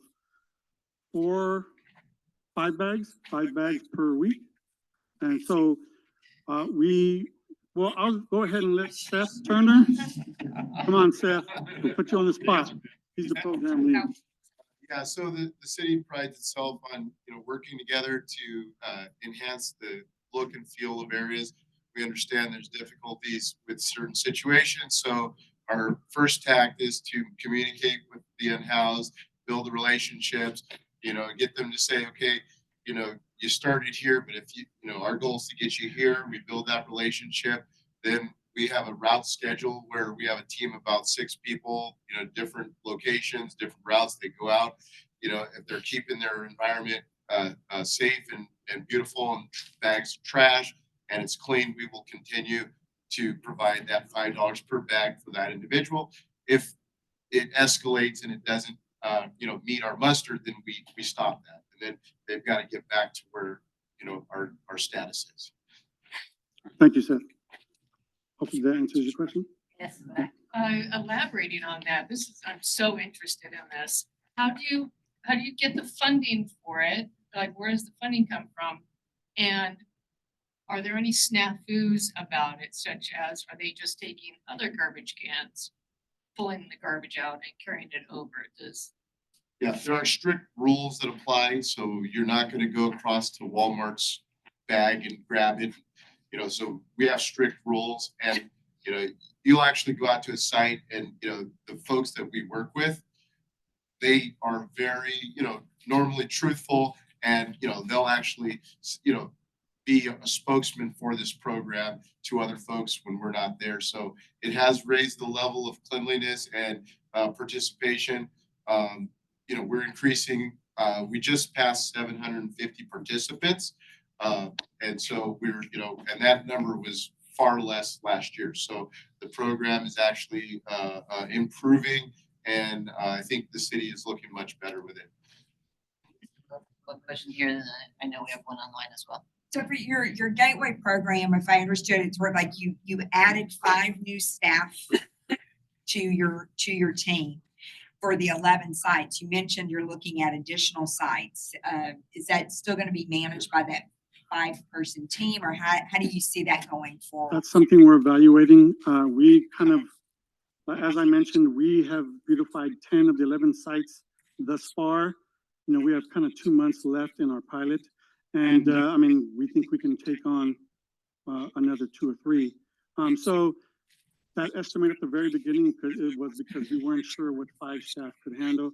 But Caltrans has been a great partner and has made it very easy for us to, work together and accomplish these beautification sites. I know we have a question online. Yes, online, someone says, you've shown several utility boxes in the presentation. These are often magnets for illegal dumping and encampments, being they provide some structure and hiding space. What has been the response from the box owners, utility, or telecommunication companies? Have they contributed to any improvements? So as I mentioned before, it's a cost sharing approach. And the partnership is if our teams identify any damage, any tampering with any of the utility boxes that are, outside of our scope of service, we kind of just stick to like making sure it's repainted, we abate the graffiti, it's part of our wheelhouse. But any of that stuff, we report to the owners of the boxes. Same with any issues that are out of our scope of services with Caltrans. We report to them these larger issues so they can get taken care of much quickly. Yes. So after the initial cleanups and beautification, is the city of San Jose actually maintaining the right of way on Caltrans property, or is Caltrans coming in and doing the maintenance themselves? So most of these properties, these areas that we're managing are kind of portions of the Caltrans property that are facing or adjacent to the public right of way that the city of San Jose maintains. So we don't encroach onto Caltrans right of way. A lot of safety guidelines and issues and liability related to that. So we kind of just stick to, what's adjacent to our right of way. Hopefully that answers your question. Yes. I'm interested in the RVP3 program. Can you tell us a little bit more about that? Sure. Okay. Yeah. So last year we began a pilot. It's RVP3, and we had a target of servicing 150 vehicles or unhoused residents. I'm not sure if unhoused residents is the appropriate term since they are using the RV as a place to live, but we were able to meet that target and provide frequent, regular services to collect and remove bio waste, and not only bio waste, but waste and other type of debris from around their RV. For specific details, you could always reach out.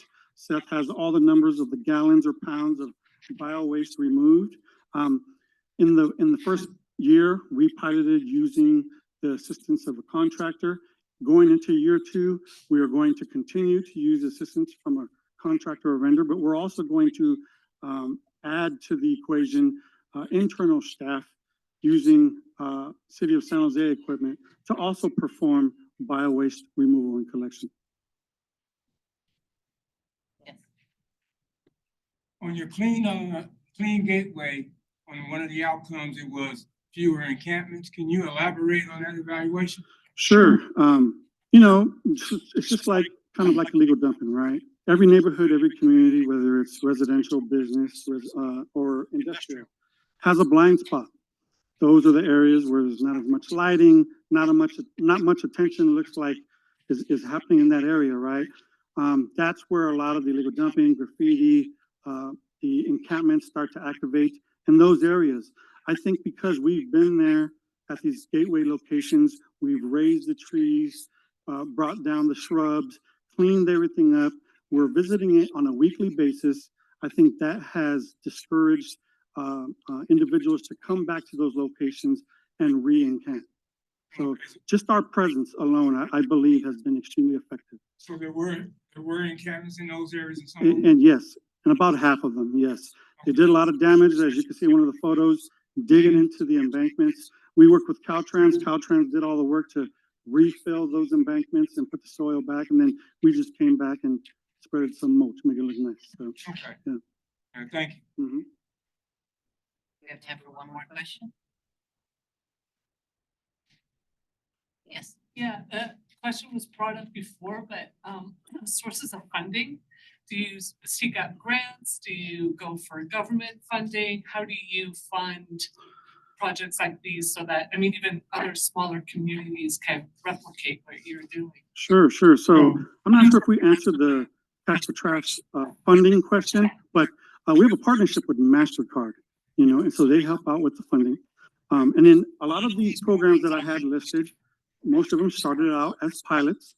Our division manager, Olympia Williams, is great at introducing new programs, new ideas, new focuses, and introducing them as pilots so that after 1 year, if they become successful, you know, the one-time funding for the pilot then becomes ongoing and entered into the, or added to the base budget. But if we start things off as pilots, make them so successful that it's not something they can easily cut or get rid of, I mean, it works really well. So, yeah. All right, thank you, Ed. All right. Thank you, everybody.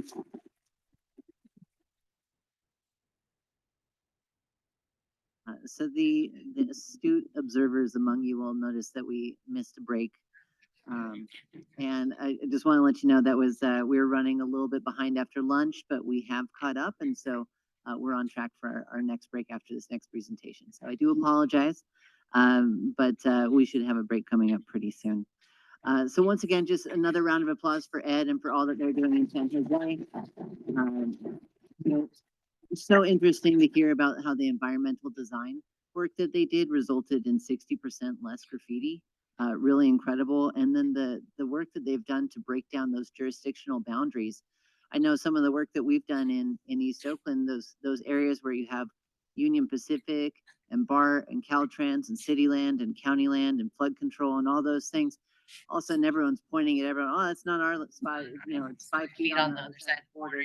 And the citizens and our constituents, they don't care. They just want it cleaned up, right? And so to be able to, you know, work together and partner and see what San Jose has done, I think that we can all learn a lot from that. So thanks so much for sharing that with us today. You know, thinking about what Supervisor Miley always says, though, illegal dumping knows no bounds, and we all have a role to play. And that's going to bring us to our next presenter, which is Ted Ward, and he is going to present to us today a little bit about the rural approaches to addressing illegal dumping, because this is an issue that we see in areas like San Jose or Oakland, but we also see it in Pleasanton or in rural areas as well. And so the way that we approach it has to be different. So we're really excited to welcome Ted. Ted has promoted zero waste for nearly 30 years and did welfare for wasting and creating jobs from discards and environmental design. He's taught in Kenya as a Peace Corps volunteer, as a manufacturing engineer, a recycling consultant, and taught at university. Welcome to IDCon24, Ted Ward.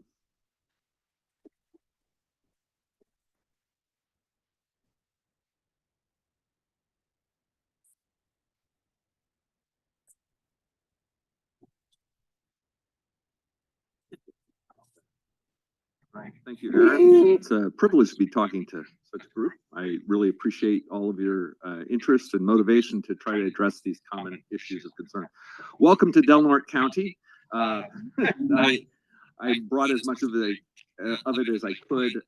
It takes about a 7-hour drive. We are the northernmost coastal county in the state. And so many people who visit us think of us as the northern coast. We have 2 lighthouses, the home of the redwoods, and we also have the Smith River National Recreation Area, the largest undammed watershed on the lower 48. So things that are different about Del Norte County compared to other areas. We are about 1,000 square miles, about the same size as Sacramento County. We have 28,000 residents, which means the city of Los Angeles has nearly twice as many employees as we have residents in our county, including those in prison. So I'm also proud that the Toloadeni and the Yurok tribes are both on portions of their ancestral homelands and still there in Del Norte County and a vital part of our community. We do not have mandatory collection, meaning you do not have to sign up for garbage service because rural folks are used to driving to town to do their business. And so 48% of our tonnage through our facilities is self-haul tonnage. So we're rural. Over 75% of the land in Del Norte County is public land, so there are a lot of ditches. It's a low-income community. We have over 70 inches of rain annually, and it is also the legendary home of Bigfoot and the Ewoks. So if you're looking for the moon of Endor, Del Norte County is as close as you're going to come. So today I'll be talking about education, enforcement, and eradication in Del Norte because I like those terms. But I'll only be talking about a smattering of our programs that I thought might be of interest to you. We'll be talking, and I've got about 13 minutes of interviews with folks from Del Norte County, so I'll try to keep it quick in between. So we'll be talking about our mandatory responsibility ordinances. Essentially, the basic idea is if you own property, you are responsible for the materials coming from that property, and if we find your address on an envelope, we will come and talk to you about that. We'll be talking about advocacy, which I think is a really important element of the work that we do, and it's not one often talked about enough. We'll be talking about elements of our collections franchise, Del Norte Mission Possible, which I think is a positively inspirational program, and then different ways that we support community cleanups. So here's Dave Mason to talk about our mandatory producer responsibility ordinances, and I'm hoping that I can find a way to play this. All right, please tell me who you are and what your role was with respect to the solid waste responsibility ordinances here in Del Norte County. Okay, my name is Dave Mason, and when we did those ordinances, I was the county code enforcement officer, and so I did the majority of the drafting of those ordinances based on experience in other jurisdictions and with the county of Del Norte, so that the ordinances would not conflict with the county ordinance, so they would merge seamlessly together for enforcement purposes. And as county code enforcement officer, you had frequently said at that time that a lot of the dumping that you saw was associated with rental apartments. Can you say a little bit more about that? Sure. So the tenants typically aren't allowed to put their furniture in the dumpster.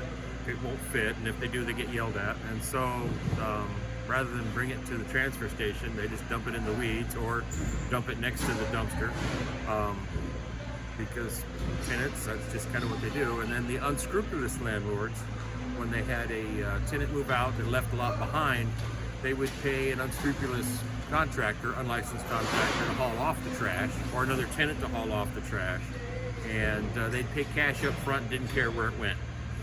And so at the time, before we had these ordinances, when we found a pile of trash, even with identification tying it to a property, we really couldn't do much. Not unless there was a witness or a confession.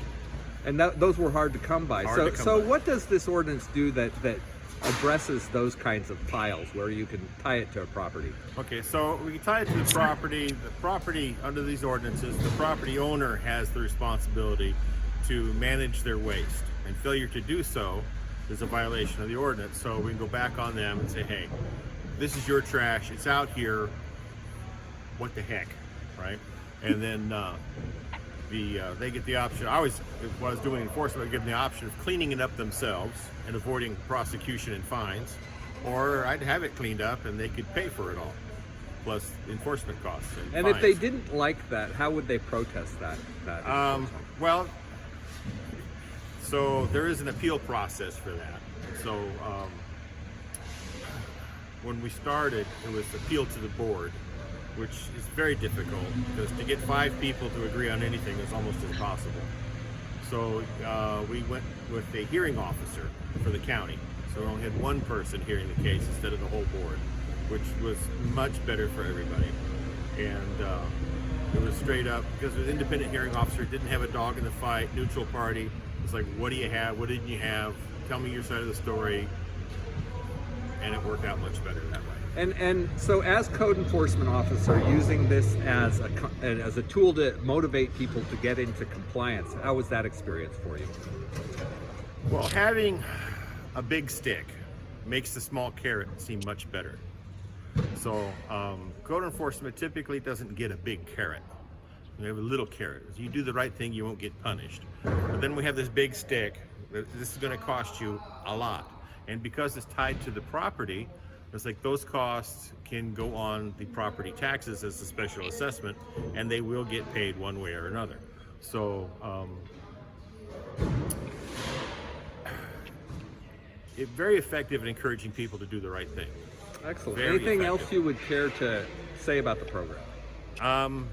I will give you an example of one case, typical case. So we had trash dumped out in Pacific Shores, local wildlife area.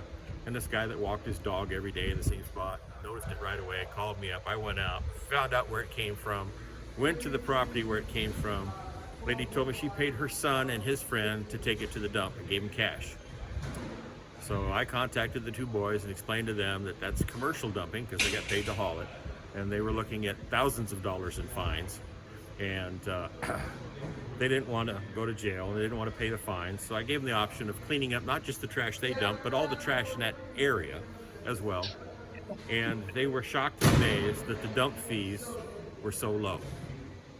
In fact, they spent more in gas taking it out there to dump it than it would have cost to just, they drove past the transfer station to get there. They could have just pulled in and dumped it and been fine. So, lesson learned for them. I doubt they'll ever do it again, but very effective to have a big stick. Excellent. Thank you so much.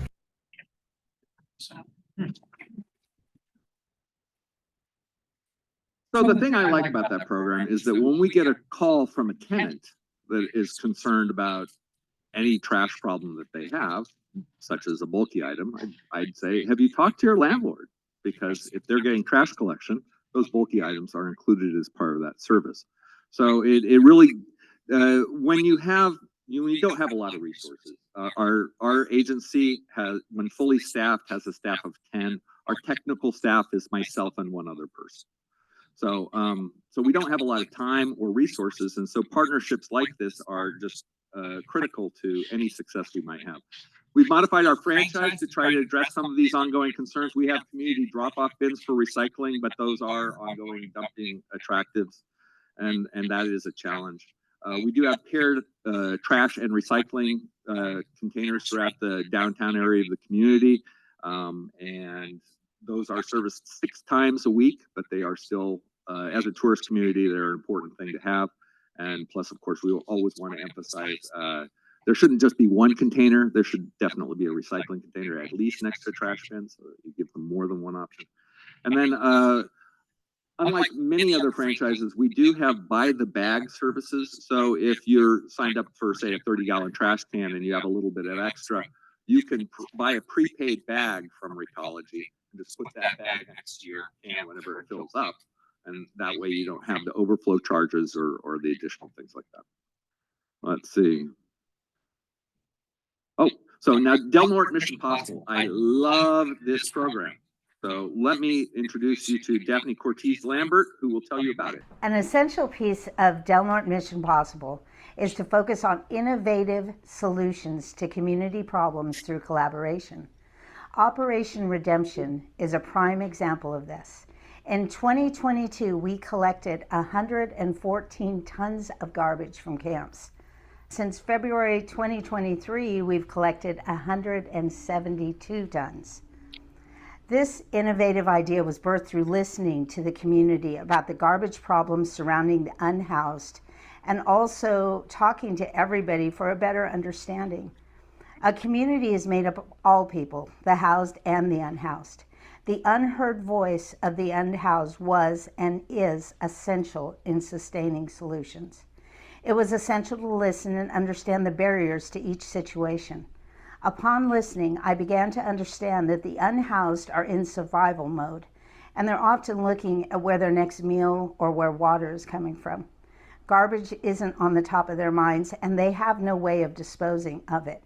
I also learned from communication that much of the trash was illegal dumping from those who actually had houses. So once we understand a problem, we can find solutions. A simple needs assessment formed innovative solutions. We have an untapped workforce with the unhoused population. They need purpose, they're willing to work for essential items, and an opportunity to dispose of garbage such as garbage bags and a bridge to garbage service was something that were key components. So we developed a program where we distribute garbage bags at outreach to the unhoused and pick them up on the next day and bring them into outreach. After 4 consecutive garbage pickups, they earn something they need that is very special for their survival, that is beyond the essential items we distribute at outreach. We brought this idea to solid waste management, and they were willing to give our innovative idea a try through partnership of waiving fees for the garbage collected from the camps. What we found was incredible. Not only did the unhoused participate in this, but they found purpose and alerted me to areas of illegal dumping and provided proof with addresses found in the garbage. We've organized cleanups throughout our community, and our unhoused volunteers never cease to amaze me with their work ethic. Our last cleanup was done in 5 hours with only gloves and a few shovels, and we filled over 100 bags of garbage, which equaled over 7,000 pounds. It is my honor to work right beside them. Our program has grown, and now we hired a sanitation engineer from the camps to collect garbage, and we're working with our local workforce to train others. So together, we're making a difference. It's super incredible. There was an individual that we have what we call camp ambassadors. And so I believe in every successful service that we offer the unhoused population, that we need to ask them, what is it you really need to be able to overcome the barriers? Because I don't have any idea what they need. And they just looked at me and said, look, we need bags. What are we supposed to do with our garbage but burn it? And so we together came up with this idea, and we started very small, and solid waste management was wonderful in allowing us to be able to partner for this idea that nobody thought was going to work. And instead, it grew into this amazing partnership that is an answer to community problems. We are giving people purpose. Instead of getting in trouble, they've got something that they can do, and they're working hard. And what we've discovered is that they really care about the community, not just their encampments. Once they started cleaning up their encampments, they were like, hey, we see down the street, this is a problem. Somebody left a dirty camp. Can we clean that? Can we have some more bags? And they care about the environment. When given an opportunity, the unhoused population will work, and they will, it gives them hope and purpose. And that is community where everybody belongs. You know what we do, I really believe in giving people essentials. We talk to the camp about what do you need to survive out there. We give them essentials at outreach. Anything above that, I really believe there's, people have purpose when they earn something, and it's much more meaningful to them. And so they'd ask me for gas cards or food cards, or how about a way to charge my phone? I'm trying to get a job and I can't charge my phone, so we got these solar phone chargers. We also picked up some hand warming phone chargers. So we're really just listening to the people that we serve, and what is it you need? What do you want? A tent, a sleeping bag? Okay, you know what? Give me some garbage and I'll give you this tent or sleeping bag. And what we found is when people earn something, they take care of it. It's a whole lot different than just being given. Another part of this that is just phenomenal to me is when somebody cleans something up, they have ownership over it. And so they're kind of policing the area and saying, wait a minute, you can't dump here. I worked hard here to keep this clean. And so all of a sudden, people have ownership, and they're kind of taking care of their own camps to make sure that it doesn't get destroyed again. So that's really awesome. I can't say enough about all of the people that make this happen. I actually started this program, and I was driving into the camps, and people would see me trying to load these big garbage bags, and they'd come out and they'd help me. And pretty soon I had a team of unhoused volunteers who were all helping me out. And one guy, really, he was community service, and he just shined and just helped me and felt sorry for me because I'm not that strong. That garbage bags are big. And so we ended up hiring him. And he's been an employee for about 7 months now, and he's a sanitation engineer. The unhoused population and garbage is a problem all over California. It isn't something just here, isolated in Del Norte County. And we many times are so frustrated because we spend money and have somebody from the county come and clear it out, and within weeks, there it is again. Using Operation Redemption, that's what the guy who created it, that's what he coined it. He's no longer with us, so I like to use that term, Operation Redemption. What that has shown us is a different way of doing things to where we can have sustained solutions. I would like to thank Solid Waste Management for believing in this crazy idea and being such an instrumental piece of partnership in this community to make our world a better place. We're family, it's community. Community is all of us. And if we're going to have a solution to the unhoused population and the things that go along with it, it's going to take all of us working together. All right.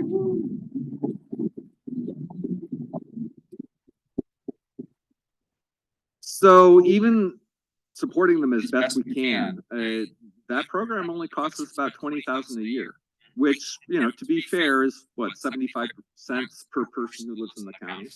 But I'm willing to pay that. And again, understand that we don't have mandatory collection. So, and we are continuing a tight partnership with Recology. They're very aware of this program, and we are all very cautious to make sure that they're not providing functionally a service that otherwise the garbage company would provide. But if we don't address this, we agree it's a concern to all of us. Well, oops, that was backwards. Good. Okay, so trying to move forward. Another thing, we have our community cleanups. The Klamath, the Yurok tribe organizes the Klamath River cleanup, including a salmon feed at the end. It's one of the greatest cleanup events I've ever attended anywhere, and they do it year after year. The tobacco use partnership, I forget what TUP stands for.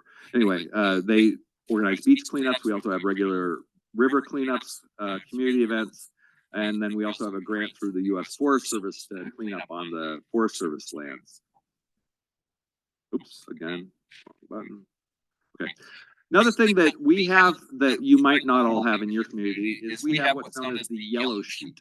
It is a trust-based established procedure by which what we find is the folks who are most interested in cleanups are interested in cleaning up specific areas. You have the guy who drives up Rowdy Creek and he enjoys visiting a certain lake up there, but it gets so frustrating to him when he drives by and he sees a pile dump. So he'll give me a call and say, hey, I got 2 mattresses, 2 tires, and the rest to fill out a truckload. Can I bring that in tomorrow? I write his name on the yellow sheet. He said he gives the password, I am an eco hero, and his fees get waived. So that system works. Again, there's always the possibility of abuse, and you got to watch that. So we do have people come into town and they say, hey, just got a bunch of stuff out from the beach. Can I throw it away for free? I said, first time I've met you, no. But what you can do, again, to establish that trusting relationship is if they are the kind of person who wants to keep an area clean, have them take a picture with the phone, text it to me. I see that. That was before they put it in the truck, right? Then when they come over the scale, they've obviously gone to the work of taking it off where they found it, putting it in the truck. Now I can waive those fees. But it's that sort of established trusting relationship that's so important to that program. And then, of course, when they are getting their fees waived, our gate staff have been trained to give them an attitude of gratitude because these are our eco heroes and they are an essential part of our keeping our community clean. And advocacy is a community thing too. So those of you in this room, you care about illegal dumping one way or another. I encourage you to become an advocate. Try to find a place where your voice is heard and responded to, and try to imagine how you think the world should be compared to how it is now, and tell other people about it. We need each other. The world is on fire. Let's do better. Thank you.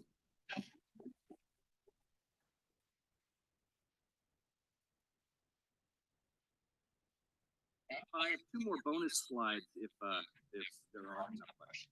Appreciate it.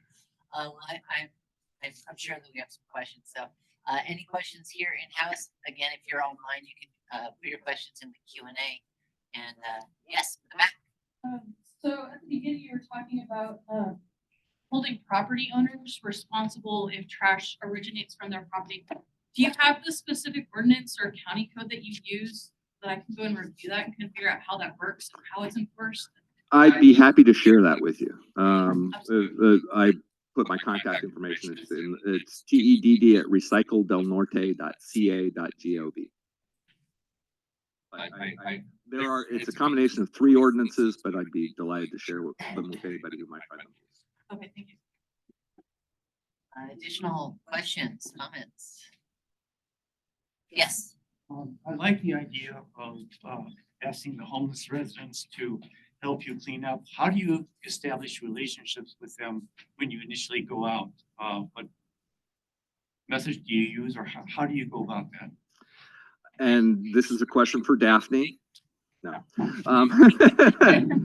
I don't. Again, we only have 2 technical staff. What she has told me is that she'll regularly do runs to encampments, and she works with folks who live in various encampments or who has lived in them, and so they actually navigate, because there are some encampments that are just positively dangerous places to visit, and so you need somebody to tell you those things before you go there. So essentially, they establish working relationships with people who are there, and then build upon those. Additional questions? Okay, bonus slides. Supervisor Miley has a question. Yeah, well, I'm gonna have, so we've got the downtown street team and we've got the beautification council. They all work with the homeless, do similar things, not quite the same. I'm gonna make sure I have them talk with you so we can kind of share notes. Oh, absolutely. Right, we can't share those bonus I slides. do want, I got 2 bonus slides. All right. So the reason why I wanted to give the bonus slides, and they weren't exactly part of the presentation, is that when you're doing a cleanup, somebody made that thing, somebody sold that thing. Don't ever forget that. They made money. Are you making money as you're cleaning that up? Ask yourself, right? So you got to give a shout out to the people who recognize the situation in which we live and that they're trying to do better. So in 2008, this is the actual whale, but a baby sperm whale washed ashore in Crescent City, and they did a forensic analysis, and it died because it did swallow too much plastic because it's out there in the ocean. And so walking on the beach, a couple local entrepreneurs. A couple local entrepreneurs were walking by there, and they were making organic cosmetic products, and they realized our stuff is in plastic packaging. We're actually part of this problem. And so what did they do? They changed their whole business, and now they sell their organic beauty products in packaging that doesn't have those same problems. So proper shout out and respect to Organic Essence. And if you have interest in organic cosmetic products, it is a Del Norte based company.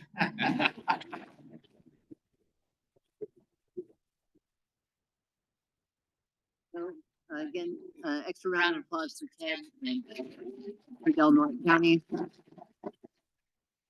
Really appreciate the perspective on how to address this in a rural setting. I think there's so much to learn, and it sounds like I'm going to be connecting you to Downtown Streets team and some of the other organizations here in Alameda County. So I look forward to that. So we're now going to move into a break to give people a little chance to stand up, stretch your legs, grab a snack, grab a drink, things like that. We're going to be back here starting at 3:30. So you got a little bit of time. But 3:30 will be in here in this room for the In It Together session. See you then.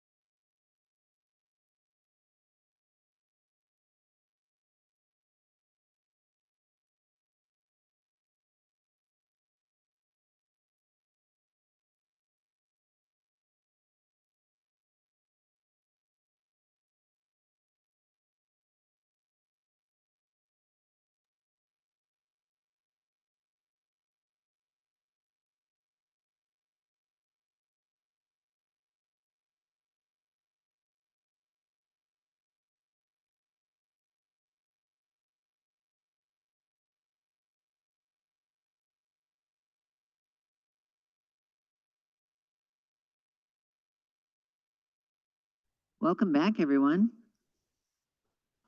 All right, I know we're getting, it's been a long day of talking trash. How's everyone doing so far? All right, getting lots of thumbs up, claps, that's great. So I hope you are ready for a really interactive and exciting adventure as we move into our next session today.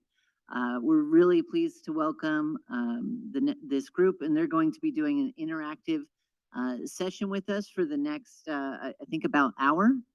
And so get prepared because this is your opportunity to give feedback and to get your ideas heard. And then just as a reminder, all of the feedback that's being collected during this interactive session is going to be compiled into a report, and everyone will get access to that after the conference. So we're really looking forward to collecting that and to sharing that back out with everybody. So I'm going to go ahead and just pass this right over to Cass, who's going to get us started. So let's give a warm round of applause to our interactive work session today. We'll be doing yoga for the next 60 minutes. Just really going to go downward dog and think about what we've heard today. Oh, not that interactive session. Darn it. My name is Cass Nettler. I'm with Gigantic Idea Studio. We're a women-owned marketing communication firm. We are located moments away in Jack London Square. We've been there since 2002. And we are partnering today with the Mattress Recycling Council. This is not our first go around with you in terms of facilitation. We've done some pre-pandemic work. And what we like to do is, Nancy and I, we are not the experts, but what we are good facilitators because we know you all have great ideas. And as you may have seen, we had some conversation maps outside on the table. That was us. That's all going to come in a report, go back to you kind of thing. Okay, so mainly I would like to introduce next Taylor, who can speak to MRC. Hi, everybody. I'm Taylor Grimes, Special Projects Coordinator with the Mattress Recycling Council. I know I've worked with a few of you in here on some previous illegal dumping projects. I'm super excited to personally work with Cass and Nancy today from Gigantic Idea Studio. MRC is dedicated to tackling the issue of illegal dumping through collaborating with stakeholders and municipalities like you guys. So yeah, just excited to get this started. This session is an extension of some past work we've done. Yeah, excited to engage with some experts to facilitate some solutions. Thanks. And I'll pass it to you. Oh no, it's too high up. No. Hi, thank you. I think everything that needed to be said has been said. Can we get our PowerPoint up? Oh, while that's happening, I'm Nancy Roberts. I'm a senior associate with Gigantic Idea Studio, and looking forward to talking with you all. Again, as Cass said, we are not experts in illegal dumping, but we have worked with MRC in the past and the city of San Rafael, actually, who we saw this morning. So it is part of our specialty. How are we doing there? We sent it to Jasmine yesterday, 2 days ago. Okay. Well, we can just continue. So you all have been sitting very patiently for the whole all day to be talked at, and now is your chance to talk back. So we have the focus of this hour is what are the 3 pillars of illegal dumping mitigation? The 3 E's? Okay. Okay, very good. Education, eradication. And this hour, actually, we've been asked to focus on enforcement. So if you can put your enforcement hats on. And no matter what your degree of experience with enforcement or even with illegal dumping, this is a, influence-free zone. Whatever you say is right. There are no wrong answers. So we're just asking for everybody's feedback so we can get that, the richness of your experience. So what we've done is prepared a couple of prompts of topics that we're going to put up on the board, I hope. Otherwise, I shall read them a couple of times. And we're going to lay out the topic. Those of you here in the room, you're going to have little sheets of paper handed out to write your responses, which will then be collected and integrated into this fantastic report that is forthcoming. And we have also involved the people online. So we will have if you are online right now, you will see a little pop-up with the topic noted and a comment box, and you'll be asked to, and if you're more than welcome, please do type your response in there and hit return, and then it'll go to us. Okay, are there any questions? You all clear? A couple of topics. So we might want to pass out the topic sheets. Are they all they're all passed out? Oh, okay. Oh, yeah. So that's up. Oh, you just set me up. Oh, okay. Fantastic. Oh, very cool. Yeah. In case you didn't know what we would look like. Okay, so again, as I said, your responses are important no matter what.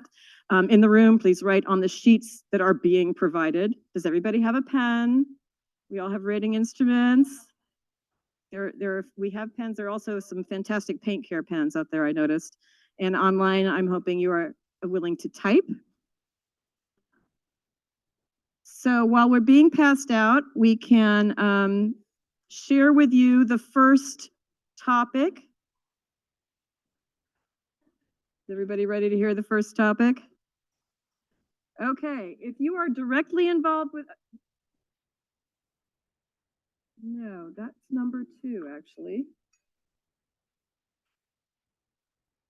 Okay, please share your experience of an enforcement strategy regarding illegal dumping, whether it was successful or unsuccessful.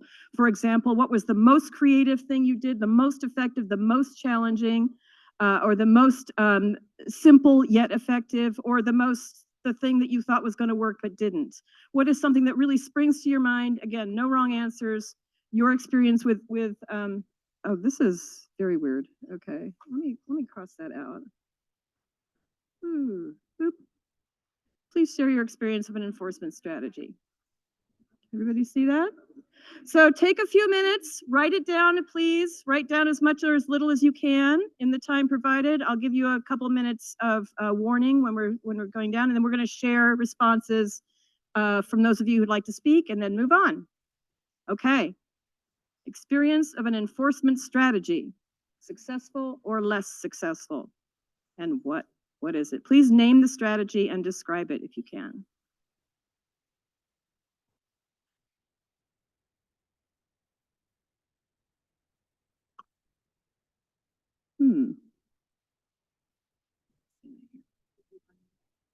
No, not yet. Yeah. Yeah. But I don't know why they did. Oh, sorry, I might have accidentally clicked on it. Is that it?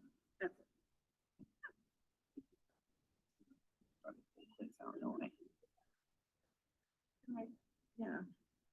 Well, I guess it's the same wording, so if they can read it, that's fine.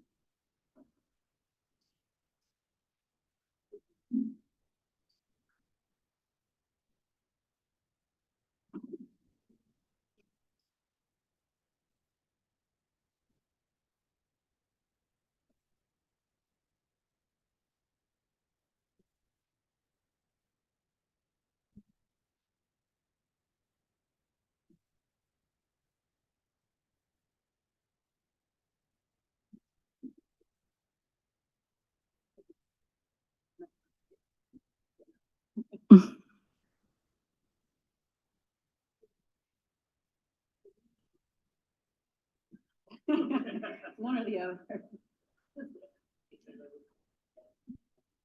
Okay. Oh, yeah. Fantastic.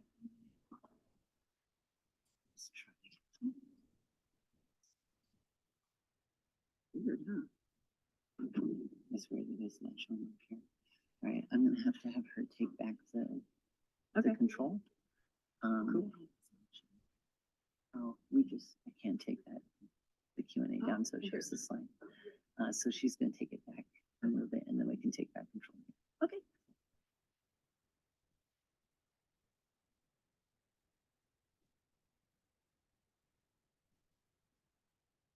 No wrong answers.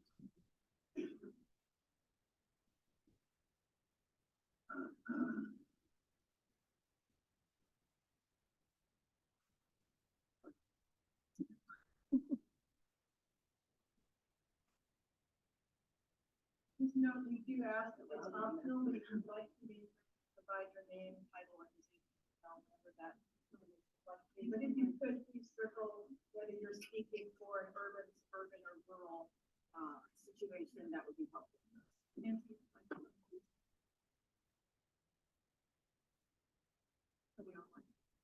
No.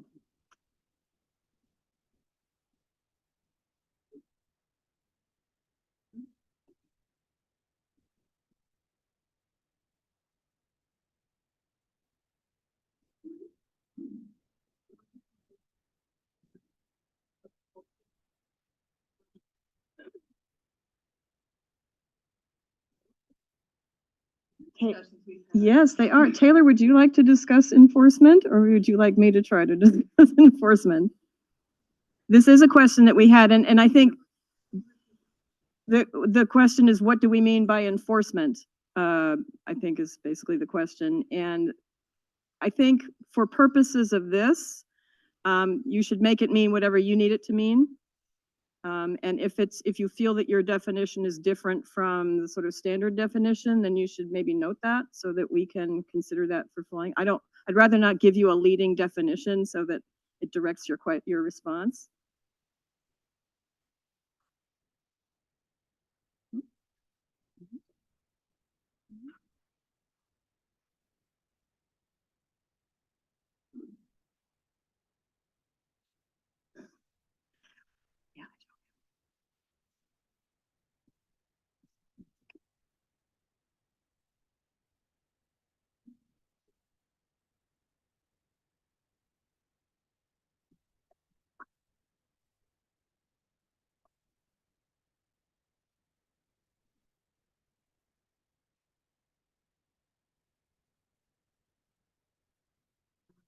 Are we almost done? Would we like another minute or two? Most people finished, some still writing.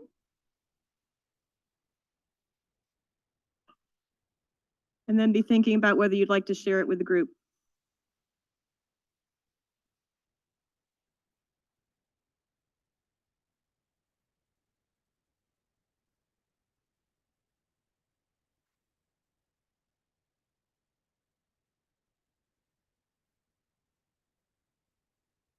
If you are done, you can put your hand up or send it down to the side and I'll start keeping it.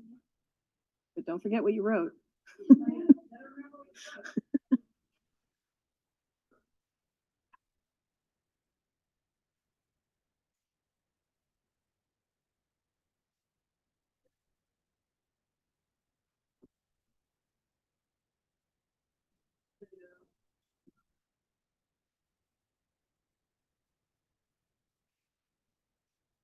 Okay, who would like to share? She'll get it when she comes in. Who would? Yeah, Doug. Just a reminder, as we're sharing out, I'm going to be turning on the microphone so that people online can hear all of our responses. So I'm just going to ask people to remember that they're very sensitive. And so as we're doing the share out, One person, Doug. Of council, but also formerly Sacramento County. During my time at Sacramento County, one of the many duties I had was to administer the code enforcement MOU for illegal dumping enforcement. And one of the challenges that we face on a regular basis was our code enforcement officers would get out there and actually issue a citation. And when it got to the administrative law judge, it was either thrown out or fines reduced so low that it was irrelevant and not effective for deterring the behavior. So that's frustration. And so minimum fines, set minimum fines that force the judge at a minimum, just to not make it too soft. Doesn't solve the other problem, not the actual convictions. Okay, be strict. Who else would like to share? Yes. Going off of what Doug had just mentioned, we actually increased, it's a pretty basic measure, but we increased our fines from $100, $250, and $500 to $2,500, $5,000, and $10,000. Wow! And that just makes people it gets their attention and they start thinking twice about whether or not they want to dump. And risk getting caught. So they start looking into the proper ways of disposal, and we're hoping to get those fines for two of the cities in our jurisdictions as well, because right now it's only for the unincorporated county, but as soon as we can get everybody on board, I think it'll be pretty effective. Fantastic, thank you. Who else? Somebody else. You all wrote stuff, I saw you. That made us call on you. That made me call on you, I'm a teacher. Oh, well, we have one here and one here. You go first. I'm Holly from the city of San Rafael. We talked in our presentation a little bit about the camera surveillance we do. I'd say that's kind of our main enforcement tactic. But when we're doing camera enforcement, we're really more interested in deterring behavior. So it's really visible cameras and it's posted, like you're being surveilled, don't dump here, which is somewhat successful in getting dumpers not to do it, but it's also successful in getting dumpers to dump in places where we aren't surveilling. And so then it just kind of moves the problem a little bit. And obviously we can't enforce against people who we don't have any record of having dumped. Great, thank you. Yes. I have a lot to say. I'll keep it brief. My name is Scott Brown, President and founder of the High Desert Keepers. We're a nonprofit organization in Pigeon Hills, the high desert of Southern California. And we cover all the way from Joshua Tree out to Antelope Valley, Victor Valley, Lucerne Valleys, quite a large area. The problem we have is there's really no enforcement at all. Code enforcement simply fines property owners if trash is dumped on their property, whether they're responsible for it or whether they were even aware of it or not. As far as I know, our group and a couple other groups are the only people that are actively cleaning this up. But telling people because we believe that the majority of this dumping is these unlicensed contractors that hang out in front of Home Depot with the ratty trucks. They're not licensed. They probably don't even have insurance. I don't understand why the cities are not going after these people for doing business without a business license. But tell people, don't pay until they come back from the dump with a receipt. That's a really simple thing to do. The other thing, the other idea that I have to catch these guys, because you got to catch them.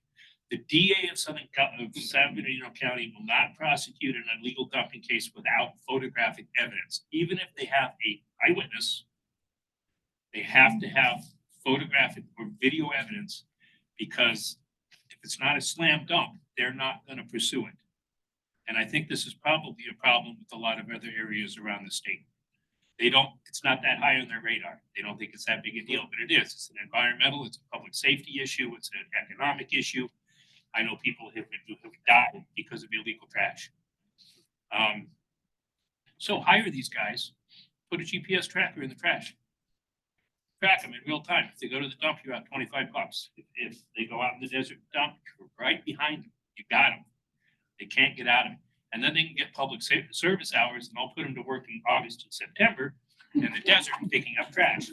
Sit in my truck with the air conditioning on and laugh at them. And education is the other thing. For a while, we had one of our board members was a teacher for Serrano High School, and he would offer extra credit for kids to come out and clean up trash. It was very successful. Unfortunately, he resigned from the board, but we're trying to rekindle that program. But kids need to be exposed to this, and they need to be out there hands-on doing it. That's how they're going to learn not to do this. But anyway, those are just a few things. Okay, thank you. Yes. Yes, Ed Ramirez, City of San Jose. Kind of like taking in what everybody else has already mentioned. We experienced we had to increase our citations to the same, 2,500, 5,000, 10,000. But still, dealing with the issues related to code enforcement, they need sufficient evidence because, some of these citations were easily appealed and either lowered or knocked down or just completely removed. So what we decided to do, we started out with the single camera approach at the locations of the identified hotspot, right, for illegal dumping.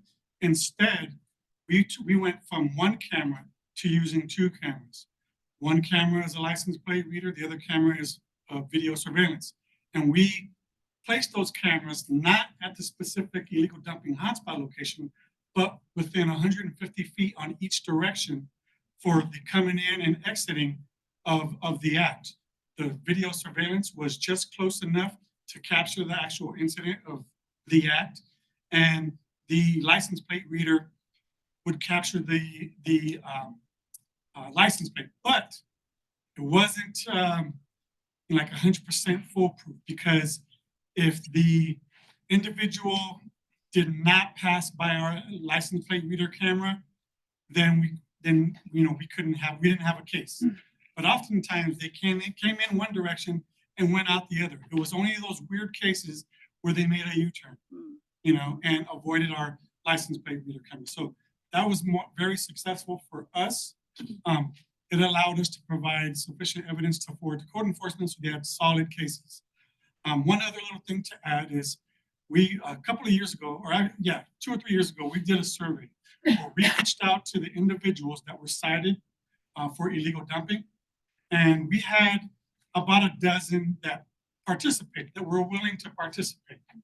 And one of the questions we asked was, who are you and what happened?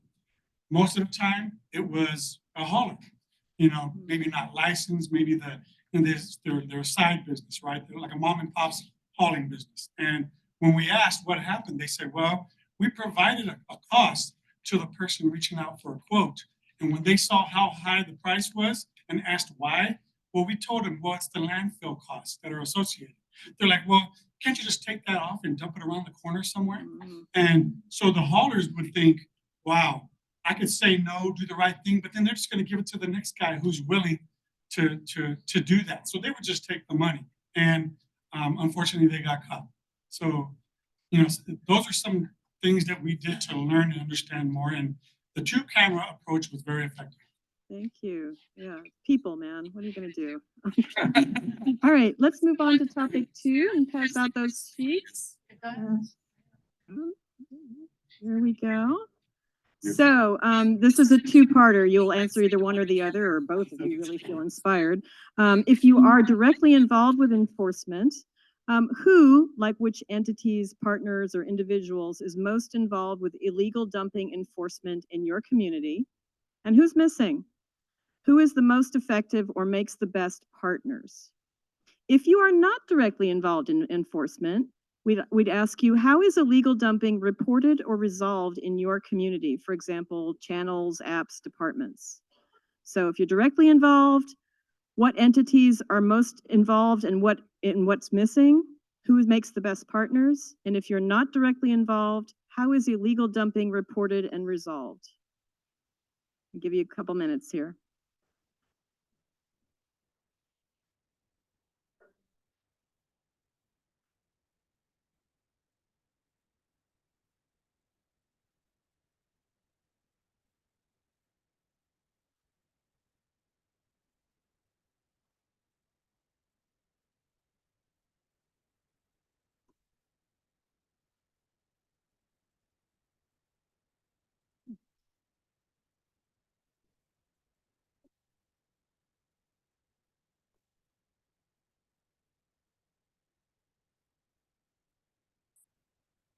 Did you go?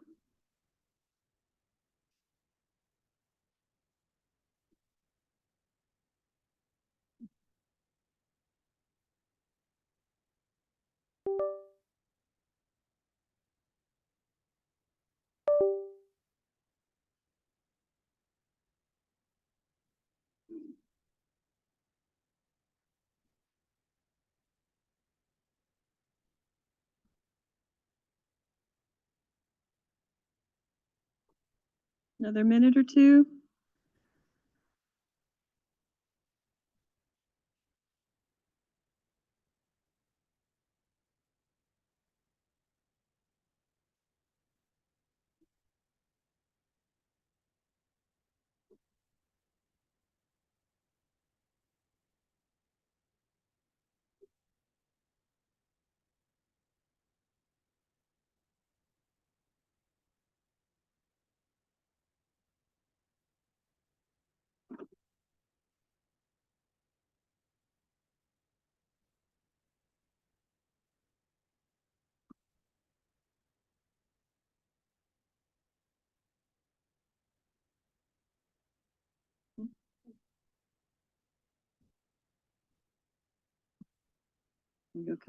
Okay, let's pass your papers forward or to the side, however it works. You're not finished. Yeah, you keep writing if you're still writing.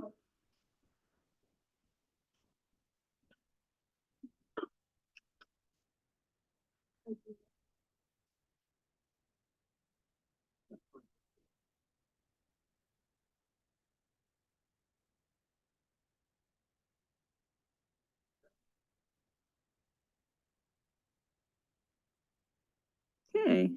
Who would like to share their response to this second question about being involvement with enforcement? If you're directly involved or not. Yes. Yeah, with the city of Palmdale, we have a lot of different means to do it. Just a reminder about the room mics. They're on at this point, so if you're talking or whispering, then everyone online can hear you as well. Okay, sorry, go ahead. But yeah, and so we have a hotline that people can call, and if it's after hours, they can leave a message. We have an app that enables them to report it, and we have our website that also creates a work order directly after it's reported. And we even have, excuse me, have a text messaging format that utilizes AI to figure out exactly who it should go to. So we have all those different means. And I think it all depends on the type of person, although I have gotten the complaint that we have too many different methods of reporting things, and there's a desire to do away with all of them and just have one. But I'm not in agreement to tell the truth. Can't please all the people all the time, right? Yeah. Who else would like to share something about their involvement with enforcement? Yes. For me, I'm Jamie Cooley with the City of Fremont. One of the things I've noticed with enforcement is a lot of the people in our business community typically have cameras. So they are able to provide us with sufficient evidence for me to cite. So that makes it they're great partners to have, because they'll be able to time and time again send me the sufficient evidence, and then we can kind of see if there's a pattern and see if those people are pivoting to other places to dump after they got caught at this place. So I think that's a nice relationship. So working with the businesses. Yeah. Great. Anyone else? Who else would like to? Somebody. Oh, yes. Ted Ward, Delaware Solid Waste Management Authority. I've found since we adopted the mandatory responsibility ordinances, working with the county code enforcement officer has been really the best of relationships, because whenever we reported any illegal dumping concerns, law enforcement had other priorities. They were busy pursuing those other priorities, and there was never a way that illegal dumping was ever on their radar. But having a county code enforcement officer who essentially did building codes, health and safety, and solid waste, it became a mechanism that was actually working. We keep hearing the word priorities all day. I've been hearing that word. It keeps coming up. It's really interesting. Yeah. Anybody else? No experience you'd like to share? Yes. Yeah, well, I know, and I'm just speaking as a citizen at this point. But in Oakland, we can report illegal dumping through either 311 system or the app. And you can take a photo, and I have it on my phone. I use it all the time. Take a photo of the illegal dumping, report what it is, and things like that. Part of the challenge, though, is that the response that you get is it will say acknowledged, but it doesn't tell you like what's the ETA, how long is it going to take, or something like that. So it can be really frustrating, being like, "Gosh, I reported that a week ago, and they've acknowledged it. What does that mean?" So more sort of back and forth I think would be helpful in helping to build the confidence, because too often, and now I'm putting on my hat as somebody who works for the county, too often we hear that people don't have faith in the system. And so why would I report it on the app if they're not gonna do anything except acknowledge it, right? And so that could be a big challenge as well. Communications 101 for sure. Anyone else? No? Should we move on? Oh, yes. Just real quick, Sir? in reference to what you just said, what I tell people is, because we have the same problem, you know, why call the sheriff's department? They're not even gonna show up, which is true. But it's in the system. It becomes a statistic. So the more people that call and report these things, the higher up it's gonna go. So I always tell people, whether you think they're gonna come out or not, call them anyway, let them know, so it gets into the system. Your voice matters, right? Yeah. John on the Department of Public Works, tailgate, don't mention. We oftentimes in city hall have heard that mantra repeated, like, I'm tired of reporting it, and nothing seems to be getting done. But I always encourage our citizens, it's about data. And for us, we have to track this information. So even if it seems like it's, endless, please always continue to report it. Because at the end of the day, someone's going to ask, how many times did this come up? And I said, and so someone like me, so they have to be accountable for producing a map, because I've got 567 complaints all coming from that spot right there. And then that's kind of what drives it should, and the movement towards getting it leaked involved. Data has a voice, right? And there was one over here. Yeah. I've heard in some communities, more rural communities, if there's not an address associated with the site, it's really hard to find the location of dumping. No address, hard to find. Yes, sir. I'd add on to what the gentleman just said, and that is sometimes the department is so good at cleaning up that there's another pile there the next time that person comes, and it may not be the same pile.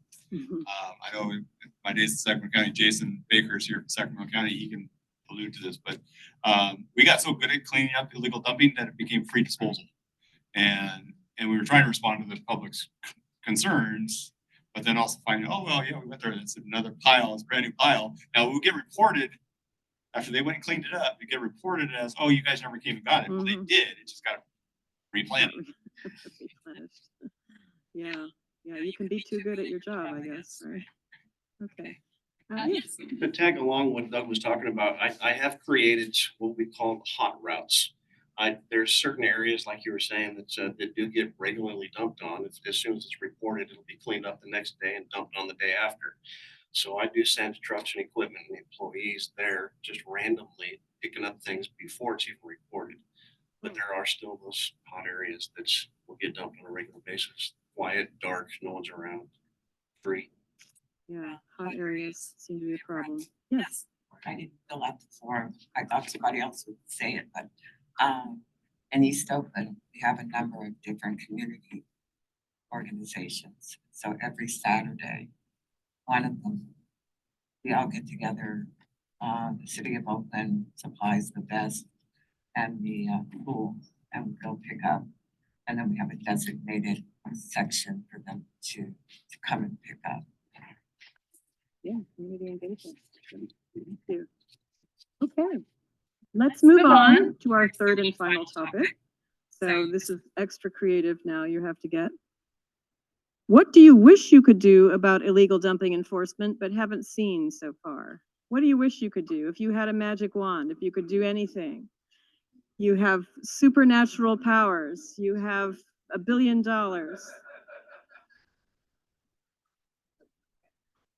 Big picture thinking, please.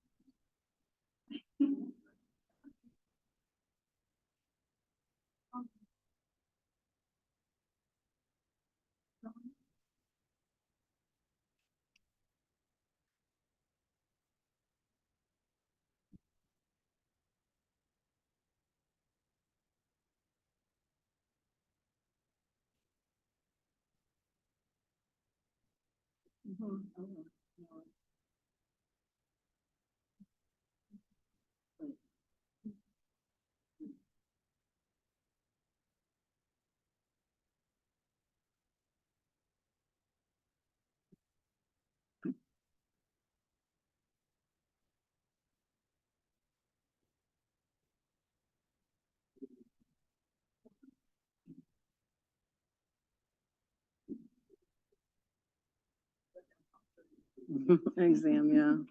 It's finals. Yeah. And I don't grade on a curve, so.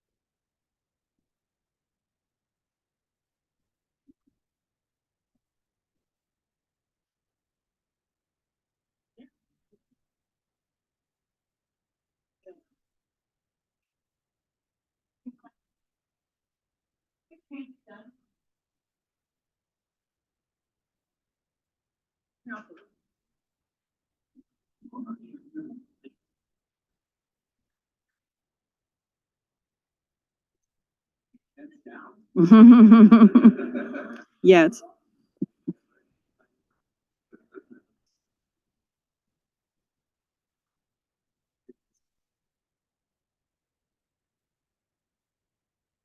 Oh.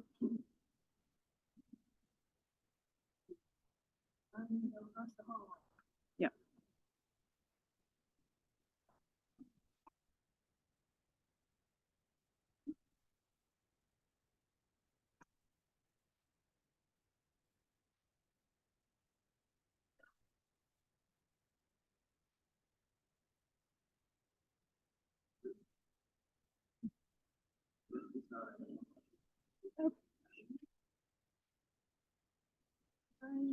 Collecting.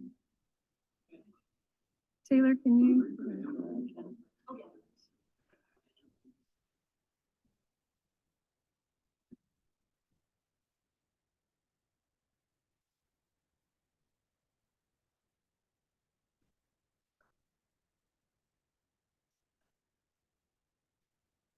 Okay, who would like to share their wish for the future? What do you wish you could do about illegal dumping enforcement but haven't been able to or haven't seen? Big picture, pie in the sky, get in with the president. Yes.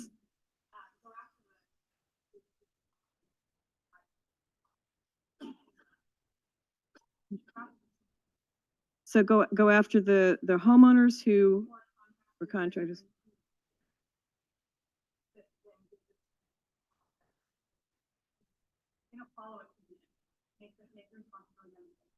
On the generator. How would you do that? We had that question too.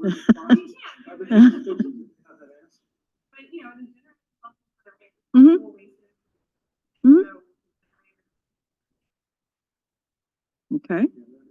All right. Yes. Well, my idea was sort of related to that, which was take the contractors that we've got as the city and list them all publicly on the website, maybe for a year or so. There you go. And they're all red listed, and then when residents are looking to hire a contractor, they look and say, this contractor dumped in Fremont, I'm not going to hire that contractor, I'm gonna hire somebody else. Okay. That's what I want to do. FBI's most wanted, yes.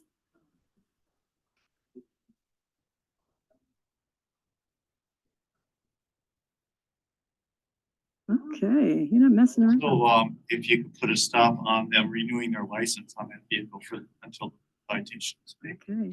And, another thing is to raise the, fees on fines. It's, it's now deterrent. And advertise it so people know if you come to your city and are dumped, you're gonna have to pay 10,000, whatever. Yeah, raising fees seems to be a theme of we've heard a lot lately too. Yes. I think, yes. You have your, yeah. Oh, I'd like to get a couple government surplus predator drones with Sidewinder missiles. Flying around. Better enforcement, of course, is a huge issue, and education is. And I was going to say something in regards to what you just said. Oh, mandatory vehicle forfeiture, but they don't get it back. And making these things very, very public so that people know that there are consequences. That's the problem that we face where we're at is they dump with impunity. There is no consequences. And it's a huge, huge problem.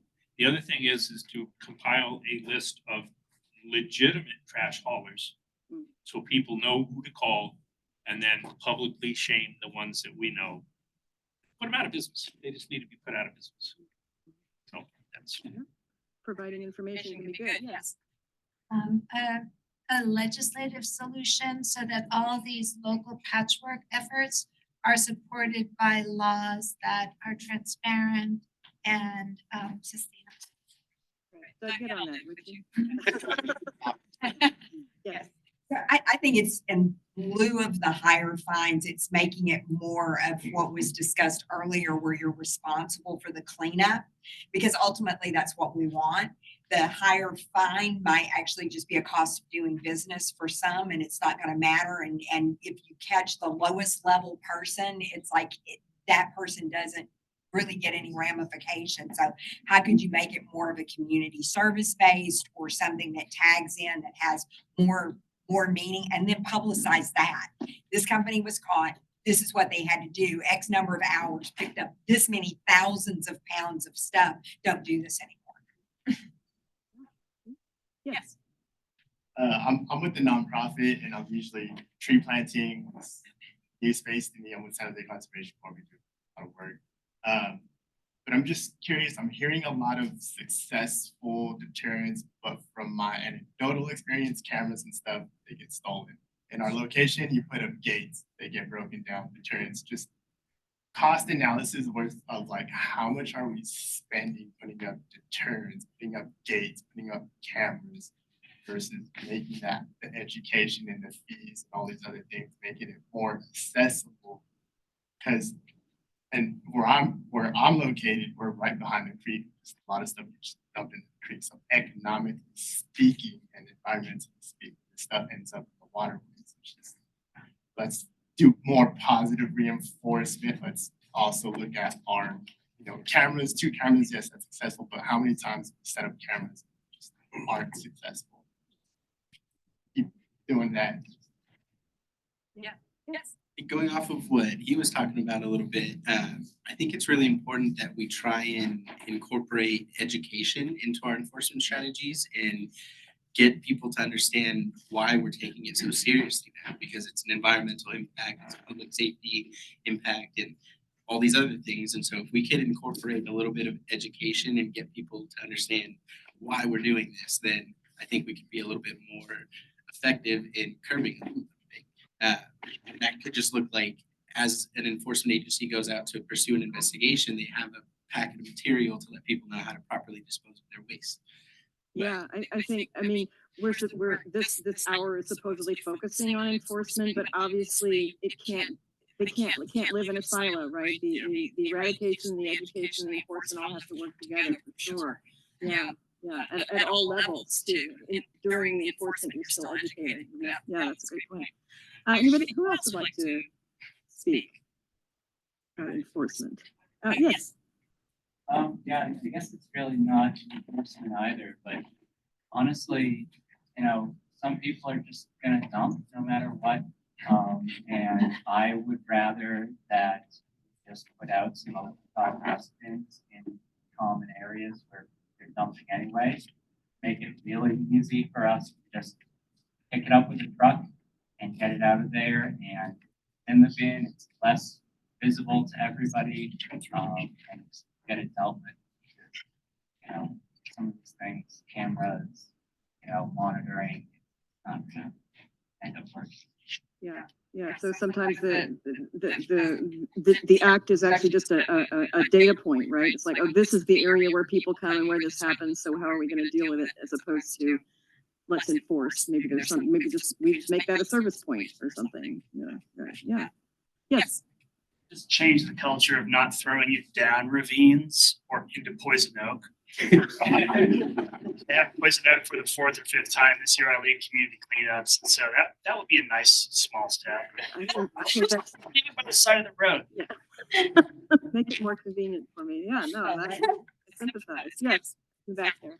We talked about this before, but maybe a fat reward incentive for those to report illegal dumpers. Yeah, yes. And I've been told fingerprinting, it doesn't work that way. Running fingerprints on what's dumped, I'm still determined to try that. You don't think it works, but you'd like to try it anyway? Is that what you're I've saying? been told it has, and it'd be interesting to try, right? I've never gone through that process myself, but. Yeah, why not? Test our tools, right? Test our tools. Yes. Again, no wrong answer. No wrong answer. Prior to coming to work for the city of Oakland, I worked for 17 years in San Jose. And so I frequently would have to go into places like Danville, Blackhawk. And so by contrast, and I don't know, it's not really an answer, it's more of a comment. I noticed that while working there and living in Oakland, the dichotomy of those two different environments. It is unconscionable if you drive through Blackhawk or if you drive through Danville or San Ramon to see the conditions that some of the other Bay Area communities are experiencing. So it's almost like, what is the mindset of those communities, and how are they dealing with the absence of this? Like they would be flabbergasted if they had to deal with a tenth of what some of us are dealing with. And so maybe the look is to discover what prevents people from going into those spaces and behaving that way, and how do we then replicate that, whether it's through education, whether it's through changing the culture of what's acceptable in these spaces, so that all of us feel like every place should feel like Walnut Creek. Every place should feel like Danville and San Juan and Blackhawk.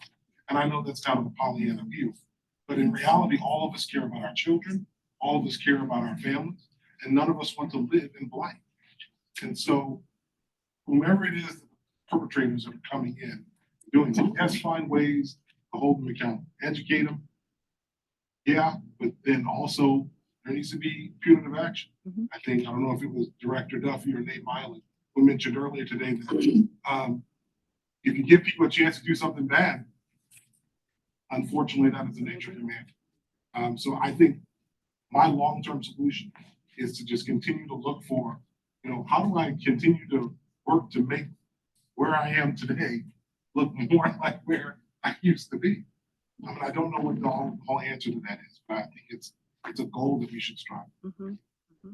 Yes, thank you.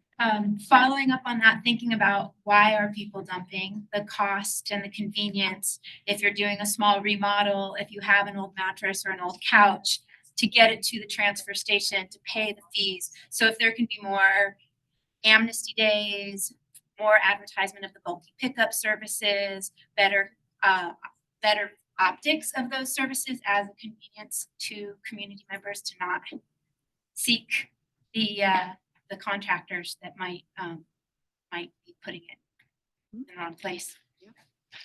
That's hard, because in Contra Costa County, You can deliver a mattress for free anytime. And how many do we find on the side of the road all the time? And that is a service that Contra Costa County is paying for, but people don't want to take advantage of it because Do they'll they take know about it? way out. I think most people know about it. Sure. No. They need to have, They did, but then they have to drive to, Pittsburgh Avenue instead of Alhambra Valley Road. I don't know, maybe Alhambra Valley Road's closer. It's frustrating. Yeah, it's back to humans, right? I mean, it's back to humans. That's how we started the day with the San Rafael presentation about, human-based design. It's like go and look at what they're doing and why they're doing it and understand it on the ground. Like the woman that we saw in oh dear. Right. Oh, yeah. The station, be with them, live their lives. You can't tell them. They have to tell you. The dumpers have to express to you what's happening in order to truly understand it. And that's very challenging, of course, very challenging. Who else would like to, any other, and we can open it up to more sort of synthesizing of your day. What are you taking away from today? Is there something that surprised you or that delighted you that you would like to share now? We have a couple minutes left in the session. Our colleagues online are saying that they submitted some comments. Yeah, so all of those comments have been submitted and we are trying to get access so that we can share them here with the rest of the room. They all were captured though and are gonna be part of the report that will be done. So even if they don't get heard out or shared out today, all of what was shared by the online participants is captured. Thank you. Okay, and does that include any questions other than anything that came in through the Q&A feature? through the Q&A feature? Okay. Okay, great. Thank you. We're trying, it's challenging to include the online portion, but we really do want to hear from them. Anybody else? Who else would like to share something about learning or something that surprised or delighted you from today? Or maybe horrified you? Yes. What delighted me was that the woman in Delaware County who was so full of life and love and energy and positivity towards a community that I sometimes get really frustrated with. So that was a real encouragement to always remember we're dealing with human beings, not whatever. Not something else. Yeah, human centered, right? So, who else? Yes. Didn't happen in this conference, but I'd like to share. I was driving home from Emerald, came down West McArthur, and that little stretch of West McArthur between I'm not with the streets, with a 4-block area that ends at Webster was really pretty. The traffic median was beautifully landscaped and manicured and maintained. I stopped, I took pictures, and of course I posted on Facebook, but I also was curious, so I talked to merchants along that stretch to see how did this happen? Because I know the city of Oakland didn't do it because the city of Oakland doesn't seem to be doing things like that anymore. Well, it was the business district, the Telegraph, Temescal Business Improvement District. And I thought, well, that's really nice. That's kind of a Montclair Village kind of thing to do. But that's kind of something that we all used to do. We used to take care of our public spaces or our private spaces because we didn't want to live in squalor. Now, Danville and Alamo and Blackhawk. No, you don't see dumping out there.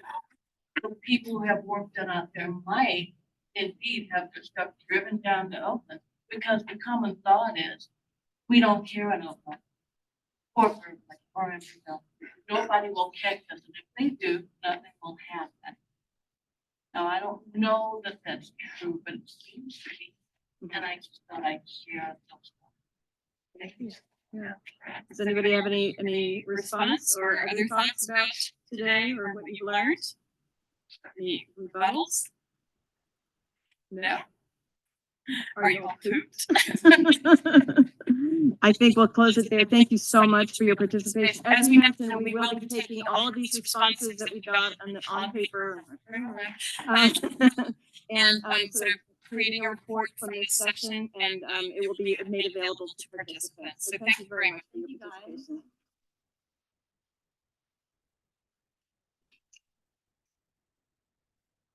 Oh my goodness. Wow.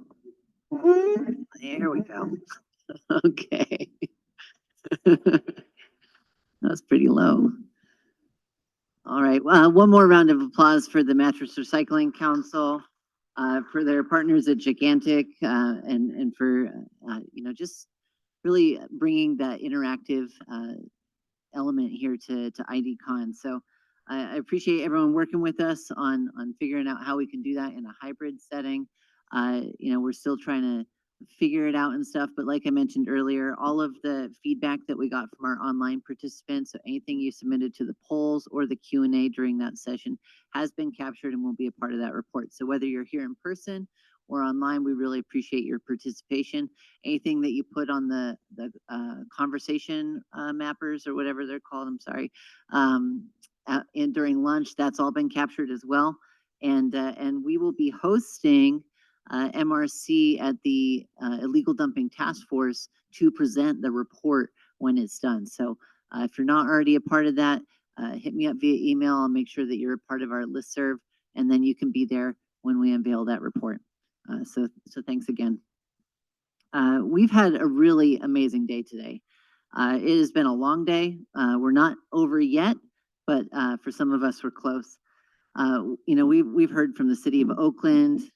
We heard from the city of San Rafael. We heard from the state. We heard about legislation. We heard from San Jose, from Del Norte. And then we all worked together on trying to brainstorm solutions to enforcement. And all of that's just one day. We have a whole other day that's coming up tomorrow. But I'm really excited about our last keynote for today, Timothy Burrows, because he really does bring home a lot of what we heard in the comments here about that education piece, about how we bring people together, how we prevent illegal dumping by working with children and things like that. And so I know Timothy has a lot of experience in that, and we'll be able to speak a little bit about that. So Timothy is the executive director of Stop Waste. It's a public agency that advocates for sustainability in Alameda County. He has over 14 years of experience working within public community serving agencies, and has a master's degree in environmental policy from an American university in Washington, D.C. And a side note, he also served on the Peace Corps in Gambia, West Africa. So a little fun fact about Tim. So welcome to the IDCon stage, Timothy Burrows. Hi, everybody. It's good to be with you. Thank you very much, Aaron. I appreciate it. Thanks for inviting me here. I want to start by just appreciating Supervisor Miley for all your leadership in Oakland and the county. And really, I think it spreads to the Bay, to the state, and really beyond. So thank you for your leadership in organizing this event and on this work. And Aaron, thank you. Have we given Aaron a round of applause yet today? Thank you. It's so cool to be in the room with all of you and be able to connect. Like Aaron said, it's been a long day, but it's been energizing. And I know we have a lot of shared experience and shared interests. And, we're kindred spirits, right? We get to share solutions and share challenges together, which is a beautiful thing.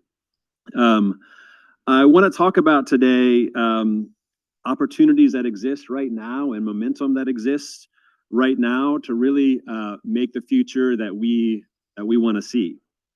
And that's a future in which we really are able to accelerate progress from the linear economy that we're used to a more equitable and to a more circular economy. And that a lot of momentum is happening right now, and you all are part of a lot of that momentum. So I want to highlight a few of those things and also share a few resources and ideas, and then happy to answer any questions. Our role at Stop Waste is to help accelerate that momentum and really create opportunities for folks to engage. And I'm going to talk just for a second about who Stop Waste is, and then I'll talk a little bit more about some of our work. And I'm going to also talk about some funding, which you may be interested to hear about. So Stop Waste is a government agency in Alameda County. Like a lot of disco bands, we were formed in the 70s, 1976.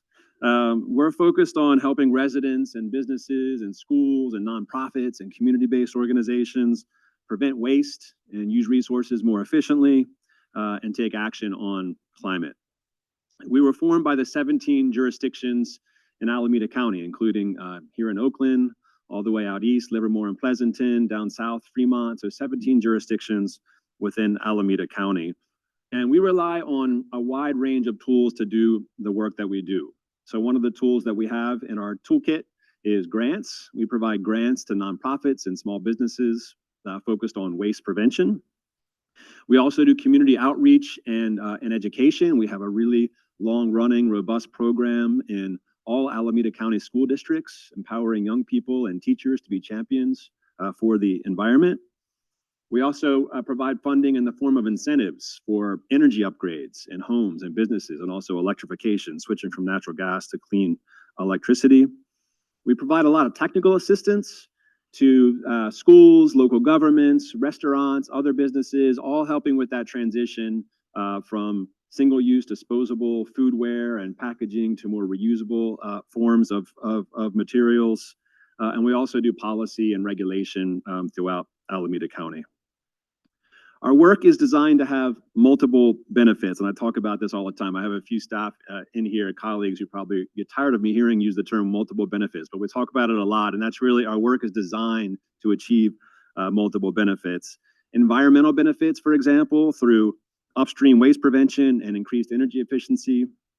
Health benefits through strengthening a healthy community food system and nourishing people with nutritious food. And also economic benefits by helping to create jobs in a local circular economy. So our work is guided by these three long-term goals, but today I'm really going to focus on that one in the middle, a thriving circular economy. Jordan talked a little bit, our earlier speaker, about circular economy and how we think about that and how we talk about that. I'm just going to lift up a few of the things that she said without completely repeating what she said, but there's a few things I wanted to emphasize about a circular economy. And one of the ways I like to talk about circular economy is by talking about what it is not, right? And the difference between a circular and a linear economy. And a linear economy, as we all know, that's the one that we're used to. That's the status quo that we live in, where we use materials sometimes for just a minute that were created with resources that are finite resources, right? Water, energy, to create a material that maybe we just use for a couple of minutes and then we throw away. And some people refer to that as the take, make, and waste economy. And it really creates negative impacts on communities, the health of our communities, our environment, the waterways. I've heard a lot of people talk about today. People have to climb into Poison Oak to pick that stuff up. There's a lot of negative impacts for the take, make, and waste economy. And a circular economy is different, right? And that's the economy that we're all working toward. And we're already seeing positive momentum in that direction. And it starts really, like Jordan said, with preventing waste in the first place. And what I mean by that is reducing the volume of materials that are entering our community, reducing those materials upstream, such as through innovations in the design of materials, the redesign of materials in innovative ways, and by creating systems and business models that allow for the reuse and repair of materials rather than just the use for a minute and then throwing them away or disposing of them. And this prevention piece is really important. It's actually the most efficient way of reducing waste is to reduce it upstream before it even occurs, rather than having to deal with it once it's already in the system, right? So that's really the most efficient way of dealing with the waste that we're trying to reduce. And there's really exciting work happening on waste prevention. I'm going to talk about a few different examples. There's exciting work right here in our region and also throughout the state and spreading throughout the country. And in a circular economy, in addition to preventing waste before it occurs through things like material redesign, we're also building these systems for reuse and repair, and also improving the recycling and composting systems that we all use. This shirt, for example. Do you like this shirt? Yeah, I love this shirt. It's my favorite shirt. I got this shirt at a thrift store. And I was walking through the thrift store with my daughter, Jade, and she said, "Dad, you need that shirt." And whatever my daughter says goes. So I got this shirt, right? So the environmental impact of this shirt was created long before I started wearing it, right? The resources that went into creating this shirt, that's where the main environmental impact are. So if I can use this shirt secondhand, right, that's one small step I can take to reduce the environmental impact of creating this material, this shirt from virgin materials. That's where a lot of the environmental impact occurs, in addition to what happens when I dispose of this shirt. I hope somebody gets to wear this shirt after me. So that's just one example. And thrift stores are sort of a pretty robust system for reuse of clothing. What we want to do is we want to create similarly robust system for lots of other materials, right? Electronics, appliances, packaging, and things like that. So that's a lot of the work that we do at Stop Waste. And a final element of the circular economy is mitigating the impact of the waste that we've already created, especially in disadvantaged communities. So that includes cleanup efforts throughout the state. I'm going to talk in a few minutes about some funding that is on tap in a couple of years through a law called SB 54 that may be able to help with some of those cleanup and mitigation efforts, which is a key component of the circular economy as well. So I mentioned that this circular economic model is gaining steam and gaining momentum in the present. And I want to just give a few examples of what that looks like. Let's see if I can.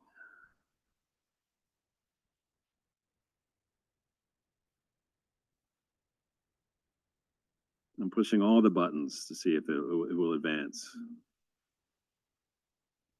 There we go. So starting with, I mentioned at the top, waste prevention as being that key element of the circular economy. So a really good example of some waste prevention work that's really gaining steam has to do with reusable foodware. Single-use foodware is one of the most common things that we see littering our communities. Chip bags and coffee cups and coffee lids and plastic forks and things like that. You've all seen them, you know that better than me. Replacing these single-use disposable pieces of foodware with reusable foodware is an amazing frontier because it really is preventing waste upstream and also reducing a lot of the litter that we see in our communities downstream. And one great example that really inspires me, I mentioned schools earlier. Schools are really leading the way right now on transitioning from single-use foodware in cafeterias to reusable foodware in cafeterias. And I have to say that as far as I know and as far as I've heard, the students and the teachers actually love it. Food just seems to taste better off of a reusable plate, like a metal plate or a durable plastic plate, rather than a single-use disposable plate. So we fund and support schools throughout Alameda County to make that transition from single-use disposable to reusable foodware. I want to talk about material circularity through reuse and repair. Another example that inspires me, there's an amazing organization in Oakland, many of you might know them, it's called Tech Exchange. Tech Exchange takes donated electronics like computers and phones, and they refurbish those materials, that equipment, and they donate them to schools and to families in need. So we talk about multiple benefits. They're helping to bridge the digital divide, and they're also mitigating waste that would otherwise end up in the waste stream. And our work to advance the circular economy always foundationally starts with education in schools. We partner with WM. We bring thousands of students each year to the Davis Street Transfer Station, where they get a full sensory experience of the waste stream. They get to smell it, they get to feel it, they get to hear the sounds, and they get a better sense of what's entering our waste stream and some actions they can take to reduce the amount of materials that are going in to that waste stream. So that's a few examples of what the circular economy can look like in practice, and the seeds for the circular economy that we all want to see are really being planted right now in the present. But let's see, go to the next slide. If we're going to achieve a circular economy, you have to have an app for that, right? So the next thing I want to talk about is a tool that we developed at Stop Waste, and many of the leaders on developing and maintaining this tool, my colleagues are in the room. We have Cindy, Robin, and Janine here who do great work on this app, and I'm going to tell you about as soon as this slide advances. Are you all able to advance the slides? There we go. Our online resource guide, I was talking to Supervisor Miley about this before the presentation, is designed to provide easy access to community members with information about the proper disposal of virtually any material that you have in your household. And it prioritizes the highest and best use of that material, keeping materials in circulation, like I've been talking about, to help keep materials off the street. It provides fast, location-based information for how to responsibly dispose of a given material. So what you do, we were talking about tires, right? Before I came up. You enter in the material type into that, into the what do I do with space there, and you enter in your zip code or your city into the second space, and it will give you a list of options for where you, starting with where you can do reuse or repair of that material or recycle that material. And sometimes materials just need to be disposed of in the landfill. And so if that's the case, it'll tell you that as well. This app is available for any zip codes in Alameda and Contra Costa counties. It's also available in the city of Palo Alto. How many of you live or work in Alameda or Contra Costa County? I'm curious. So for all of you, your homework, and I won't even mind if you do it right now while I'm speaking, your homework is to download the resource app wherever you get your apps. And if you do that and you run into any issues, Cindy or Robin or Janine can help you get it on your phone. We were just talking about tires when I'm done with this shirt, and hopefully a long time from now, because again, it's my favorite shirt. When I'm done with this shirt, I'm going to use the resource app, and it's going to tell me where I can take it so somebody else can use it after me.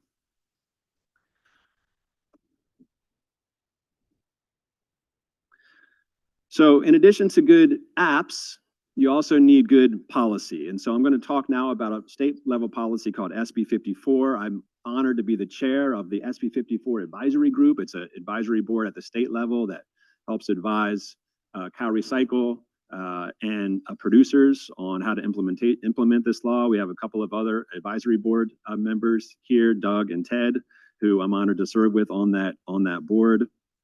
SB 54 is known as the Plastic Pollution Prevention and Packaging Producer Responsibility Act. It's a mouthful. It was passed in 2022. It's arguably the nation's most comprehensive law to date to reduce the volume of single-use packaging entering our community. So getting back to that waste prevention piece, reduce the volume of packaging that enters our community and also increase the recycling and composting of single-use packaging. It really represents a shift in the space of packaging to a more circular economy. We're slowing the flow of packaging that's entering the economy, and then for the packaging that's here, maintaining circulation and circularity through reuse and refill and recycling. And one of the most fundamental elements of this law, and what really sets it apart from a lot of other waste-related laws, is that it shifts the burden of the costs of collecting and processing and transporting the materials that are covered by this law. Usually we have to pay for it. Consumers pay for it, jurisdictions pay for it. What this law does is it requires that the producers of these materials to pay all of the costs associated with collecting these materials and getting them recycled and composted at a responsible end market. And they also have to invest in innovation in packaging upstream to just reduce the volume of packaging that's entering our communities. Another key feature that I'll talk just more about in just a second is that it also provides funding to clean up the existing mess in our communities, especially in the context of single-use plastic. It creates a plastic pollution mitigation fund of $5 billion that will be distributed ultimately to communities across the state. And I'll give you more details about that in just a second. So I want to talk a little bit more about what the requirements of the law are. So by 2032, all single-use packaging and foodware in California under SB 54 must be recyclable or compostable. And single-use plastic packaging must actually be recycled at a specific rate, 65% recycling rate by 2032, with a few incremental required targets along the way. And not only does packaging have to be recycled or composted, the amount of packaging put into the California market has to be reduced by 25% by weight and by unit, has to be achieved by 2032. And again, there's some interim goals along the way. There's also specific requirements for expanded polystyrene or styrofoam, the foodware. It may not be sold, distributed, or imported into the state of California unless specific recycling rates are achieved in the next couple of years, including a 25% recycling rate by next year. And right now, expanded styrofoam is recycled at a very low single-digit rate. And so at minimum, the styrofoam industry is going to be in flux in the coming months and years if these recycling rates aren't achieved, which seems very unlikely. Let's see. Another key feature of the law is the one that I mentioned earlier, which is the Plastic Pollution Mitigation Fund. Starting in 2027, packaging producers must pay $500 million per year for 10 years into the mitigation fund. And the law directs that 60% of the mitigation fund go towards monitoring and reducing the historical and current environmental justice and public health impact of plastics in our communities. This funding is designed to benefit disadvantaged communities in particular. It'll be allocated by a range of state agencies through, for example, grants to tribes and nonprofits and local jurisdictions. A lot of the definition on how that funding will be allocated and distributed is to be seen. We're working on the regulatory process now. That's part of what our advisory board is advising on. The other 40% of that $5 billion will be allocated to natural resource agencies specifically, such as the Department of Fish and Wildlife and California Coastal Commission, and then they are to distribute those funds in a way that helps clean up our natural areas and our waterways, again, with a focus on disadvantaged communities. So we're very excited about the potential of SB 54.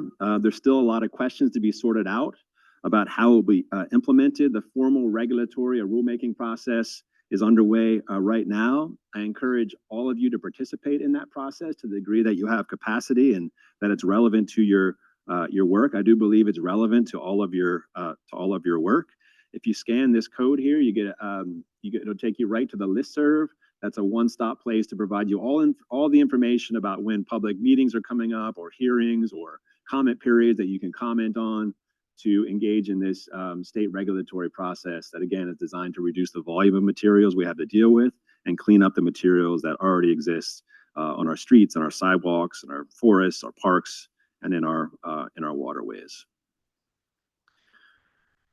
I like to leave with a little bit of ideas about how to take action now locally. A lot of people sort of look down on individual action as a way to create benefits, environmental benefits in our communities. But what's also true is that the only way that systemic solutions happen is if individuals take action first. So it does matter the actions that we take in the example that we set. So in addition to getting your next shirt at Goodwill or wherever you do thrift shopping, there's a few other things that I want to encourage you to do. The reuse repair movement in our communities is really gaining steam right now. If you go to the Stop Waste website, you'll see lots of opportunities to participate in fix-it clinics, for example. So when that next toaster you have decides to start acting weird or to clunk out, you could throw it away, right? That is always an option, but it's not an option we recommend. There's opportunities to get that toaster fixed and meet some people along the way and build community through the act of reuse and repair. So that's one individual action I really encourage people to look into. We've been talking about packaging and disposable packaging. You all experienced it, especially during the pandemic, the mountain of single-use disposable plastic stuff that just spiked, right? And we're still dealing with that as communities, and a lot of that stuff ends up in the streets and in the waterways. So try and set an example today and moving forward and bring your own reusable cup to the cafe next time. Obviously, bring your grocery bag. Talk to the restaurants that you visit about using reusable foodware. I'm not trying to make anybody feel guilty. But it's one thing. It takes practice. It takes practice. In my family, I'm held accountable by my wife and my kids who learn about it in school, which is why I like to encourage environmental education in schools as well. Connect with lots of local community groups that are doing great work in your jurisdiction. And for more ways to keep materials in circulation and to reduce and reuse and recycle, visit our website and definitely check out this app resource. Again, available in Alameda and Contra Costa counties, but if you're not in those counties, check it out anyway, and maybe it gives you some ideas for for a tool that can be created where you live or where you work. So I know I'm the last presenter of the day. I'm standing in the way of, I don't know, happy hour or something. So I didn't want to take too much of your time, but I really appreciate the opportunity, and I really got a lot of ideas today and met some really cool people. So it's been a privilege to be here, and thank you again for your time. Happy to answer any questions. Yeah.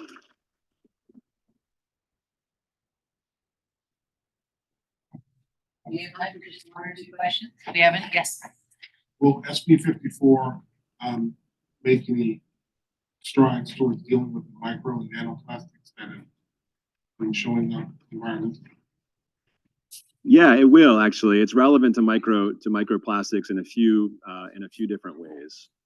One is that a part of the requirements of SB 54 is just to reduce the volume of packaging that's entering our community in the first place, right? So that's what we call source reduction. 25% in reduction in plastic single-use packaging and foodware is required by the law. So direct relevance to microplastics in that is packaging material that just won't be created. It won't be entering our communities. There are significant requirements also for how packaging gets processed and recycled in the law. There's a term in the law called responsible in markets, right? And so a lot of us as consumers, we often wonder, what happens when we put that piece of packaging in the recycling bin? Where does it go? Is it actually getting recycled? What this law does is it holds the producers responsible for actually getting materials recycled, and it creates specific requirements for the end markets where those materials are going to create new products, and it creates requirements on them to create environmental benefits, health and safety benefits for the workers, and things like that. And then, like I said, it also creates this mitigation fund to actually clean up some of the plastic that's already in the environment. So in those ways, which are sort of indirect, but also sort of direct at the same time, it should actually have a benefit for plastics in general, and also microplastics as sort of a derivative of that. Yeah. SFO implemented policy several years ago to ban plastic bottles, right? And now if you fly out of the airport, you can buy a reusable aluminum bottle, right? But ultimately, that bottle is just going to be disposed of the same way that the plastic was, just a little more expensive for the consumer that's coming in and out of SFO. What does SB 54 do to define what single use and reusable is to ensure that a takeout restaurant doesn't just give you a thicker plastic fork instead of a flimsy one? Great question. The main thing that SB 54 does, and a lot of us have been commenting on this issue specifically as part of the rulemaking and the regulatory process, is it's focused on not just creating a container that can be used, promoting a container that can be used multiple times, but actually investing in systems that allow for ongoing circularity of a given material. And you're already seeing some innovations around that emerge. There's companies now that are creating reusable foodware systems, right? Where you can get to go from a local restaurant in a reusable container, and then there's drop-off locations where you can bring that container back, and that business then cleans, washes those materials, and then puts them back into circulation. So the emphasis on SB 54 is on the system and the returnable system, right?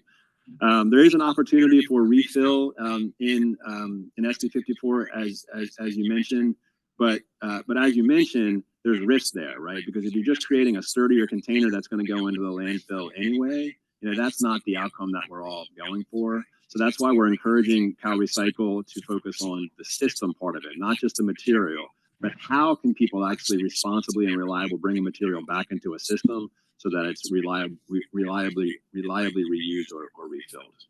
Yes. But you're getting rid of plastics.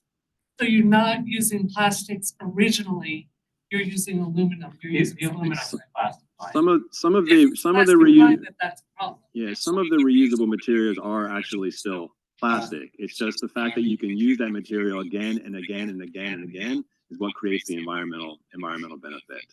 So there is still it depends on how much the material is reused. If you have a reusable container that you use once or twice and then throw away, is more environmentally detrimental. But if you have a reusable container, whether it's plastic or not, and you're able to use it dozens, hundreds of times, you start to create an environmental benefit. And that's why you need the system behind it to enable that to happen. Yes. Is there a concern that cost the producers to go on ultimately going to be passed on? I think it's an open question, and it's a good question.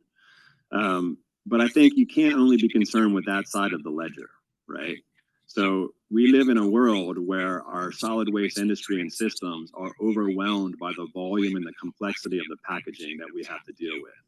And the people that are paying for the cost of continually expanding and upgrading our systems so that they don't stagger and fall over under the weight of all of this packaging is us, is the consumers.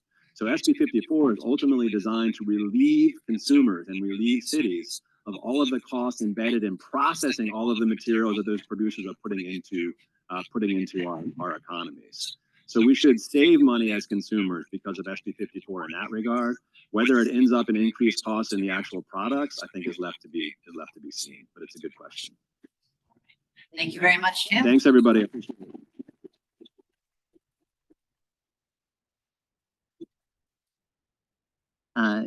So thanks again, Tim. Really appreciate all that you brought to us today. I have a toaster that I'm gonna come and see you about a little bit later, see if we can get that fixed. And also gonna be downloading that resource app. Sounds really awesome. Thank you.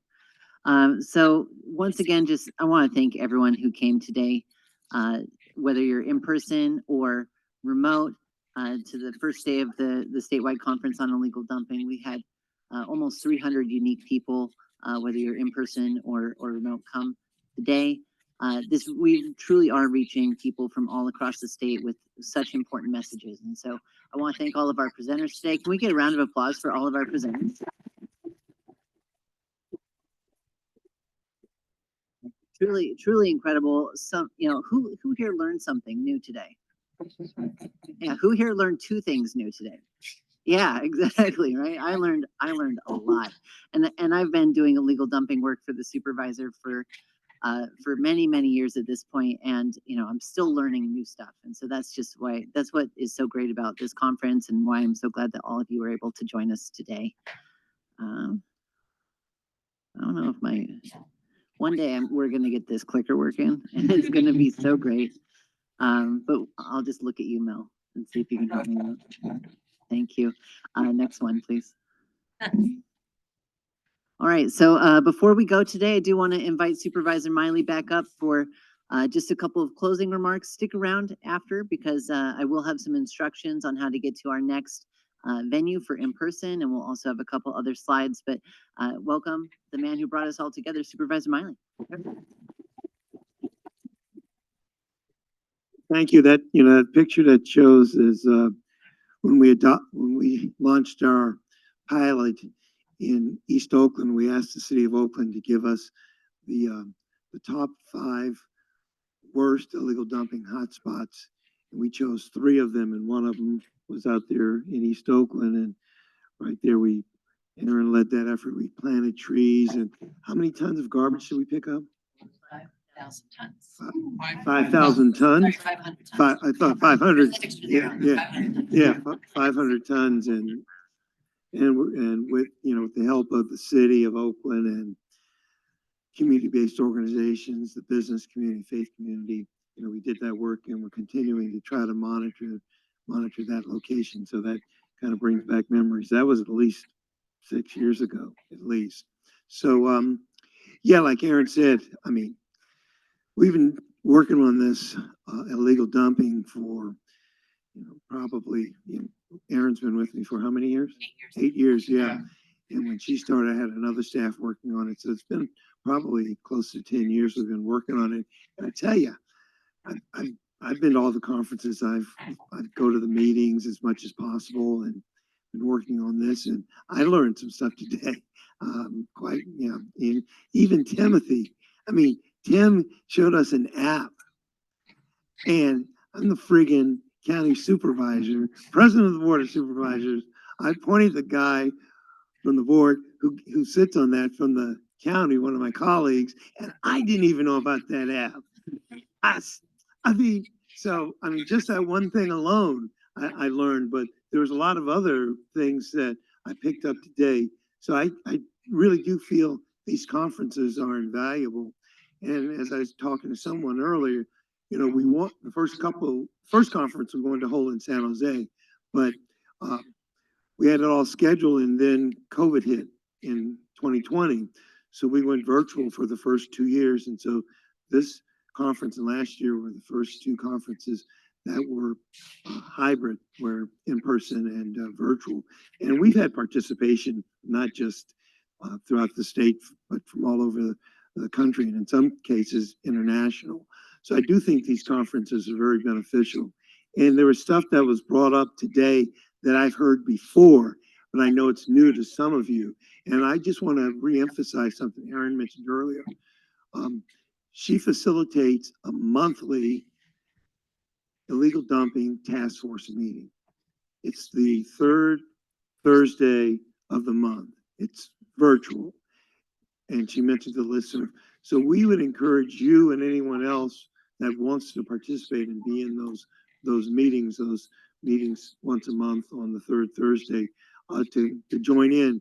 It gives you a lot of good, useful information. There's follow-up, there's interesting topics.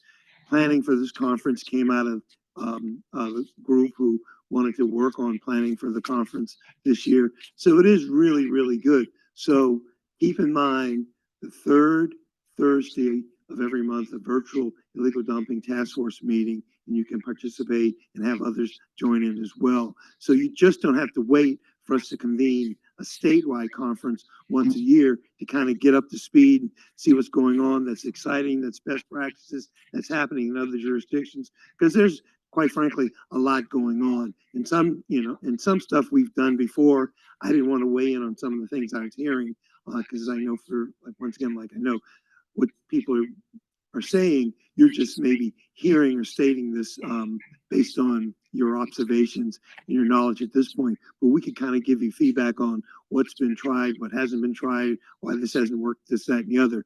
And I know one thing we heard last year too was the use of drones, and we tried to follow up on the use of drones to address illegal dumping.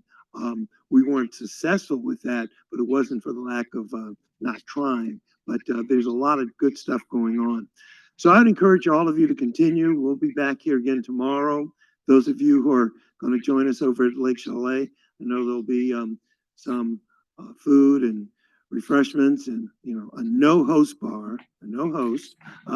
So those who want to get a little alcohol, you can get that as well. And I know we'll have an interesting panel discussion.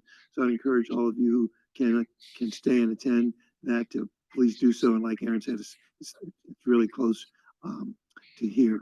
So thank you all. And once again, and I just want to say, Ted mentioned it. Our Earth, our planet, it's suffering, and all the stuff we're trying to do, I think, is helping it. We have to continue to work on that. And it just kind of remarked to me when I was listening to some of the presentations. Once again, I think we're making progress. Like with Tim's last presentation, I think it was good. But it's kind of like with the plastics. I just keep thinking, every time, we've kind of gotten our heads above the cloud and it's going to be clear sailing and we got things under control, we find there's more that needs to be done. Because I actually thought we had that plastic thing all resolved a number of years ago. And quite frankly, we don't, based on, some of you talked about it today when you're talking to Tim. So it's just a lot to be done. So let's continue to work together and, continue to have the camaraderie and collaboration that we all need and bring others into the fold. So thank you all, and I'll see you again tomorrow. And I'll also see you this evening over at Lake Chalet.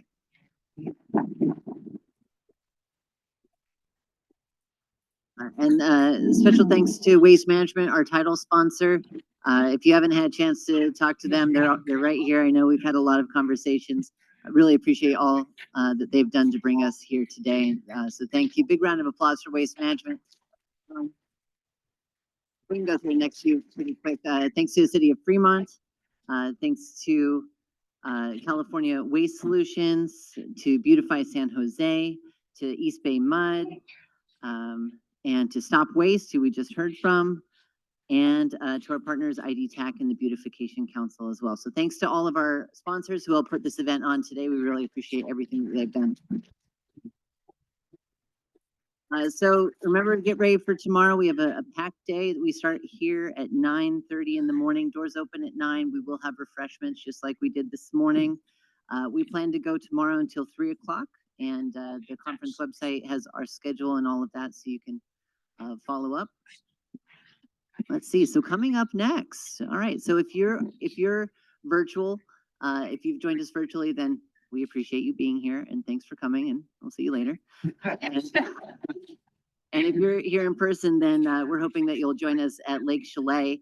I have the itinerary on the screen right now and a little map. So we're going to be getting together and walking over. It's really just 3 blocks down the road. We have a fantastic, it's going to be a taco bar, if that is going to sway anybody on whether or not they're going. So it's going to be a really wonderful evening. We'll have a panel on grassroots efforts to address illegal dumping, and we really do hope that you'll join us there this evening. And thanks again for coming to the 4th Annual Statewide Conference on Illegal Dumping, and we'll see you all tomorrow and tonight.